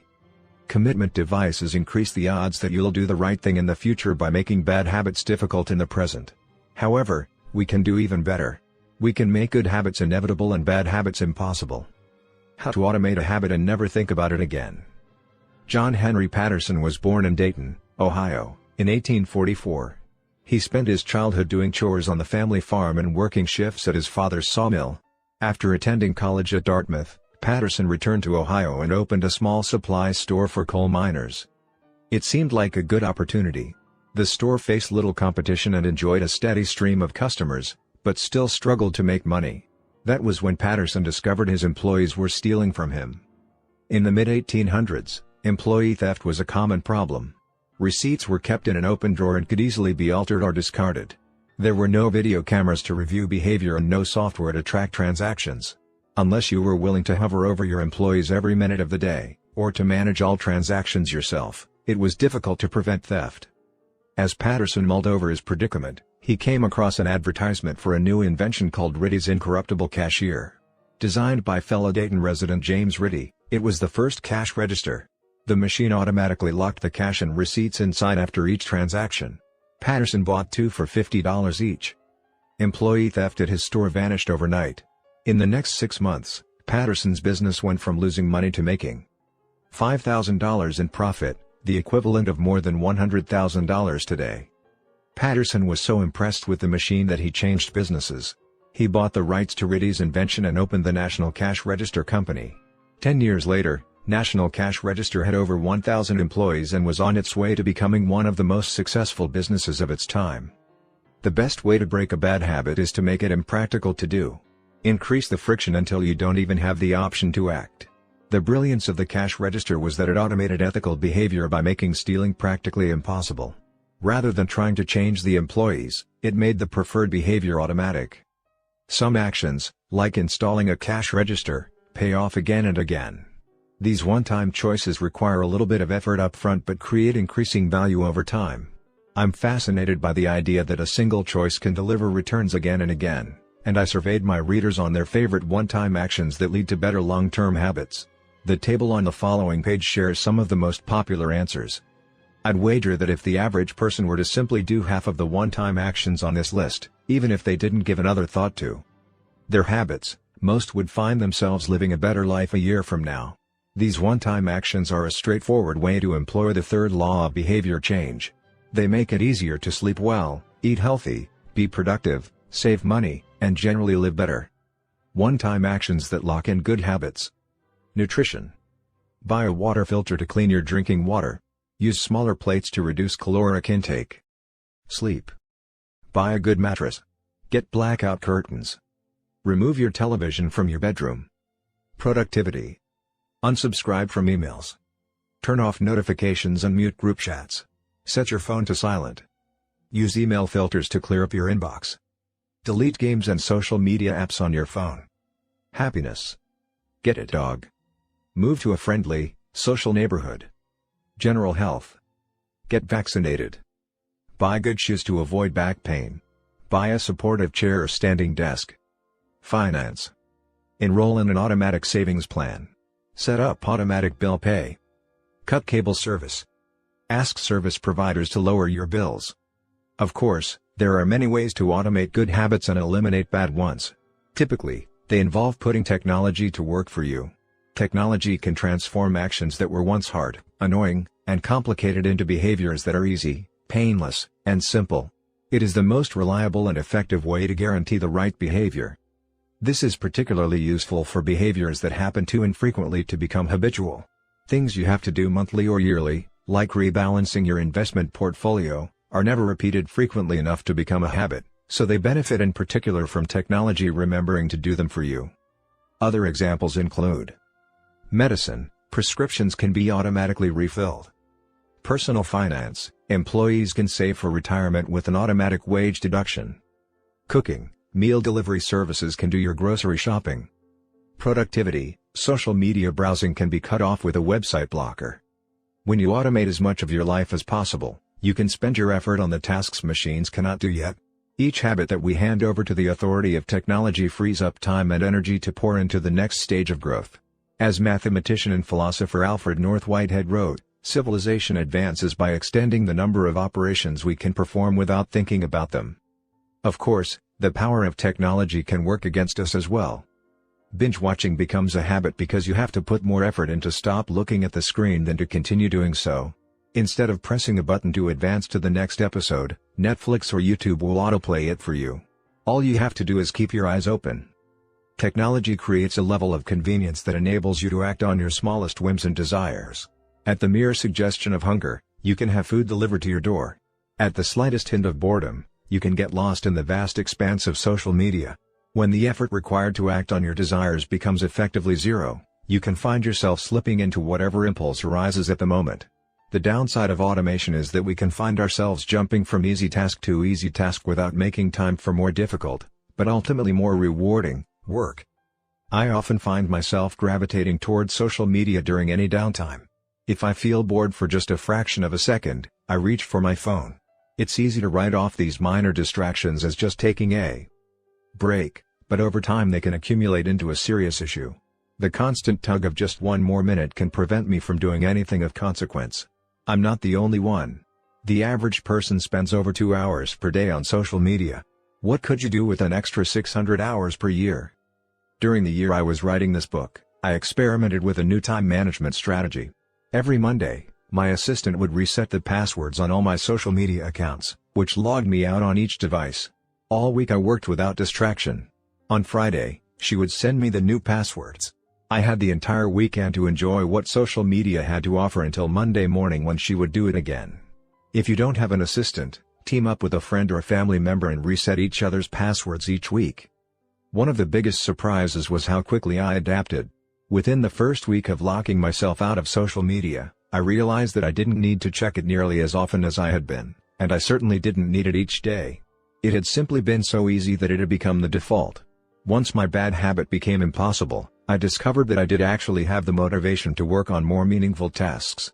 After I removed the mental candy from my environment, it became much easier to eat the healthy stuff. When working in your favor, automation can make your good habits inevitable and your bad habits impossible. It is the ultimate way to lock in future behavior rather than relying on willpower in the moment. By utilizing commitment devices, strategic one-time decisions, and technology, you can create an environment of inevitability, a space where good habits are not just an outcome you hope for but an outcome that is virtually guaranteed. Chapter Summary. The inversion of the third law of behavior changes make it difficult. A commitment device is a choice you make in the present that locks in better behavior in the future.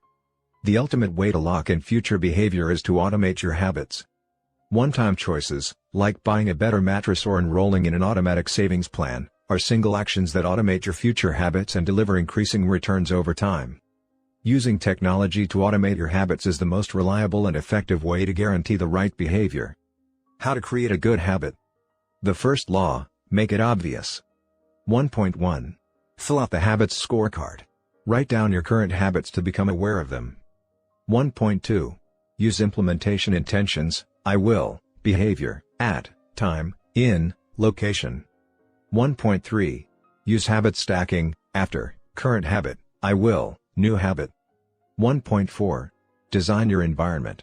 Make the cues of good habits obvious and visible. The second law, make it attractive. 2.1. Use temptation bundling. Pair an action you want to do with an action you need to do. 2.2. Join a culture where your desired behavior is the normal behavior. 2.3. Create a motivation ritual. Do something you enjoy immediately before a difficult habit. The third law, make it easy. 3.1. Reduce friction. Decrease the number of steps between you and your good habits. 3.2. Prime the environment. Prepare your environment to make future actions easier. 3.3. Master the decisive moment. Optimize the small choices that deliver outsized impact. 3.4. Use the 2-minute rule. Downscale your habits until they can be done in 2 minutes or less. 3.5. Automate your habits. Invest in technology and one-time purchases that lock in future behavior. The fourth law, make it satisfying. How to break a bad habit. Inversion of the first law, make it invisible. 1.5. Reduce exposure. Remove the cues of your bad habits from your environment.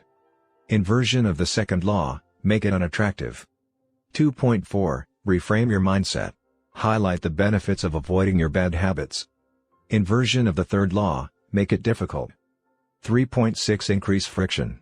Increase the number of steps between you and your bad habits. 3.7. Use a commitment device.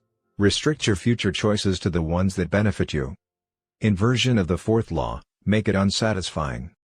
You can download a printable version of this habits cheat sheet at atomichabits.com/cheat sheet.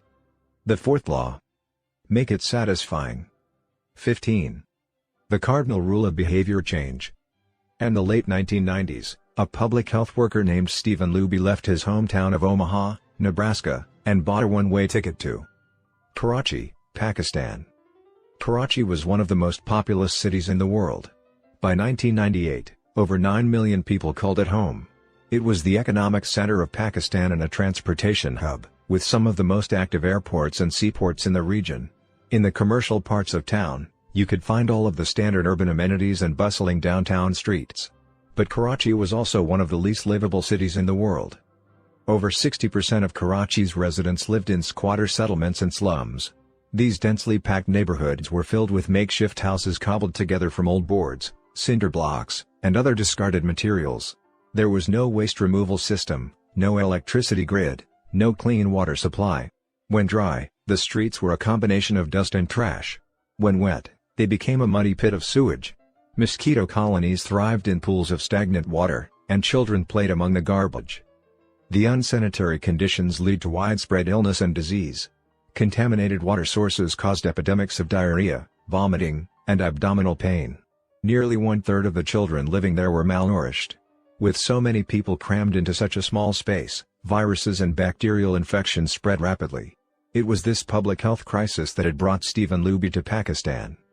Luby and his team realized that in an environment with poor sanitation, the simple habit of washing your hands could make a real difference in the health of the residents. But they soon discovered that many people were already aware that hand washing was important. And yet, despite this knowledge, many residents were washing their hands in a haphazard fashion. Some people would just run their hands under the water quickly. Others would only wash one hand. Many would simply forget to wash their hands before preparing food. Everyone said hand washing was important, but few people made a habit out of it. The problem wasn't knowledge. The problem was consistency. That was when Luby and his team partnered with Procter & Gamble to supply the neighborhood with Safeguard soap. Compared to your standard bar of soap, using Safeguard was a more enjoyable experience. In Pakistan, Safeguard was a premium soap, Luby told me. The study participants commonly mentioned how much they liked it. The soap foamed easily, and people were able to lather their hands with suds. It smelled great. Instantly, hand washing became slightly more pleasurable. I see the goal of hand washing promotion not as behavior change but as habit adoption, Luby said. It is a lot easier for people to adopt a product that provides a strong positive sensory signal, for example the mint taste of toothpaste, than it is to adopt a habit that does not provide pleasurable sensory feedback, like flossing one's teeth. The marketing team at Procter & Gamble talked about trying to create a positive hand-washing experience. Within months, the researchers saw a rapid shift in the health of children in the neighborhood. The rate of diarrhea fell by 52%, pneumonia by 48%, and impetigo, a bacterial skin infection, by 35%. The long-term effects were even better. We went back to some of the households in Karachi 6 years after, Luby told me. Over 95% of households who had been given the soap for free and encouraged to wash their hands had a hand-washing station with soap and water available when our study team visited. We had not given any soap to the intervention group for over 5 years, but during the trial they had become so habituated to wash their hands, that they had maintained the practice. It was a powerful example of the fourth and final law of behavior change: make it satisfying. We are more likely to repeat a behavior when the experience is satisfying. This is entirely logical. Feelings of pleasure, even minor ones like washing your hands with soap that smells nice and lathers well, are signals that tell the brain, this feels good. Do this again, next time. Pleasure teaches your brain that a behavior is worth remembering and repeating. Take the story of chewing gum. Chewing gum had been sold commercially throughout the 1800s, but it wasn't until Wrigley launched in 1891 that it became a worldwide habit. Early versions were made from relatively bland resins, chewy, but not tasty. Wrigley revolutionized the industry by adding flavors like spearmint and juicy fruit, which made the product flavorful and fun to use. Then they went a step further and began pushing chewing gum as a pathway to a clean mouth. Advertisements told readers to refresh your taste.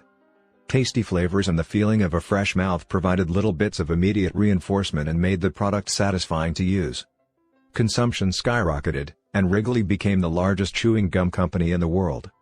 Toothpaste had a similar trajectory. Manufacturers enjoyed great success when they added flavors like spearmint, peppermint, and cinnamon to their products. These flavors don't improve the effectiveness of toothpaste. They simply create a clean mouth feel and make the experience of brushing your teeth more pleasurable. My wife actually stopped using Sensodyne because she didn't like the aftertaste. She switched to a brand with a stronger mint flavor, which proved to be more satisfying.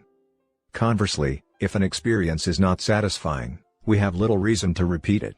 In my research, I came across the story of a woman who had a narcissistic relative who drove her nuts. In an attempt to spend less time with this egomaniac, she acted as dull and as boring as possible whenever he was around.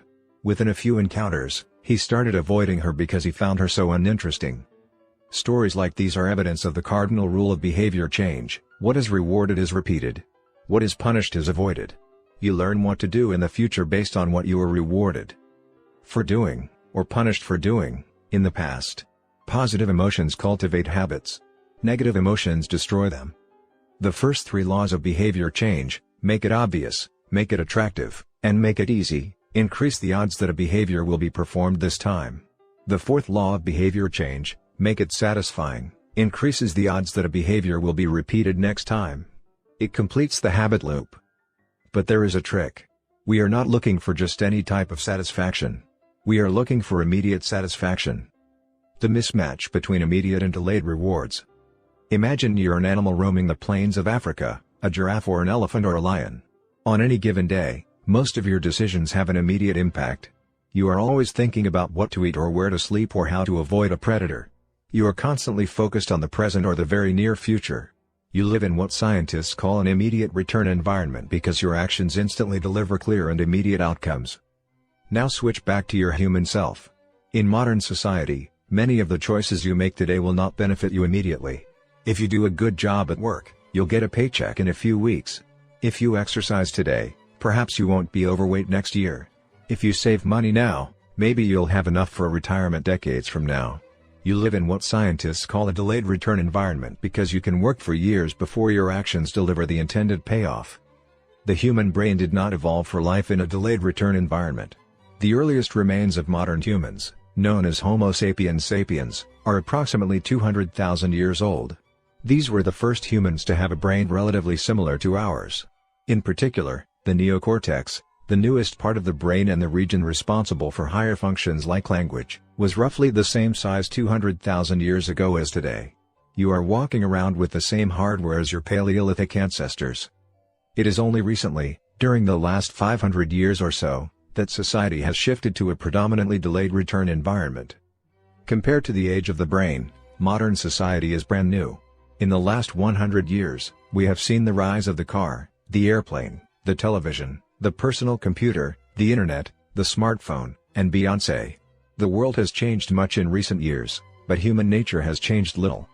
Similar to other animals on the African savanna, our ancestors spent their days responding to grave threats, securing the next meal, and taking shelter from a storm. It made sense to place a high value on instant gratification. The distant future was less of a concern. And after thousands of generations in an immediate return environment, our brains evolved to prefer quick payoffs to long-term ones. Behavioral economists refer to this tendency as time inconsistency. That is, the way your brain evaluates rewards is inconsistent across time. You value the present more than the future. Usually, this tendency serves us well. A reward that is certain right now is typically worth more than one that is merely possible in the future. But occasionally, our bias toward instant gratification causes problems. Why would someone smoke if they know it increases the risk of lung cancer? Why would someone overeat when they know it increases their risk of obesity? Why would someone have unsafe sex if they know it can result in sexually transmitted disease? Once you understand how the brain prioritizes rewards, the answers become clear. The consequences of bad habits are delayed while the rewards are immediate. Smoking might kill you in 10 years, but it reduces stress and eases your nicotine cravings now. Overeating is harmful in the long run but appetizing in the moment. Sex, safe or not, provides pleasure right away. Disease and infection won't show up for days or weeks, even years. Every habit produces multiple outcomes across time. Unfortunately, these outcomes are often misaligned. With our bad habits, the immediate outcome usually feels good, but the ultimate outcome feels bad. With good habits, it is the reverse. The immediate outcome is unenjoyable, but the ultimate outcome feels good. The French economist Frédéric Bastiat explained the problem clearly when he wrote, "It almost always happens that when the immediate consequence is favorable, the later consequences are disastrous, and vice versa often. The sweeter the first fruit of a habit, the more bitter are its later fruits." Put another way, the costs of your good habits are in the present. The costs of your bad habits are in the future. The brain's tendency to prioritize the present moment means you can't rely on good intentions. When you make a plan, to lose weight, write a book, or learn a language, you are actually making plans for your future self. And when you envision what you want your life to be like, it is easy to see the value in taking actions with long-term benefits. We all want better lives for our future selves. However, when the moment of decision arrives, instant gratification usually wins. You are no longer making a choice for future you, who dreams of being fitter or wealthier or happier. You are choosing for present you, who wants to be full, pampered, and entertained. As a general rule, the more immediate pleasure you get from an action, the more strongly you should question whether it aligns with your long-term goals. With a fuller understanding of what causes our brain to repeat some behaviors and avoid others, let's update the cardinal rule of behavior change. What is immediately rewarded is repeated. What is immediately punished is avoided. Our preference for instant gratification reveals an important truth about success. Because of how we are wired, most people will spend all day chasing quick hits of satisfaction. The road less traveled is the road of delayed gratification. If you're willing to wait for the rewards, you'll face less competition and often get a bigger payoff. As the saying goes, the last mile is always the least crowded. This is precisely what research has shown. People who are better at delaying gratification have higher SAT scores, lower levels of substance abuse, lower likelihood of obesity, better responses to stress, and superior social skills. We've all seen this play out in our own lives. If you delay watching television and get your homework done, you'll generally learn more and get better grades. If you don't buy desserts and chips at the store, you'll often eat healthier food when you get home. At some point, success in nearly every field requires you to ignore an immediate reward in favor of a delayed reward. Here's the problem: most people know that delaying gratification is the wise approach. They want the benefits of good habits, to be healthy, productive, at peace. But these outcomes are seldom top of mind at the decisive moment. Thankfully, it's possible to train yourself to delay gratification, but you need to work with the grain of human nature, not against it. The best way to do this is to add a little bit of immediate pleasure to the habits that pay off in the long run and a little bit of immediate pain to ones that don't. How to turn instant gratification to your advantage. The vital thing in getting a habit to stick is to feel successful, even if it's in a small way. The feeling of success is a signal that your habit paid off and that the work was worth the effort. In a perfect world, the reward for a good habit is the habit itself. In the real world, good habits tend to feel worthwhile only after they have provided you with something. Early on, it's all sacrifice. You've gone to the gym a few times, but you're not stronger or fitter or faster, at least, not in any noticeable sense. It's only months later, once you shed a few pounds or your arms gain some definition, that it becomes easier to exercise for its own sake. In the beginning, you need a reason to stay on track. This is why immediate rewards are essential. They keep you excited while the delayed rewards accumulate in the background. What we're really talking about here, when we're discussing immediate rewards, is the ending of a behavior. The ending of any experience is vital because we tend to remember it more than other phases. You want the ending of your habit to be satisfying. The best approach is to use reinforcement, which refers to the process of using an immediate reward to increase the rate of a behavior. Habit stacking, which we covered in Chapter 5, ties your habit to an immediate cue, which makes it obvious when to start. Reinforcement ties your habit to an immediate reward, which makes it satisfying when you finish. Immediate reinforcement can be especially helpful when dealing with habits of avoidance, which are behaviors you want to stop doing. It can be challenging to stick with habits like no frivolous purchases or no alcohol this month because nothing happens when you skip happy hour drinks or don't buy that pair of shoes. It can be hard to feel satisfied when there is no action in the first place. All you're doing is resisting temptation, and there isn't much satisfying about that. One solution is to turn the situation on its head. You want to make avoidance visible. Open a savings account and label it for something you want, maybe leather jacket. Whenever you pass on a purchase, put the same amount of money in the account. Skip your morning latte? Transfer $5. Pass on another month of Netflix? Move $10 over. It's like creating a loyalty program for yourself. The immediate reward of seeing yourself save money toward the leather jacket feels a lot better than being deprived. You are making it satisfying to do nothing. One of my readers and his wife used a similar setup. They wanted to stop eating out so much and start cooking together more. They labeled their savings account trip to Europe. Whenever they skipped going out to eat, they transferred $50 into the account. At the end of the year, they put the money toward the vacation. It is worth noting that it is important to select short-term rewards that reinforce your identity rather than ones that conflict with it. Buying a new jacket is fine if you're trying to lose weight or read more books, but it doesn't work if you're trying to budget and save money. Instead, taking a bubble bath or going on a leisurely walk are good examples of rewarding yourself with free time, which aligns with your ultimate goal of more freedom and financial independence. Similarly, if your reward for exercising is eating a bowl of ice cream, then you're casting votes for conflicting identities, and it ends up being a wash. Instead, maybe your reward is a massage, which is both a luxury and a vote toward taking care of your body. Now the short-term reward is aligned with your long-term vision of being a healthy person.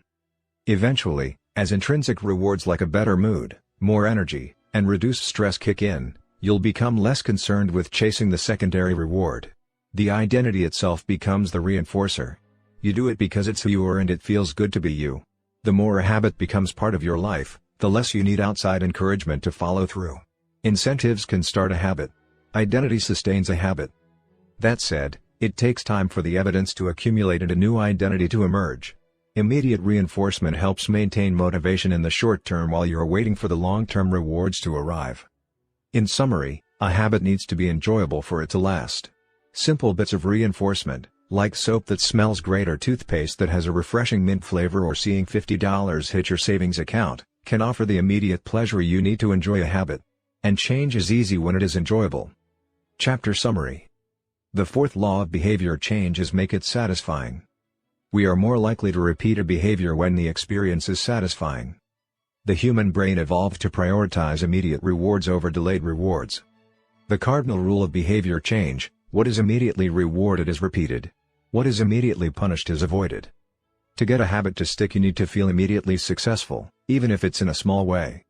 The first three laws of behavior change: make it obvious, make it attractive, and make it easy, increase the odds that a behavior will be performed this time. The fourth law of behavior change: make it satisfying, increases the odds that a behavior will be repeated next time. 16. How to stick with good habits every day. In 1993, a bank in Abbotsford, Canada, hired a 23-year-old stockbroker named Trent Dyersmith. Abbotsford was a relatively small suburb, tucked away in the shadow of nearby Vancouver, where most of the big business deals were being made. Given the location, and the fact that Dyersmith was a rookie, nobody expected too much of him. But he made brisk progress thanks to a simple daily habit. Dyersmith began each morning with 2 jars on his desk. One was filled with 120 paper clips. The other was empty. As soon as he settled in each day, he would make a sales call. Immediately after, he would move one paper clip from the full jar to the empty jar, and the process would begin again. Every morning I would start with 120 paper clips in one jar, and I would keep dialing the phone until I had moved them all to the second jar, he told me. Within 18 months, Dyersmith was bringing in $5 million to the firm. By age 24, he was making $75,000 per year, the equivalent of $125,000 today. Not long after, he landed a 6-figure job with another company. I like to refer to this technique as the paperclip strategy, and, over the years, I've heard from readers who have employed it in a variety of ways. One woman shifted a hairpin from one container to another whenever she wrote a page of her book. Another man moved a marble from one bin to the next after each set of push-ups. Making progress is satisfying, and visual measures, like moving paper clips or hairpins or marbles, provide clear evidence of your progress. As a result, they reinforce your behavior and add a little bit of immediate satisfaction to any activity. Visual measurement comes in many forms: food journals, workout logs, loyalty punch cards, the progress bar on a software download, even the page numbers in a book. But perhaps the best way to measure your progress is with a habit tracker. How to keep your habits on track. A habit tracker is a simple way to measure whether you did a habit. The most basic format is to get a calendar and cross off each day you stick with your routine. For example, if you meditate on Monday, Wednesday, and Friday, each of those dates gets an X. As time rolls by, the calendar becomes a record of your habit streak. Countless people have tracked their habits, but perhaps the most famous was Benjamin Franklin. Beginning at age 20, Franklin carried a small booklet everywhere he went and used it to track 13 personal virtues. This list included goals like lose no time, be always employed in something useful, and avoid trifling conversation. At the end of each day, Franklin would open his booklet and record his progress. Jerry Seinfeld reportedly uses a habit tracker to stick with his streak of writing jokes. In the documentary Comedian, he explains that his goal is simply to never break the chain of writing jokes every day. In other words, he is not focused on how good or bad a particular joke is or how inspired he feels. He is simply focused on showing up and adding to his streak. Don't break the chain is a powerful mantra. Don't break the chain of sales calls and you'll build a successful book of business. Don't break the chain of workouts and you'll get fit faster than you'd expect. Don't break the chain of creating every day and you will end up with an impressive portfolio. Habit tracking is powerful because it leverages multiple laws of behavior change.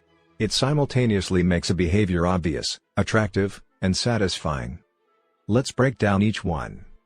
Benefit number 1: habit tracking is obvious. Recording your last action creates a trigger that can initiate your next one. Habit tracking naturally builds a series of visual cues like the streak of X's on your calendar or the list of meals in your food log.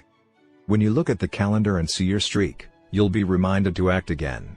Research has shown that people who track their progress on goals like losing weight, quitting smoking, and lowering blood pressure are all more likely to improve than those who don't. One study of more than 1,600 people found that those who kept a daily food log lost twice as much weight as those who did not. The mere act of tracking a behavior can spark the urge to change it, Habit tracking also keeps you honest. Most of us have a distorted view of our own behavior. We think we act better than we do. Measurement offers one way to overcome our blindness to our own behavior and notice what's really going on each day. One glance at the paper clips in the container and you immediately know how much work you have, or haven't, been putting in. When the evidence is right in front of you, you're less likely to lie to yourself. Benefit number 2, habit tracking is attractive. The most effective form of motivation is progress. When we get a signal that we are moving forward, we become more motivated to continue down that path. In this way, habit tracking can have an addictive effect on motivation. Each small win feeds your desire. This can be particularly powerful on a bad day. When you're feeling down, it's easy to forget about all the progress you have already made. Habit tracking provides visual proof of your hard work, a subtle reminder of how far you've come. Plus, the empty square you see each morning can motivate you to get started because you don't want to lose your progress by breaking the streak. Benefit number 3, habit tracking is satisfying. This is the most crucial benefit of all. Tracking can become its own form of reward. It is satisfying to cross an item off your to-do list, to complete an entry in your workout log, or to mark an X on the calendar. It feels good to watch your results grow, the size of your investment portfolio, the length of your book manuscript, and if it feels good, then you're more likely to endure. Habit tracking also helps keep your eye on the ball. You're focused on the process rather than the result. You're not fixated on getting six-pack abs, you're just trying to keep the streak alive and become the type of person who doesn't miss workouts. In summary, habit tracking, 1, creates a visual cue that can remind you to act, 2, is inherently motivating because you see the progress you are making and don't want to lose it, and 3, feels satisfying whenever you record another successful instance of your habit. Furthermore, habit tracking provides visual proof that you are casting votes for the type of person you wish to become, which is a delightful form of immediate and intrinsic gratification. You may be wondering, if habit tracking is so useful, why have I waited so long to talk about it? Despite all the benefits, I've left this discussion until now for a simple reason: many people resist the idea of tracking and measuring. It can feel like a burden because it forces you into two habits, the habit you're trying to build and the habit of tracking it. Counting calories sounds like a hassle when you're already struggling to follow a diet. Writing down every sales call seems tedious when you've got work to do. It feels easier to say, "I'll just eat less," or "I'll try harder," or "I'll remember to do it." People inevitably tell me things like, "I have a decision journal, but I wish I used it more," or "I recorded my workouts for a week, but then quit." I've been there myself. I once made a food log to track my calories. I managed to do it for one meal and then gave up. Tracking isn't for everyone, and there is no need to measure your entire life. But nearly anyone can benefit from it in some form, even if it's only temporary. What can we do to make tracking easier? First, whenever possible, measurement should be automated. You'll probably be surprised by how much you're already tracking without knowing it. Your credit card statement tracks how often you go out to eat. Your Fitbit registers how many steps you take and how long you sleep. Your calendar records how many new places you travel to each year. Once you know where to get the data, add a note to your calendar to review it each week or each month, which is more practical than tracking it every day. Second, manual tracking should be limited to your most important habits. It is better to consistently track one habit than to sporadically track 10. Finally, record each measurement immediately after the habit occurs. The completion of the behavior is the cue to write it down. This approach allows you to combine the habit stacking method mentioned in Chapter 5 with habit tracking. The habit stacking plus habit tracking formula is: after current habit, I will track my habit. After I hang up the phone from a sales call, I will move one paper clip over. After I finish each set at the gym, I will record it in my workout journal. After I put my plate in the dishwasher, I will write down what I ate. These tactics can make tracking your habits easier. Even if you aren't the type of person who enjoys recording your behavior, I think you'll find a few weeks of measurements to be insightful. It's always interesting to see how you've actually been spending your time. That said, every habit streak ends at some point. And, more important than any single measurement, is having a good plan for when your habits slide off track. How to recover quickly when your habits break down. No matter how consistent you are with your habits, it is inevitable that life will interrupt you at some point. Perfection is not possible. Before long, an emergency will pop up, you get sick or you have to travel for work or your family needs a little more of your time. Whenever this happens to me, I try to remind myself of a simple rule: never miss twice. If I miss one day, I try to get back into it as quickly as possible. Missing one workout happens, but I'm not going to miss 2 in a row. Maybe I'll eat an entire pizza, but I'll follow it up with a healthy meal. I can't be perfect, but I can avoid a second lapse. As soon as one streak ends, I get started on the next one. The first mistake is never the one that ruins you. It is the spiral of repeated mistakes that follows. Missing once is an accident. Missing twice is the start of a new habit. This is a distinguishing feature between winners and losers. Anyone can have a bad performance, a bad workout, or a bad day at work. But when successful people fail, they rebound quickly. The breaking of a habit doesn't matter if the reclaiming of it is fast. I think this principle is so important that I'll stick to it even if I can't do a habit as well or as completely as I would like. Too often, we fall into an all-or-nothing cycle with our habits. The problem is not slipping up, the problem is thinking that if you can't do something perfectly, then you shouldn't do it at all. You don't realize how valuable it is to just show up on your bad, or busy, days. Lost days hurt you more than successful days help you. If you start with $100, then a 50% gain will take you to $150. But you only need a 33% loss to take you back to $100. In other words, avoiding a 33% loss is just as valuable as achieving a 50% gain. As Charlie Munger says, the first rule of compounding: never interrupt it unnecessarily. This is why the bad workouts are often the most important ones. Sluggish days and bad workouts maintain the compound gains you accrued from previous good days. Simply doing something, 10 squats, 5 sprints, a push-up, anything really, is huge. Don't put up a zero. Don't let losses eat into your compounding. Furthermore, it's not always about what happens during the workout. It's about being the type of person who doesn't miss workouts. It's easy to train when you feel good, but it's crucial to show up when you don't feel like it, even if you do less than you hope. Going to the gym for 5 minutes may not improve your performance, but it reaffirms your identity. The all-or-nothing cycle of behavior change is just one pitfall that can derail your habits. Another potential danger, especially if you are using a habit tracker, is measuring the wrong thing. Knowing when, and when not, to track a habit. Say you're running a restaurant and you want to know if your chef is doing a good job. One way to measure success is to track how many customers pay for a meal each day. If more customers come in, the food must be good. If fewer customers come in, something must be wrong. However, this one measurement, daily revenue, only gives a limited picture of what's really going on. Just because someone pays for a meal doesn't mean they enjoy the meal. Even dissatisfied customers are unlikely to dine and dash. In fact, if you're only measuring revenue, the food might be getting worse but you're making up for it with marketing or discounts or some other method. Instead, it may be more effective to track how many customers finish their meal or perhaps the percentage of customers who leave a generous tip. The dark side of tracking a particular behavior is that we become driven by the number rather than the purpose behind it. If your success is measured by quarterly earnings, you will optimize sales, revenue, and accounting for quarterly earnings. If your success is measured by a lower number on the scale, you will optimize for a lower number on the scale, even if that means embracing crash diets, juice cleanses, and fat loss pills.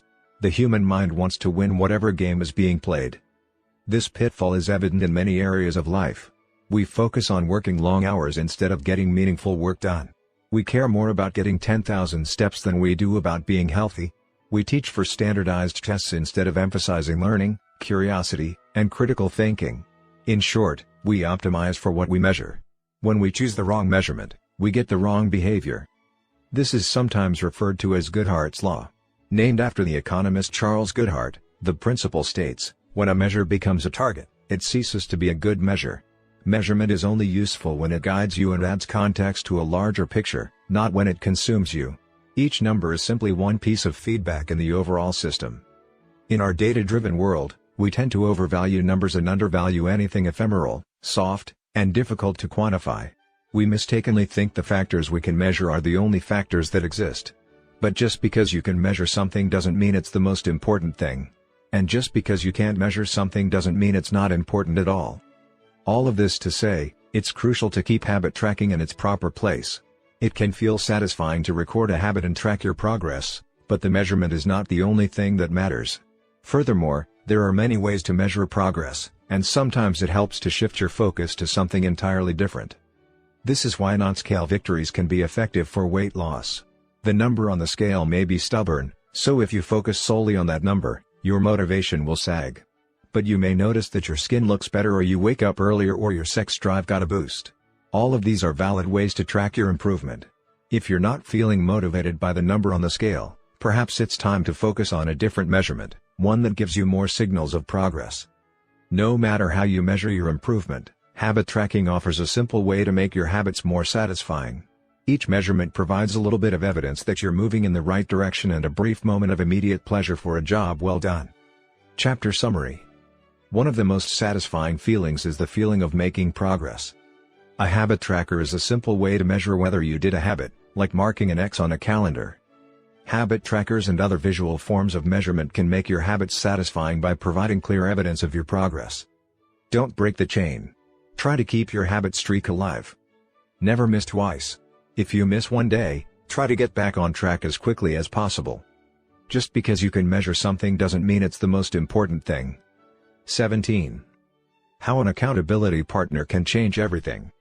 After serving as a pilot in World War II, Roger Fisher attended Harvard Law School and spent 34 years specializing in negotiation and conflict management. He founded the Harvard Negotiation Project and worked with numerous countries and world leaders on peace resolutions, hostage crises, and diplomatic compromises. But it was in the 1970s and 1980s, as the threat of nuclear war escalated, that Fisher developed perhaps his most interesting idea. At the time, Fisher was focused on designing strategies that could prevent nuclear war, and he had noticed a troubling fact. Any sitting president would have access to launch codes that could kill millions of people but would never actually see anyone die because he would always be thousands of miles away. My suggestion was quite simple, he wrote in 1981. Put that nuclear code number in a little capsule, and then implant that capsule right next to the heart of a volunteer. The volunteer would carry with him a big, heavy butcher knife as he accompanied the president. If ever the president wanted to fire nuclear weapons, the only way he could do so would be for him first, with his own hands, to kill one human being. The president says, "George, I'm sorry but tens of millions must die." He has to look at someone and realize what death is, what an innocent death is. Blood on the White House carpet. It's reality brought home. When I suggested this to friends in the Pentagon, they said, "My God, that's terrible. Having to kill someone would distort the president's judgment. He might never push the button." Throughout our discussion of the fourth law of behavior change, we have covered the importance of making good habits immediately satisfying. Fisher's proposal is an inversion of the fourth law: make it immediately unsatisfying. Just as we are more likely to repeat an experience when the ending is satisfying, we are also more likely to avoid an experience when the ending is painful. Pain is an effective teacher. If a failure is painful, it gets fixed. If a failure is relatively painless, it gets ignored. The more immediate and more costly a mistake is, the faster you will learn from it. The threat of a bad review forces a plumber to be good at his job. The possibility of a customer never returning makes restaurants create good food. The cost of cutting the wrong blood vessel makes a surgeon master human anatomy and cut carefully. When the consequences are severe, people learn quickly. The more immediate the pain, the less likely the behavior. If you want to prevent bad habits and eliminate unhealthy behaviors, then adding an instant cost to the action is a great way to reduce their odds. We repeat bad habits because they serve us in some way, and that makes them hard to abandon. The best way I know to overcome this predicament is to increase the speed of the punishment associated with the behavior. There can't be a gap between the action and the consequences. As soon as actions incur an immediate consequence, behavior begins to change. Customers pay their bills on time when they are charged a late fee. Students show up to class when their grade is linked to attendance. We'll jump through a lot of hoops to avoid a little bit of immediate pain. There is, of course, a limit to this. If you're going to rely on punishment to change behavior, then the strength of the punishment must match the relative strength of the behavior it is trying to correct. To be productive, the cost of procrastination must be greater than the cost of action. To be healthy, the cost of laziness must be greater than the cost of exercise. Getting fined for smoking in a restaurant or failing to recycle adds consequence to an action.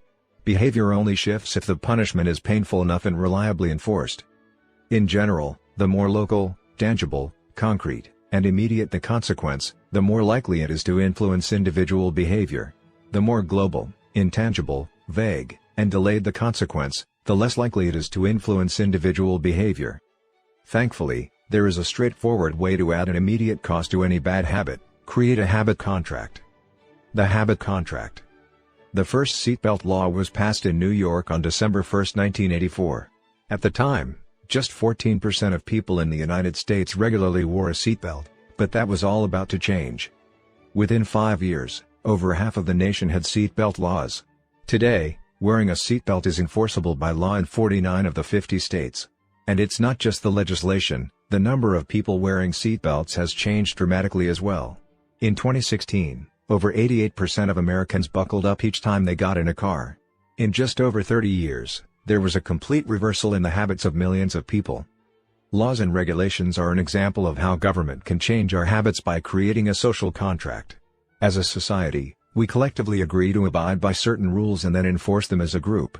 Whenever a new piece of legislation impacts behavior, seatbelt laws, banning smoking inside restaurants, mandatory recycling, it is an example of a social contract shaping our habits. The group agrees to act in a certain way, and if you don't follow along, you'll be punished. Just as governments use laws to hold citizens accountable, you can create a habit contract to hold yourself accountable. A habit contract is a verbal or written agreement in which you state your commitment to a particular habit and the punishment that will occur if you don't follow through. Then you find 1 or 2 people to act as your accountability partners and sign off on the contract with you. Brian Harris, an entrepreneur from Nashville, Tennessee, was the first person I saw put this strategy into action. Shortly after the birth of his son, Harris realized he wanted to shed a few pounds. He wrote up a habit contract between himself, his wife, and his personal trainer.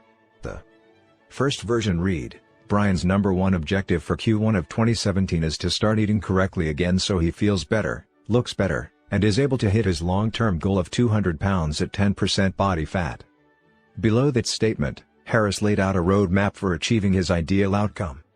Phase number 1, get back to a strict slow-carb diet in Q1.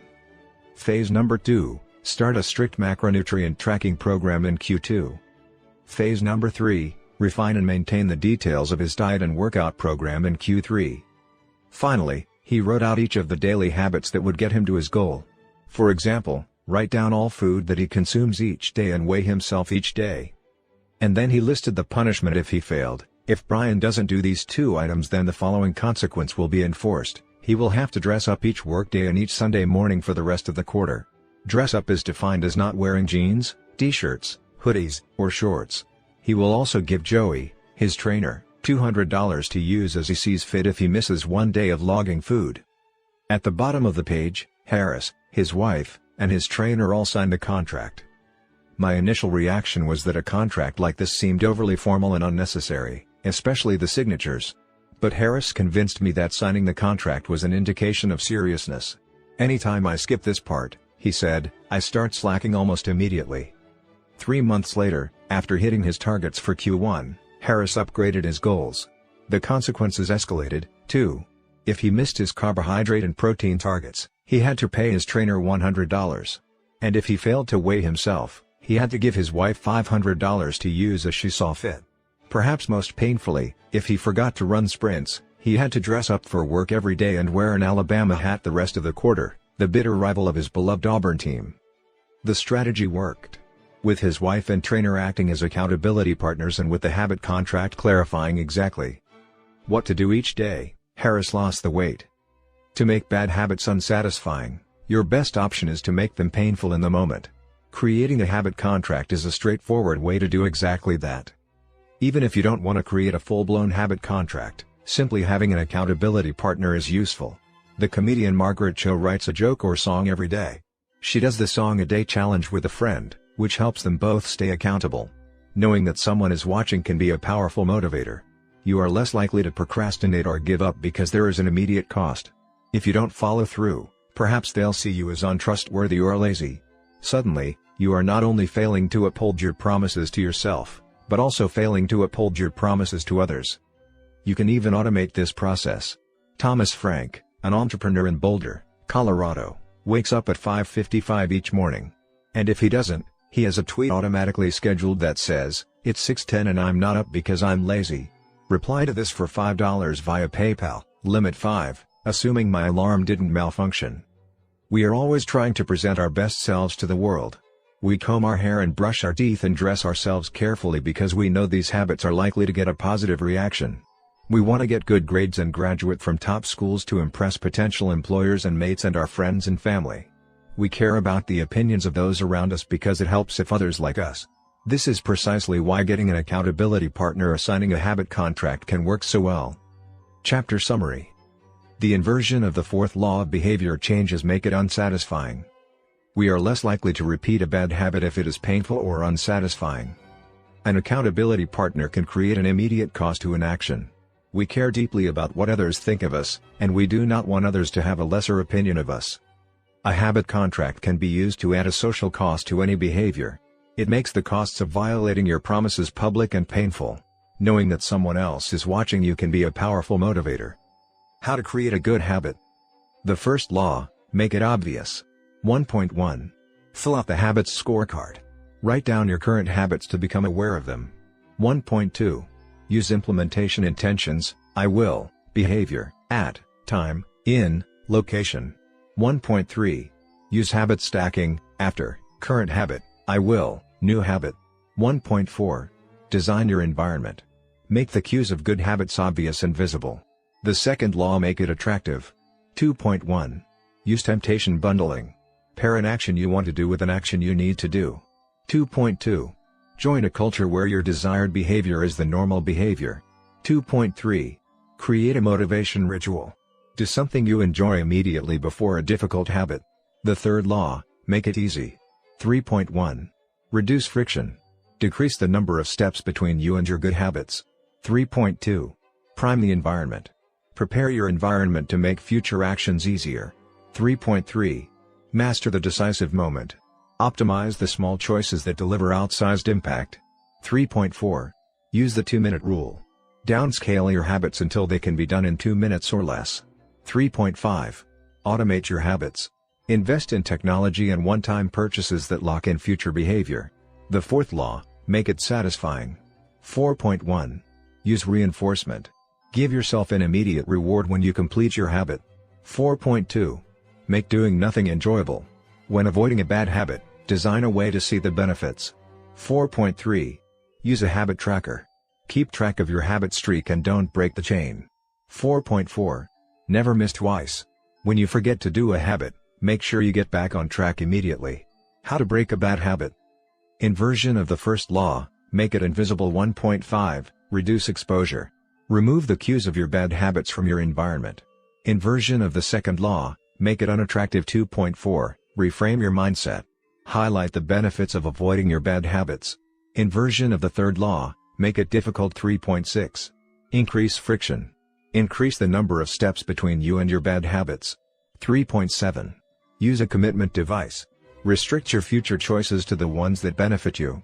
Inversion of the fourth law, make it unsatisfying. 4.5. Get an accountability partner. Ask someone to watch your behavior. 4.6. Create a habit contract. Make the costs of your bad habits public and painful.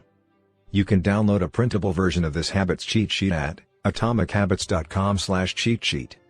Advanced tactics. How to go from being merely good to being truly great. 18. The truth about talent, when genes matter and when they don't. Any people are familiar with Michael Phelps, who is widely considered to be one of the greatest athletes in history. Phelps has won more Olympic medals not only than any swimmer but also more than any Olympian in any sport. Fewer people know the name Hicham El Guerrouj, but he was a fantastic athlete in his own right. El Guerrouj is a Moroccan runner who holds 2 Olympic gold medals and is one of the greatest middle-distance runners of all time.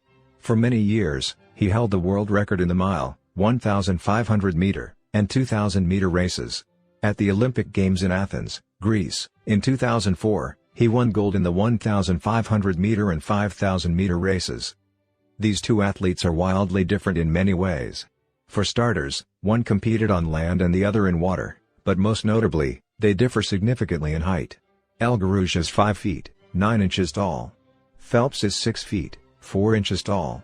Despite this 7-inch difference in height, the two men are identical in one respect: Michael Phelps and Hicham El Guerrouj wear the same length inseam on their pants. How is this possible? Phelps has relatively short legs for his height and a very long torso, the perfect build for swimming. Al Garouge has incredibly long legs and a short upper body, an ideal frame for distance running.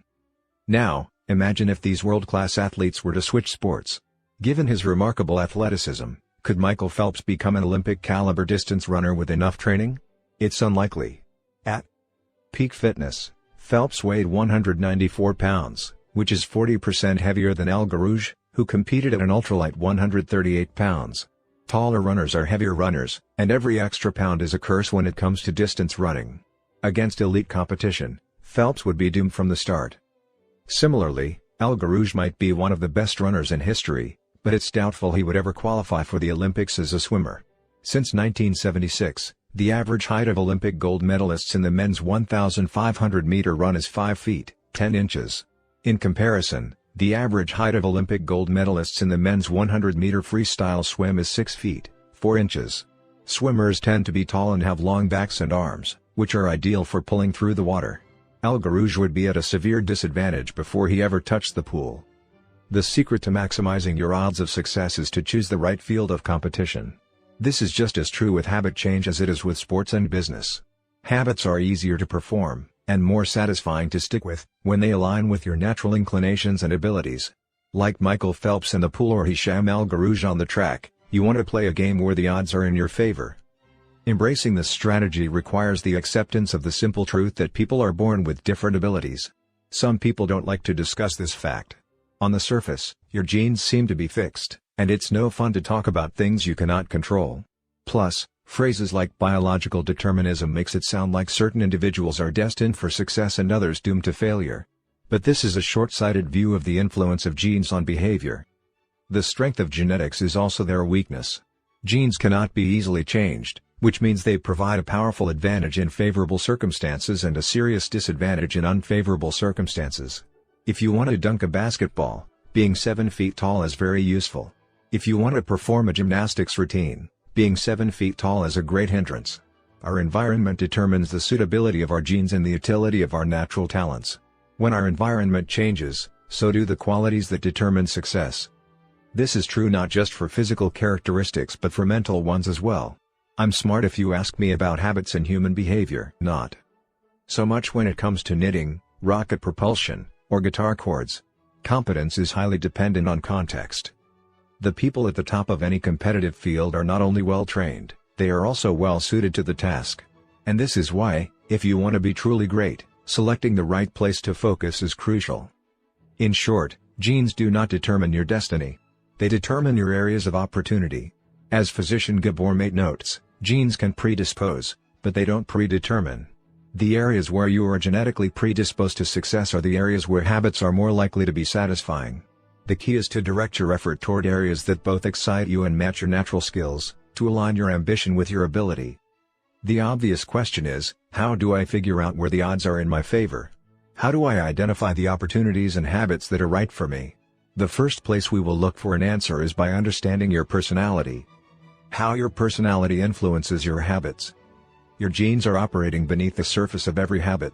Indeed, beneath the surface of every behavior. Genes have been shown to influence everything from the number of hours you spend watching television to your likelihood to marry or divorce to your tendency to get addicted to drugs, alcohol, or nicotine. There's a strong genetic component to how obedient or rebellious you are when facing authority, how vulnerable or resistant you are to stressful events, how proactive or reactive you tend to be, and even how captivated or bored you feel during sensory experiences like attending a concert. As Robert Blowman, a behavioral geneticist at King's College in London, told me, it is now at the point where we have stopped testing to see if traits have a genetic component because we literally can't find a single one that isn't influenced by our genes. Bundled together, your unique cluster of genetic traits predispose you to a particular personality. Your personality is the set of characteristics that is consistent from situation to situation. The most proven scientific analysis of personality traits is known as the Big Five, which breaks them down into 5 spectrums of behavior. 1. Openness to experience, from curious and inventive on one end to cautious and consistent on the other. 2. Conscientiousness, organized and efficient to easygoing and spontaneous. 3. Extroversion, outgoing and energetic to solitary and reserved, you likely know them as extroverts versus introverts. 4. Agreeableness, friendly and compassionate to challenging and detached. 5. Neuroticism, anxious and sensitive to confident, calm, and stable. All 5 characteristics have biological underpinnings. Extroversion, for instance, can be tracked from birth. If scientists play a loud noise in the nursing ward, some babies turn toward it while others turn away. When the researchers tracked these children through life, they found that the babies who turned toward the noise were more likely to grow up to be extroverts. Those who turned away were more likely to become introverts. People who are high in agreeableness are kind, considerate, and warm.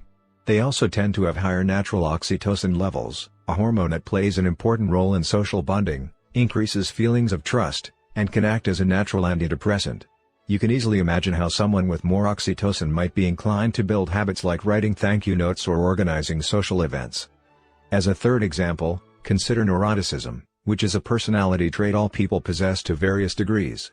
People who are high in neuroticism tend to be anxious and worry more than others. This trait has been linked to hypersensitivity of the amygdala, the portion of the brain responsible for noticing threats.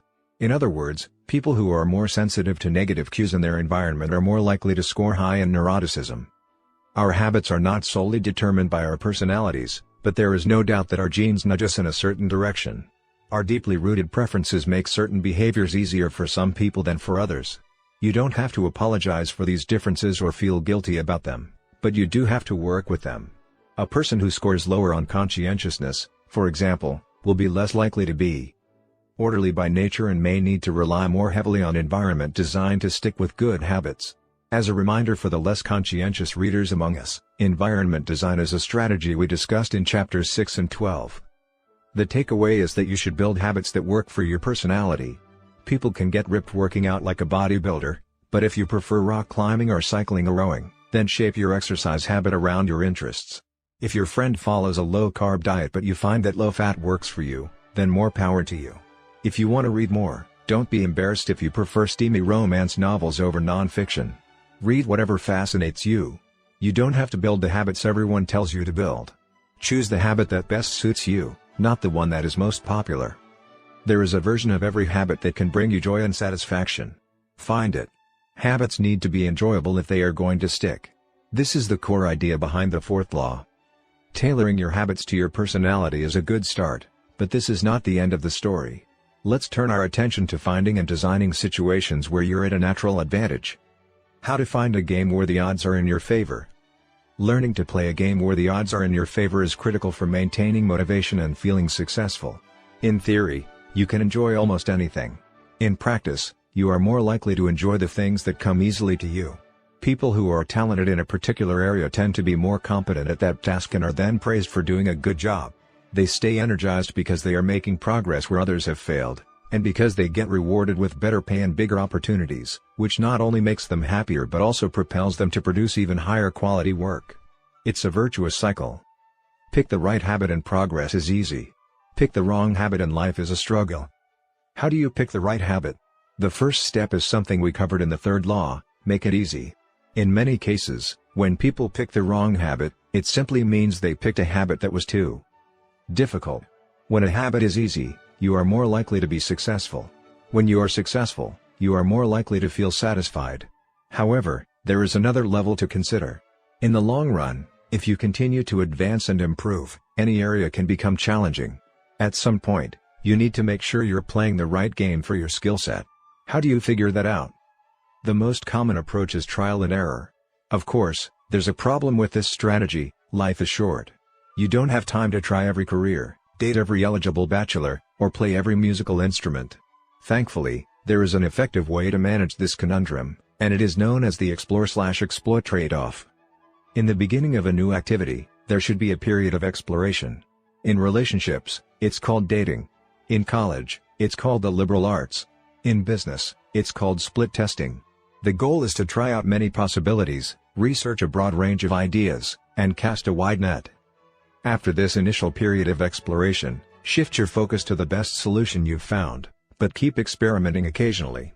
The proper balance depends on whether you're winning or losing. If you are currently winning, you exploit, exploit, exploit. If you are currently losing, you continue to explore, explore, explore.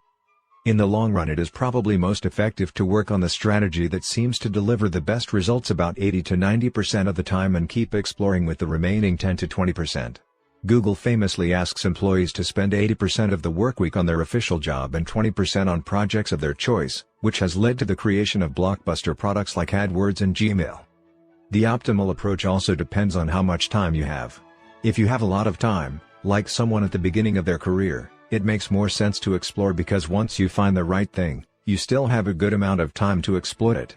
If you're pressed for time, say, as you come up on the deadline for a project, you should implement the best solution you've found so far and get some results. As you explore different options, there are a series of questions you can ask yourself to continually narrow in on the habits and areas that will be most satisfying to you. What feels like fun to me, but work to others? The mark of whether you are made for a task is not whether you love it but whether you can handle the pain of the task easier than most people. When are you enjoying yourself while other people are complaining? The work that hurts you less than it hurts others is the work you were made to do. What makes me lose track of time? Flow is the mental state you enter when you are so focused on the task at hand that the rest of the world fades away. This blend of happiness and peak performance is what athletes and performers experience when they are in the zone. It is nearly impossible to experience a flow state and not find the task satisfying at least to some degree. Where do I get greater returns than the average person? We are continually comparing ourselves to those around us, and a behavior is more likely to be satisfying when the comparison is in our favor. When I started writing at jamesclear.com, my email list grew very quickly. I wasn't quite sure what I was doing well, but I knew that results seemed to be coming faster for me than for some of my colleagues, which motivated me to keep writing. What comes naturally to me? For just a moment, ignore what you have been taught. Ignore what society has told you. Ignore what others expect of you. Look inside yourself and ask, what feels natural to me? When have I felt alive? When have I felt like the real me? No internal judgments or people-pleasing. No second-guessing or self-criticism. Just feelings of engagement and enjoyment. Whenever you feel authentic and genuine, you are headed in the right direction. To be honest, some of this process is just luck. Michael Phelps and Hisham El Garouj were lucky to be born with a rare set of abilities that are highly valued by society and to be placed in the ideal environment for those abilities. We all have limited time on this planet, and the truly great among us are the ones who not only work hard but also have the good fortune to be exposed to opportunities that favor us. But what if you don't want to leave it up to luck? If you can't find a game where the odds are stacked in your favor, create one. Scott Adams, the cartoonist behind Dilbert, says, everyone has at least a few areas in which they could be in the top 25% with some effort. In my case, I can draw better than most people, but I'm hardly an artist. And I'm not any funnier than the average stand-up comedian who never makes it big, but I'm funnier than most people. The magic is that few people can draw well and write jokes. It's the combination of the two that makes what I do so rare. And when you add in my business background, suddenly I had a topic that few cartoonists could hope to understand without living it. When you can't win by being better, you can win by being different. By combining your skills, you reduce the level of competition, which makes it easier to stand out. You can shortcut the need for a genetic advantage, or for years of practice, by rewriting the rules. A good player works hard to win the game everyone else is playing. A great player creates a new game that favors their strengths and avoids their weaknesses. In college, I designed my own major, biomechanics, which was a combination of physics, chemistry, biology, and anatomy. I wasn't smart enough to stand out among the top physics or biology majors, so I created my own game. And because it suited me, I was only taking the courses I was interested in. Studying felt like less of a chore. It was also easier to avoid the trap of comparing myself to everyone else. After all, nobody else was taking the same combination of classes, so who could say if they were better or worse? Specialization is a powerful way to overcome the accident of bad genetics. The more you master a specific skill, the harder it becomes for others to compete with you. Many bodybuilders are stronger than the average arm wrestler, but even a massive bodybuilder may lose at arm wrestling because the arm wrestling champ has very specific strength. Even if you're not the most naturally gifted, you can often win by being the best in a very narrow category. Boiling water will soften a potato but harden an egg. You can't control whether you're a potato or an egg, but you can decide to play a game where it's better to be hard or soft. If you can find a more favorable environment, you can transform the situation from one where the odds are against you to one where they're in your favor. How to get the most out of your genes. Our genes do not eliminate the need for hard work. They clarify it. They tell us what to work hard on. Once we realize our strengths, we know where to spend our time and energy. We know which types of opportunities to look for and which types of challenges to avoid. The better we understand our nature, the better our strategy can be. Biological differences matter. Even so, it's more productive to focus on whether you are fulfilling your own potential than comparing yourself to someone else. The fact that you have a natural limit to any specific ability has nothing to do with whether you are reaching the ceiling of your capabilities. People get so caught up in the fact that they have limits that they rarely exert the effort required to get close to them. Furthermore, genes can't make you successful if you're not doing the work.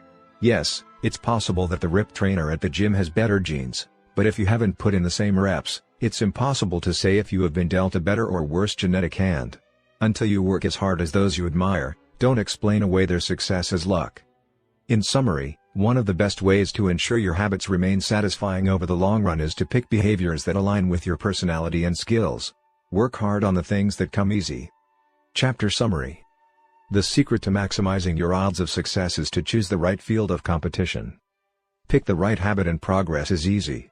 Pick the wrong habit and life is a struggle. Genes cannot be easily changed, which means they provide a powerful advantage in favorable circumstances and a serious disadvantage in unfavorable circumstances.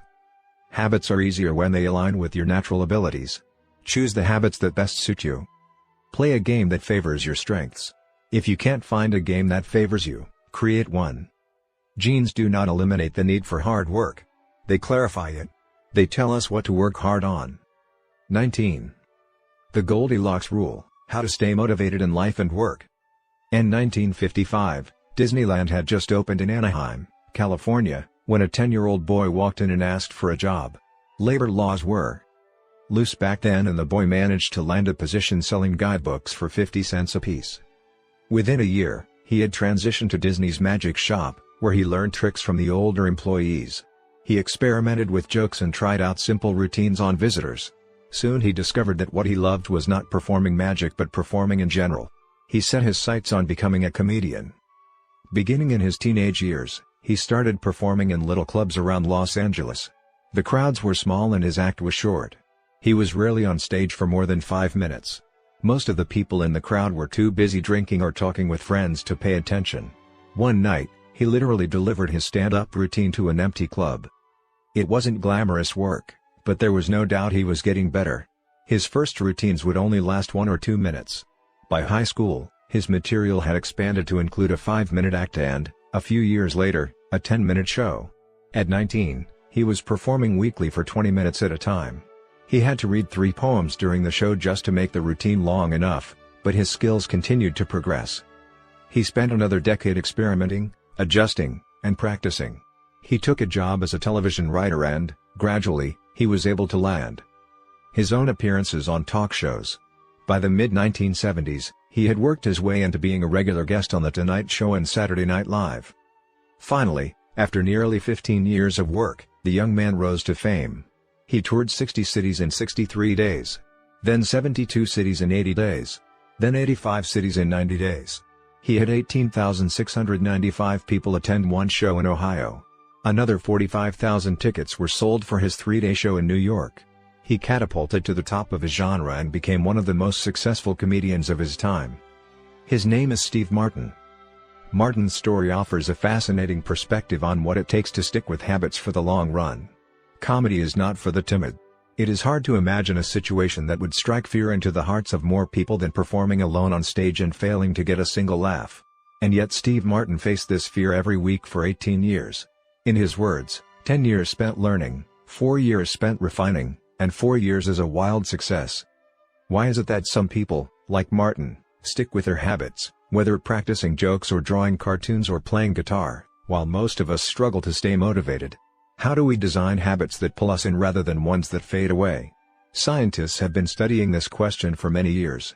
While there is still much to learn, one of the most consistent findings is that the way to maintain motivation and achieve peak levels of desire is to work on tasks of just manageable difficulty. The human brain loves a challenge, but only if it is within an optimal zone of difficulty. If you love tennis and try to play a serious match against a 4-year-old, you will quickly become bored. It's too easy. You'll win every point. In contrast, If you play a professional tennis player like Roger Federer or Serena Williams, you will quickly lose motivation because the match is too difficult. Now consider playing tennis against someone who is your equal. As the game progresses, you win a few points and you lose a few. You have a good chance of winning, but only if you really try. Your focus narrows, distractions fade away, and you find yourself fully invested in the task at hand. This is a challenge of just manageable difficulty, and it is a prime example of the Goldilocks rule. The Goldilocks rule states that humans experience peak motivation when working on tasks that are right on the edge of their current abilities. Not too hard. Not too easy. Just right. The Goldilocks rule. Figure 15. Maximum motivation occurs when facing a challenge of just manageable difficulty. In psychology research, this is known as the Yerkes-Dodson law, which describes the optimal level of arousal as the midpoint between boredom and anxiety. Martin's comedy career is an excellent example of the Goldilocks rule in practice.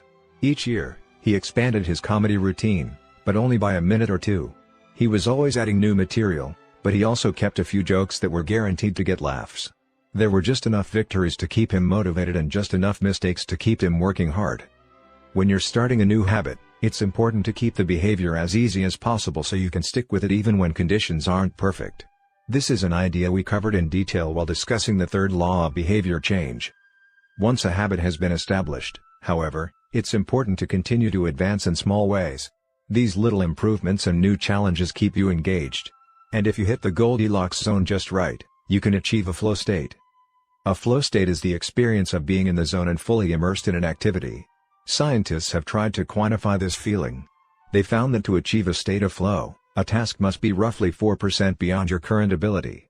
In real life, it's typically not feasible to quantify the difficulty of an action in this way, but the core idea of the Goldilocks rule remains: working on challenges of just manageable difficulty, something on the perimeter of your ability, seems crucial for maintaining motivation. Improvement requires a delicate balance. You need to regularly search for challenges that push you to your edge while continuing to make enough progress to stay motivated. Behaviors need to remain novel in order for them to stay attractive and satisfying. Without variety, we get bored. And boredom is perhaps the greatest villain on the quest for self-improvement. How to stay focused when you get bored working on your goals. After my baseball career ended, I was looking for a new sport. I joined a weightlifting team, and one day an elite coach visited our gym. He had worked with thousands of athletes during his long career, including a few Olympians. I introduced myself and we began talking about the process of improvement. "What's the difference between the best athletes and everyone else?" I asked. "What do the really successful people do that most don't?" He mentioned the factors you might expect: genetics, luck, talent. But then he said something I wasn't expecting: at some point it comes down to who can handle the boredom of training every day, doing the same lifts over and over and over. His answer surprised me because it's a different way of thinking about work ethic. People talk about getting amped up to work on their goals. Whether it's business or sports or art, you hear people say things like, "It all comes down to passion," or, "You have to really want it." As a result, many of us get depressed when we lose focus or motivation because we think that successful people have some bottomless reserve of passion. But this coach was saying that really successful people feel the same lack of motivation as everyone else. The difference is that they still find a way to show up despite the feelings of boredom. Mastery requires practice. But the more you practice something, the more boring and routine it becomes. Once the beginner gains have been made and we learn what to expect, our interest starts to fade. Sometimes it happens even faster than that. All you have to do is hit the gym a few days in a row or publish a couple of blog posts on time, and letting one day slip doesn't feel like much. Things are going well. It's easy to rationalize taking a day off because you're in a good place. The greatest threat to success is not failure but boredom. We get bored with habits because they stop delighting us. The outcome becomes expected. And as our habits become ordinary, we start derailing our progress to seek novelty. Perhaps this is why we get caught up in a never-ending cycle, jumping from one workout to the next, one diet to the next, one business idea to the next. As soon as we experience the slightest dip in motivation, we begin seeking a new strategy, even if the old one was still working. As Machiavelli noted, men desire novelty to such an extent that those who are doing well wish for a change as much as those who are doing badly. Perhaps this is why many of the most habit-forming products are those that provide continuous forms of novelty. Video games provide visual novelty. Porn provides sexual novelty. Junk foods provide culinary novelty. Each of these experiences offer continual elements of surprise. In psychology, this is known as a variable reward. Slot machines are the most common real-world example. A gambler hits the jackpot every now and then, but not at any predictable interval. The pace of rewards varies. This variance leads to the greatest spike of dopamine, enhances memory recall, and accelerates habit formation.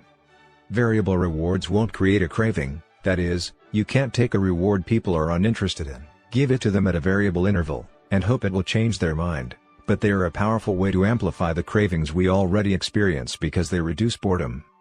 The sweet spot of desire occurs at a 50-50 split between success and failure. Half of the time you get what you want. Half of the time you don't. You need just enough winning to experience satisfaction and just enough wanting to experience desire. This is one of the benefits of following the Goldilocks rule. If you're already interested in a habit, working on challenges of just manageable difficulty is a good way to keep things interesting. Of course, not all habits have a variable reward component, and you wouldn't want them to. If Google only delivered a useful search result some of the time, I would switch to a competitor pretty quickly. If Uber only picked up half of my trips, I doubt I'd be using that service much longer. And if I flossed my teeth each night and only sometimes ended up with a clean mouth, I think I'd skip it. Variable rewards or not, no habit will stay interesting forever. At some point, everyone faces the same challenge on the journey of self-improvement: you have to fall in love with boredom.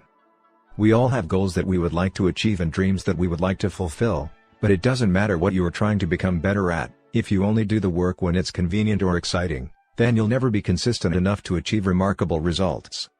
I can guarantee that if you manage to start a habit and keep sticking to it, there will be days when you feel like quitting. When you start a business, there will be days when you don't feel like showing up. When you're at the gym, there will be sets that you don't feel like finishing. When it's time to write, there will be days that you don't feel like typing. But stepping up when it's annoying or painful or draining to do so, that's what makes the difference between a professional and an amateur. Professionals stick to the schedule, amateurs let life get in the way. Professionals know what is important to them and work toward it with purpose, amateurs get pulled off course by the urgencies of life. David Kane, an author and meditation teacher, encourages his students to avoid being fair-weather meditators. Similarly, you don't want to be a fair-weather athlete or a fair-weather writer or a fair-weather anything. When a habit is truly important to you, you have to be willing to stick to it in any mood. Professionals take action even when the mood isn't right. They might not enjoy it, but they find a way to put the reps in. There have been a lot of sets that I haven't felt like finishing, but I've never regretted doing the workout. There have been a lot of articles I haven't felt like writing, but I've never regretted publishing on schedule. There have been a lot of days I've felt like relaxing, but I've never regretted showing up and working on something that was important to me. The only way to become excellent is to be endlessly fascinated by doing the same thing over and over. You have to fall in love with boredom. Chapter Summary. The Goldilocks rule states that humans experience peak motivation when working on tasks that are right on the edge of their current abilities. The greatest threat to success is not failure but boredom. As habits become routine, they become less interesting and less satisfying. We get bored. Anyone can work hard when they feel motivated. It's the ability to keep going when work isn't exciting that makes the difference. Professionals stick to the schedule, amateurs let life get in the way. 20. The downside of creating good habits. Habits create the foundation for mastery. In chess, it is only after the basic movements of the pieces have become automatic that a player can focus on the next level of the game. Each chunk of information that is memorized opens up the mental space for more effortful thinking. This is true for any endeavor. When you know the simple movements so well that you can perform them without thinking, you are free to pay attention to more advanced details. In this way, habits are the backbone of any pursuit of excellence. However, the benefits of habits come at a cost. At first, each repetition develops fluency, speed, and skill. But then, as a habit becomes automatic, you become less sensitive to feedback. You fall into mindless repetition. It becomes easier to let mistakes slide. When you can do it good enough on autopilot, you stop thinking about how to do it better.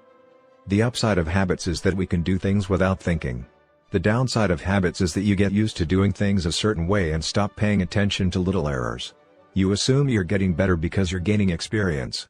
In reality, you are merely reinforcing your current habits, not improving them. In fact, some research has shown that once a skill has been mastered, there is usually a slight decline in performance over time. Usually, This minor dip in performance is no cause for worry. You don't need a system to continuously improve how well you brush your teeth or tie your shoes or make your morning cup of tea. With habits like these, good enough is usually good enough. The less energy you spend on trivial choices, the more you can spend it on what really matters. However, when you want to maximize your potential and achieve elite levels of performance, you need a more nuanced approach. You can't repeat the same things blindly and expect to become exceptional. Habits are necessary, but not sufficient for mastery. What you need is a combination of automatic habits and deliberate practice. Habits plus deliberate practice equals mastery. To become great, certain skills do need to become automatic.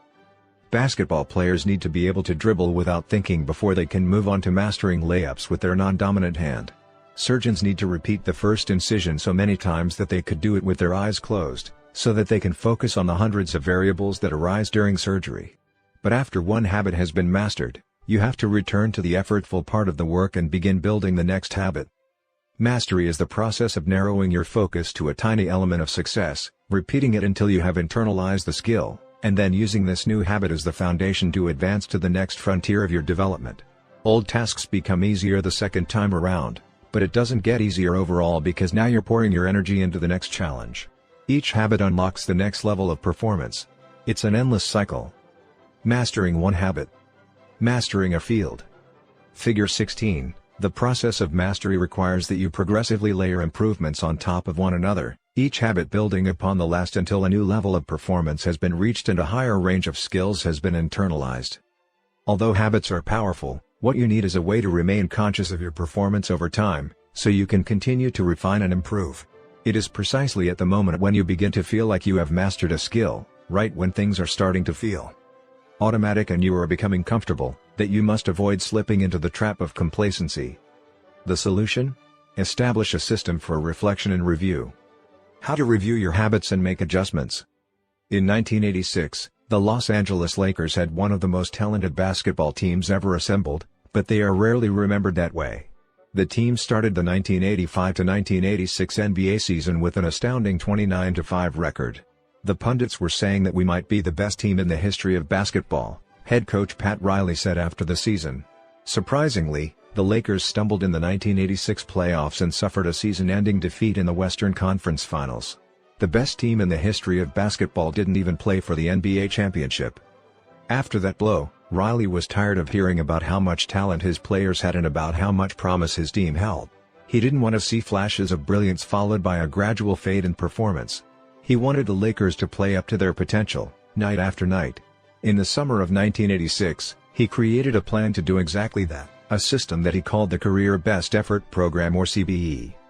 When players first joined the Lakers, Riley explained, we tracked their basketball statistics all the way back to high school. I call this taking their number.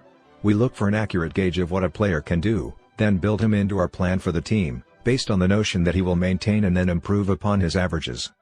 After determining a player's baseline level of performance, Riley added a key step.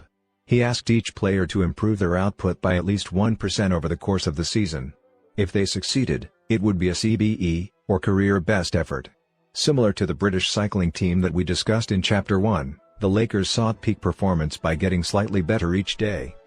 Riley was careful to point out that CBE was not merely about points or statistics but about giving your best effort spiritually and mentally and physically.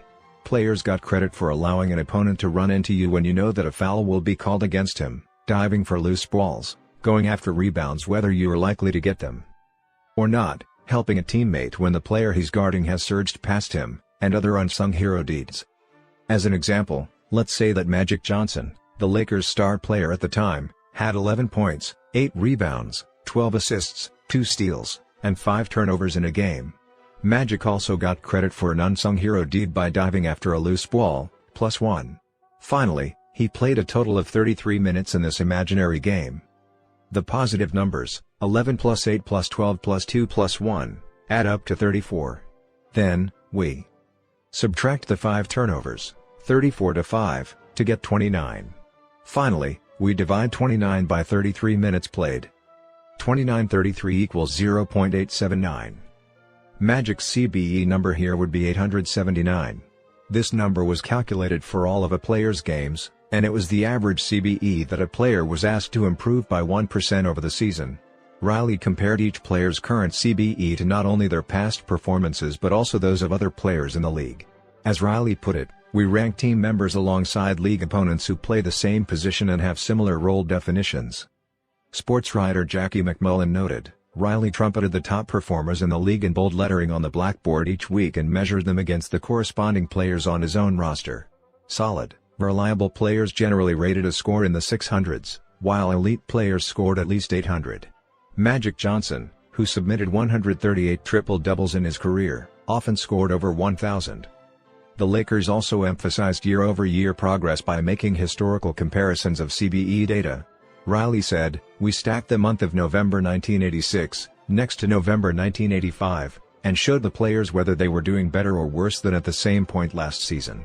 Then we showed them how their performance figures for December 1986, stacked up against November's." The Lakers rolled out CBE in October 1986. 8 months later, they were NBA champions. The following year, Pat Riley led his team to another title as the Lakers became the first team in 20 years to win back-to-back NBA championships. Afterward, he said, "Sustaining an effort is the most important thing for any enterprise. The way to be successful is to learn how to do things right, then do them the same way every time." The CBE program is a prime example of the power of reflection and review. The Lakers were already talented. CBE helped them get the most out of what they had, and made sure their habits improved rather than declined. Reflection and review enables the long-term improvement of all habits because it makes you aware of your mistakes and helps you consider possible paths for improvement. Without reflection, we can make excuses, create rationalizations, and lie to ourselves. We have no process for determining whether we are performing better or worse compared to yesterday. Top performers in all fields engage in various types of reflection and review, and the process doesn't have to be complex. Kenyan runner Eliud Kipchoge is one of the greatest marathoners of all time and an Olympic gold medalist. He still takes notes after every practice in which he reviews his training for the day and searches for areas that can be improved. Similarly, gold medal swimmer Katie Ledecky records her wellness on a scale of 1 to 10 and includes notes on her nutrition and how well she slept. She also records the times posted by other swimmers. At the end of each week, her coach goes over her notes and adds his thoughts. It's not just athletes, either. When comedian Chris Rock is preparing fresh material, he will first appear at small nightclubs dozens of times and test hundreds of jokes. He brings a notepad on stage and records which bits go over well and where he needs to make adjustments. The few killer lines that survive will form the backbone of his new show. I know of executives and investors who keep a decision journal in which they record the major decisions they make each week, why they made them, and what they expect the outcome to be. They review their choices at the end of each month or year to see where they were correct and where they went wrong. Improvement is not just about learning habits, it's also about fine-tuning them. Reflection and review ensures that you spend your time on the right things and make course corrections whenever necessary, like Pat Riley adjusting the effort of his players on a nightly basis. You don't want to keep practicing a habit if it becomes ineffective. Personally, I employ two primary modes of reflection and review. Each December, I perform an annual review, in which I reflect on the previous year. I tally my habits for the year by counting up how many articles I published, how many workouts I put in, how many new places I visited, and more. Then, I reflect on my progress, or lack thereof, by answering 3 questions. 1. What went well this year? 2. What didn't go so well this year? 3. What did I learn? 6 months later, when summer rolls around, I conduct an integrity report. Like everyone, I make a lot of mistakes. My integrity report helps me realize where I went wrong and motivates me to get back on course. I use it as a time to revisit my core values and consider whether I have been living in accordance with them. This is when I reflect on my identity and how I can work toward being the type of person I wish to become. My yearly integrity report answers 3 questions. 1. What are the core values that drive my life and work? 2. How am I living and working with integrity right now? 3. How can I set a higher standard in the future? These 2 reports don't take very long, just a few hours per year, but they are crucial periods of refinement. They prevent the gradual slide that happens when I don't pay close attention. They provide an annual reminder to revisit my desired identity and consider how my habits are helping me become the type of person I wish to be. They indicate when I should upgrade my habits and take on new challenges and when I should dial my efforts back and focus on the fundamentals. Reflection can also bring a sense of perspective. Daily habits are powerful because of how they compound, but worrying too much about every daily choice is like looking at yourself in the mirror from an inch away. You can see every imperfection and lose sight of the bigger picture. There is too much feedback. Conversely, never reviewing your habits is like never looking in the mirror. You aren't aware of easily fixable flaws, a spot on your shirt, a bit of food in your teeth. There is too little feedback. Periodic reflection and review is like viewing yourself in the mirror from a conversational distance. You can see the important changes you should make without losing sight of the bigger picture. You want to view the entire mountain range, not obsess over each peak and valley. Finally, reflection and review offers an ideal time to revisit one of the most important aspects of behavior change, identity. How to break the beliefs that hold you back. In the beginning, repeating a habit is essential to build up evidence of your desired identity. As you latch onto that new identity, however, those same beliefs can hold you back from the next level of growth. When working against you, your identity creates a kind of pride that encourages you to deny your weak spots and prevents you from truly growing. This is one of the greatest downsides of building habits. The more sacred an idea is to us, that is, the more deeply it is tied to our identity, the more strongly we will defend it against criticism. You see this in every industry. The school teacher who ignores innovative teaching methods and sticks with her tried-and-true lesson plans.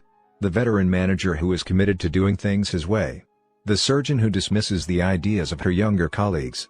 The band who produces a mind-blowing first album and then gets stuck in a rut. The tighter we cling to an identity, the harder it becomes to grow beyond it. One solution is to avoid making any single aspect of your identity an overwhelming portion of who you are. In the words of investor Paul Graham, keep your identity small. The more you let a single belief define you, the less capable you are of adapting when life challenges you. If you tie everything up in being the point guard or the partner at the firm or whatever else, then the loss of that facet of your life will wreck you. If you're a vegan and then develop a health condition that forces you to change your diet, you'll have an identity crisis on your hands. When you cling too tightly to one identity, you become brittle. Lose that one thing and you lose yourself. For most of my young life, being an athlete was a major part of my identity. After my baseball career ended, I struggled to find myself. When you spend your whole life defining yourself in one way and that disappears, who are you now? Military veterans and former entrepreneurs report similar feelings. If your identity is wrapped up in a belief like I'm a great soldier, what happens when your period of service ends? For many business owners, their identity is something along the lines of I'm the CEO or I'm the founder. If you have spent every waking moment working on your business, how will you feel after you sell the company? The key to mitigating these losses of identity is to redefine yourself such that you get to keep important aspects of your identity even if your particular role changes. I'm an athlete becomes I'm the type of person who is mentally tough and loves a physical challenge. I'm a great soldier transforms into I'm the type of person who is disciplined, reliable, and great on a team. I'm the CEO translates to I'm the type of person who builds and creates things. When chosen effectively, an identity can be flexible rather than brittle. Like water flowing around an obstacle, your identity works with the changing circumstances rather than against them. The following quote from the Tao Te Ching encapsulates the ideas perfectly.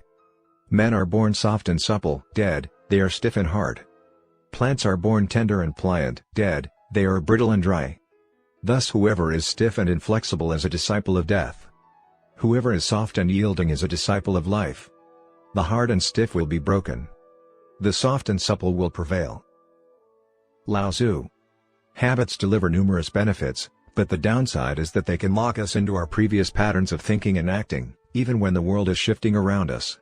Everything is impermanent.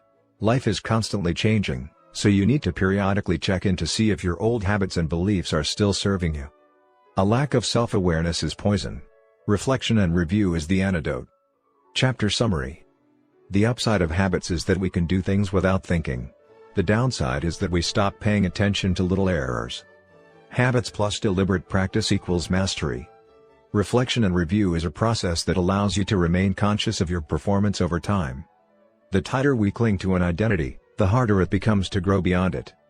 Conclusion. The secret to results that last. Here is an ancient Greek parable known as the Sorites paradox, which talks about the effect one small action can have when repeated enough times. One formulation of the paradox goes as follows: can one coin make a person rich? If you give a person a pile of 10 coins, you wouldn't claim that he or she is rich. But what if you add another? And another? And another? At some point, you will have to admit that no one can be rich unless one coin can make him or her so. We can say the same about atomic habits. Can one tiny change transform your life? It's unlikely you would say so. But what if you made another? And another? And another? At some point, you will have to admit that your life was transformed by one small change. The holy grail of habit change is not a single 1% improvement, but 1,000 of them. It's a bunch of atomic habits stacking up, each one a fundamental unit of the overall system. In the beginning, small improvements can often seem meaningless because they get washed away by the weight of the system. Just as one coin won't make you rich, one positive change like meditating for 1 minute or reading one page each day is unlikely to deliver a noticeable difference. Gradually, though, as you continue to layer small changes on top of one another, the scales of life start to move. Each improvement is like adding a grain of sand to the positive side of the scale, slowly tilting things in your favor. Eventually, if you stick with it, you hit a tipping point. Suddenly, it feels easier to stick with good habits. The weight of the system is working for you rather than against you. Over the course of this book, we've looked at dozens of stories about top performers. We've heard about Olympic gold medalists, award-winning artists, business leaders, life-saving physicians, and star comedians who have all used the science of small habits to master their craft and vault to the top of their field. Each of the people, teams, and companies we have covered has faced different circumstances, but ultimately progressed in the same way, through a commitment to tiny, sustainable, unrelenting improvements. Success is not a goal to reach or a finish line to cross. It is a system to improve, an endless process to refine. In Chapter 1, I said, if you're having trouble changing your habits, the problem isn't you. The problem is your system.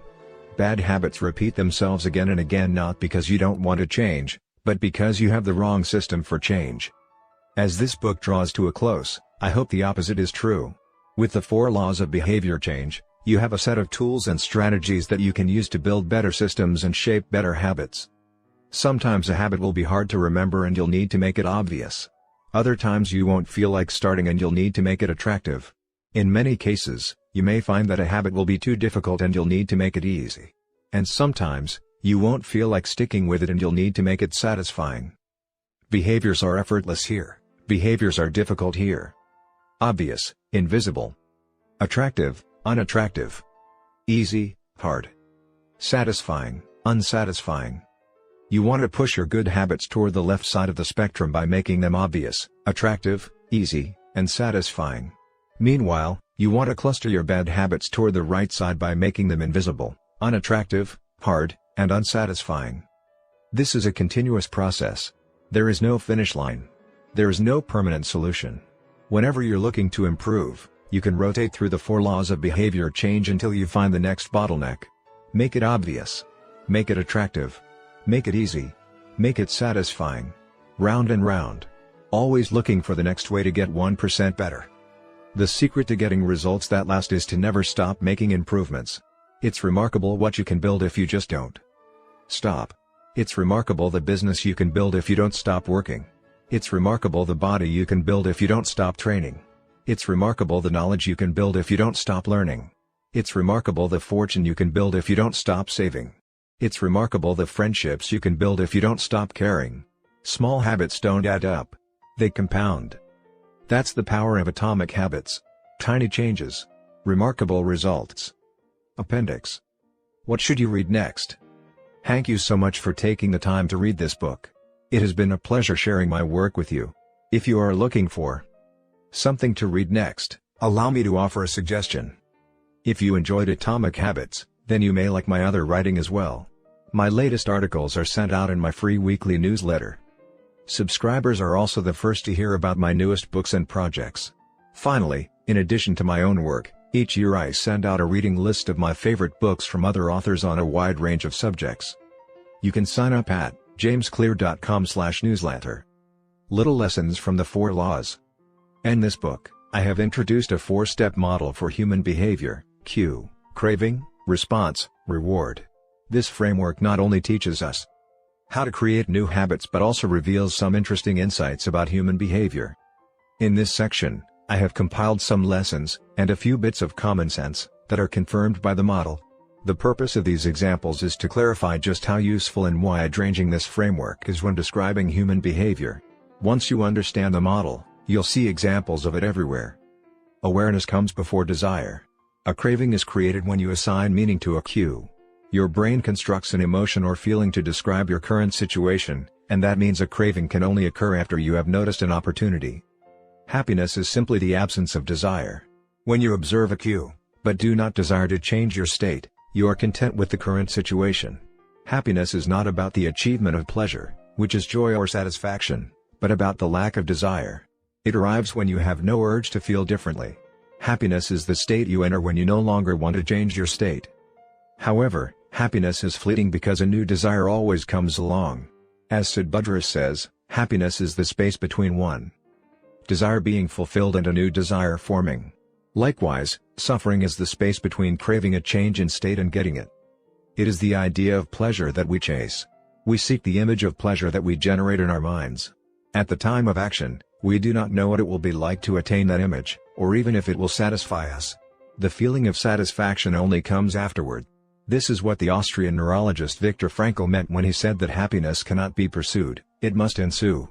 Desire is pursued. Pleasure ensues from action. Peace occurs when you don't turn your observations into problems. The first step in any behavior is observation. You notice a cue, a bit of information, an event. If you do not desire to act on what you observe, then you are at peace. Craving is about wanting to fix everything. Observation without craving is the realization that you do not need to fix anything. Your desires are not running rampant. You do not crave a change in state. Your mind does not generate a problem for you to solve. You're simply observing and existing. With a big enough why, you can overcome any how. Friedrich Nietzsche, the German philosopher and poet, famously wrote, "He who has a why to live for can bear almost any how." This phrase harbors an important truth about human behavior. If your motivation and desire are great enough, that is, why you are acting, you'll take action even when it is quite difficult. Great craving can power great action, even when friction is high. Being curious is better than being smart. Being motivated and curious counts for more than being smart because it leads to action. Being smart will never deliver results on its own because it doesn't get you to act. It is desire, not intelligence, that prompts behavior. As Naval Ravikant says, the trick to doing anything is first cultivating a desire for it. Emotions drive behavior. Every decision is an emotional decision at some level. Whatever your logical reasons are for taking action, you only feel compelled to act on them because of emotion. In fact, people with damage to emotional centers of the brain can list many reasons for taking action but still will not act because they do not have emotions to drive them. This is why craving comes before response. The feeling comes first, and then the behavior. We can only be rational and logical after we have been emotional. The primary mode of the brain is to feel, the secondary mode is to think. Our first response, the fast, non-conscious portion of the brain, is optimized for feeling and anticipating. Our second response, the slow, conscious portion of the brain, is the part that does the thinking. Psychologists refer to this as System 1, feelings and rapid judgments, versus System 2, rational analysis. The feeling comes first, System 1, the rationality only intervenes later, System 2. This works great when the two are aligned, but it results in illogical and emotional thinking when they are not. Your response tends to follow your emotions. Our thoughts and actions are rooted in what we find attractive, not necessarily in what is logical. Two people can notice the same set of facts and respond very differently because they run those facts through their unique emotional filter. This is one reason why appealing to emotion is typically more powerful than appealing to reason. If a topic makes someone feel emotional, they will rarely be interested in the data. This is why emotions can be such a threat to wise decision-making. Put another way, most people believe that the reasonable response is the one that benefits them, the one that satisfies their desires. To approach a situation from a more neutral emotional position allows you to base your response on the data rather than the emotion. Suffering drives progress. The source of all suffering is the desire for a change in state. This is also the source of all progress. The desire to change your state is what powers you to take action. It is wanting more that pushes humanity to seek improvements, develop new technologies, and reach for a higher level. With craving, we are dissatisfied but driven. Without craving, we are satisfied but lack ambition. Your actions reveal how badly you want something. If you keep saying something is a priority but you never act on it, then you don't really want it. It's time to have an honest conversation with yourself. Your actions reveal your true motivations. Reward is on the other side of sacrifice. Response, sacrifice of energy, always precedes reward, the collection of resources. The runner's high only comes after the hard run. The reward only comes after the energy is spent. Self-control is difficult because it is not satisfying. A reward is an outcome that satisfies your craving. This makes self-control ineffective because inhibiting our desires does not usually resolve them. Resisting temptation does not satisfy your craving, it just ignores it. It creates space for the craving to pass. Self-control requires you to release a desire rather than satisfy it. Our expectations determine our satisfaction. The gap between our cravings and our rewards determines how satisfied we feel after taking action. If the mismatch between expectations and outcomes is positive, surprise and delight, then we are more likely to repeat a behavior in the future. If the mismatch is negative, disappointment and frustration, then we are less likely to do so. For example, if you expect to get $10 and get $100, you feel great. If you expect to get $100 and get $10, you feel disappointed. Your expectation changes your satisfaction. An average experience preceded by high expectations is a disappointment. An average experience preceded by low expectations is a delight. When liking and wanting are approximately the same, you feel satisfied. Satisfaction equals liking, wanting. This is the wisdom behind Seneca's famous quote, "Being poor is not having too little, it is wanting more." If your wants outpace your likes, you'll always be unsatisfied. You're perpetually putting more weight on the problem than the solution. Happiness is relative. When I first began sharing my writing publicly, it took me 3 months to get 1,000 subscribers. When I hit that milestone, I told my parents and my girlfriend. We celebrated. I felt excited and motivated. A few years later, I realized that 1,000 people were signing up each day. And yet I didn't even think to tell anyone. It felt normal. I was getting results 90 times faster than before but experiencing little pleasure over it. It wasn't until a few days later that I realized how absurd it was that I wasn't celebrating something that would have seemed like a pipe dream just a few years before. The pain of failure correlates to the height of expectation. When desire is high, it hurts to not like the outcome. Failing to attain something you want hurts more than failing to attain something you didn't think much about in the first place. This is why people say, "I don't want to get my hopes up." Feelings come both before and after the behavior. Before acting, there is a feeling that motivates you to act, the craving. After acting, there is a feeling that teaches you to repeat the action in the future, the reward. Q greater than craving, feeling, greater than response greater than reward, feeling. How we feel influences how we act, and how we act influences how we feel. Desire initiates. Pleasure sustains. Wanting and liking are the two drivers of behavior. If it's not desirable, you have no reason to do it. Desire and craving are what initiate a behavior.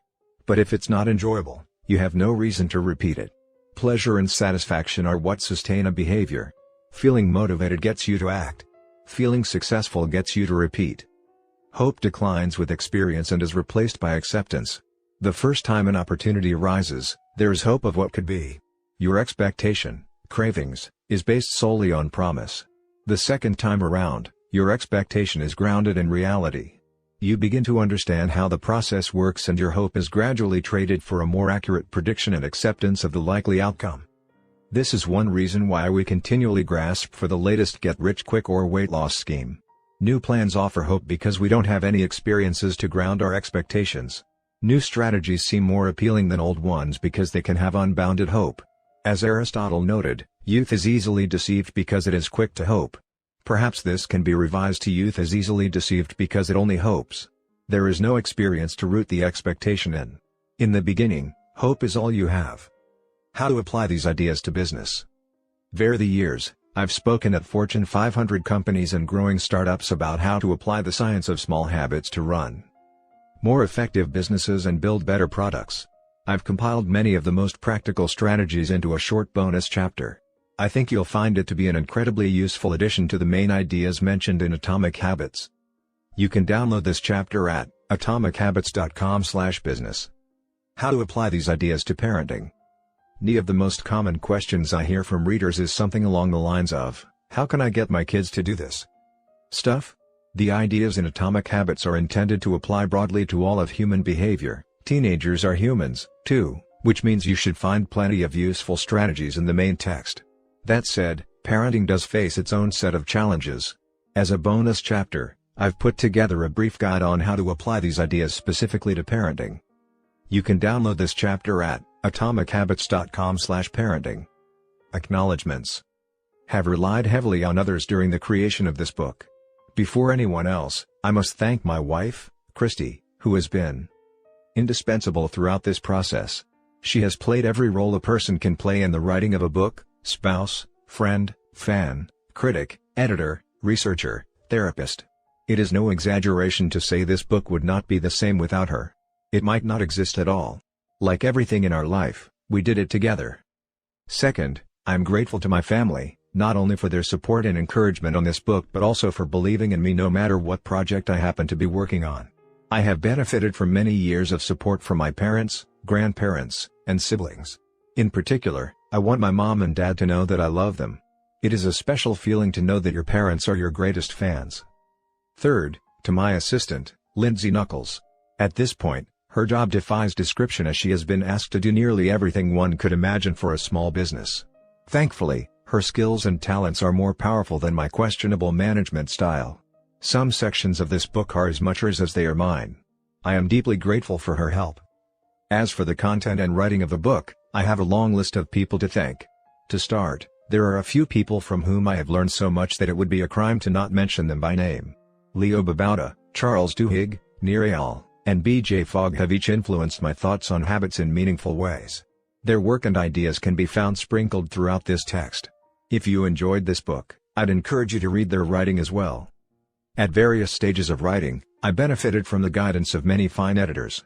Thanks to Peter Gazzardi for walking me through the early stages of the writing process and for a kick in the pants when I really needed it.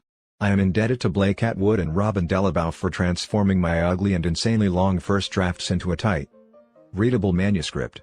And I am thankful to Anne Barngrover for her ability to add a little class and poetic style to my writing.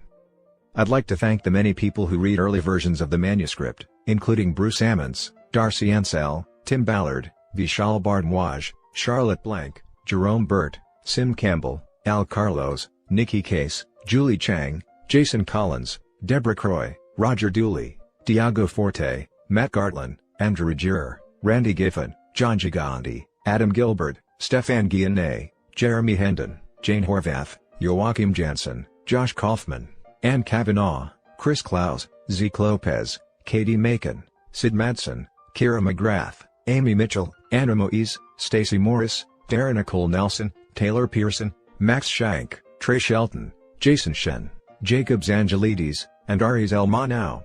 The book benefited greatly from your feedback. To the team at Avery and Penguin Random House who made this book a reality, thank you. I owe a debt of special thanks to my publisher, Megan Newman, for her endless patience as I continually pushed back deadlines. She gave me the space I needed to create a book I was proud of and championed my ideas at every step. To Nina, for her ability to transform my writing while still retaining my original message. To Lindsay, Farron, Casey, and the rest of the PRH team for spreading the message of this book to more people than I could ever reach on my own. To Pete Garceau, for designing a beautiful cover for this book. And to my agent, Lisa DeMona, for her guidance and insight at every step of the publishing process. To the many friends and family members who asked how's the book going? And offered a word of encouragement when I inevitably replied slowly thank you.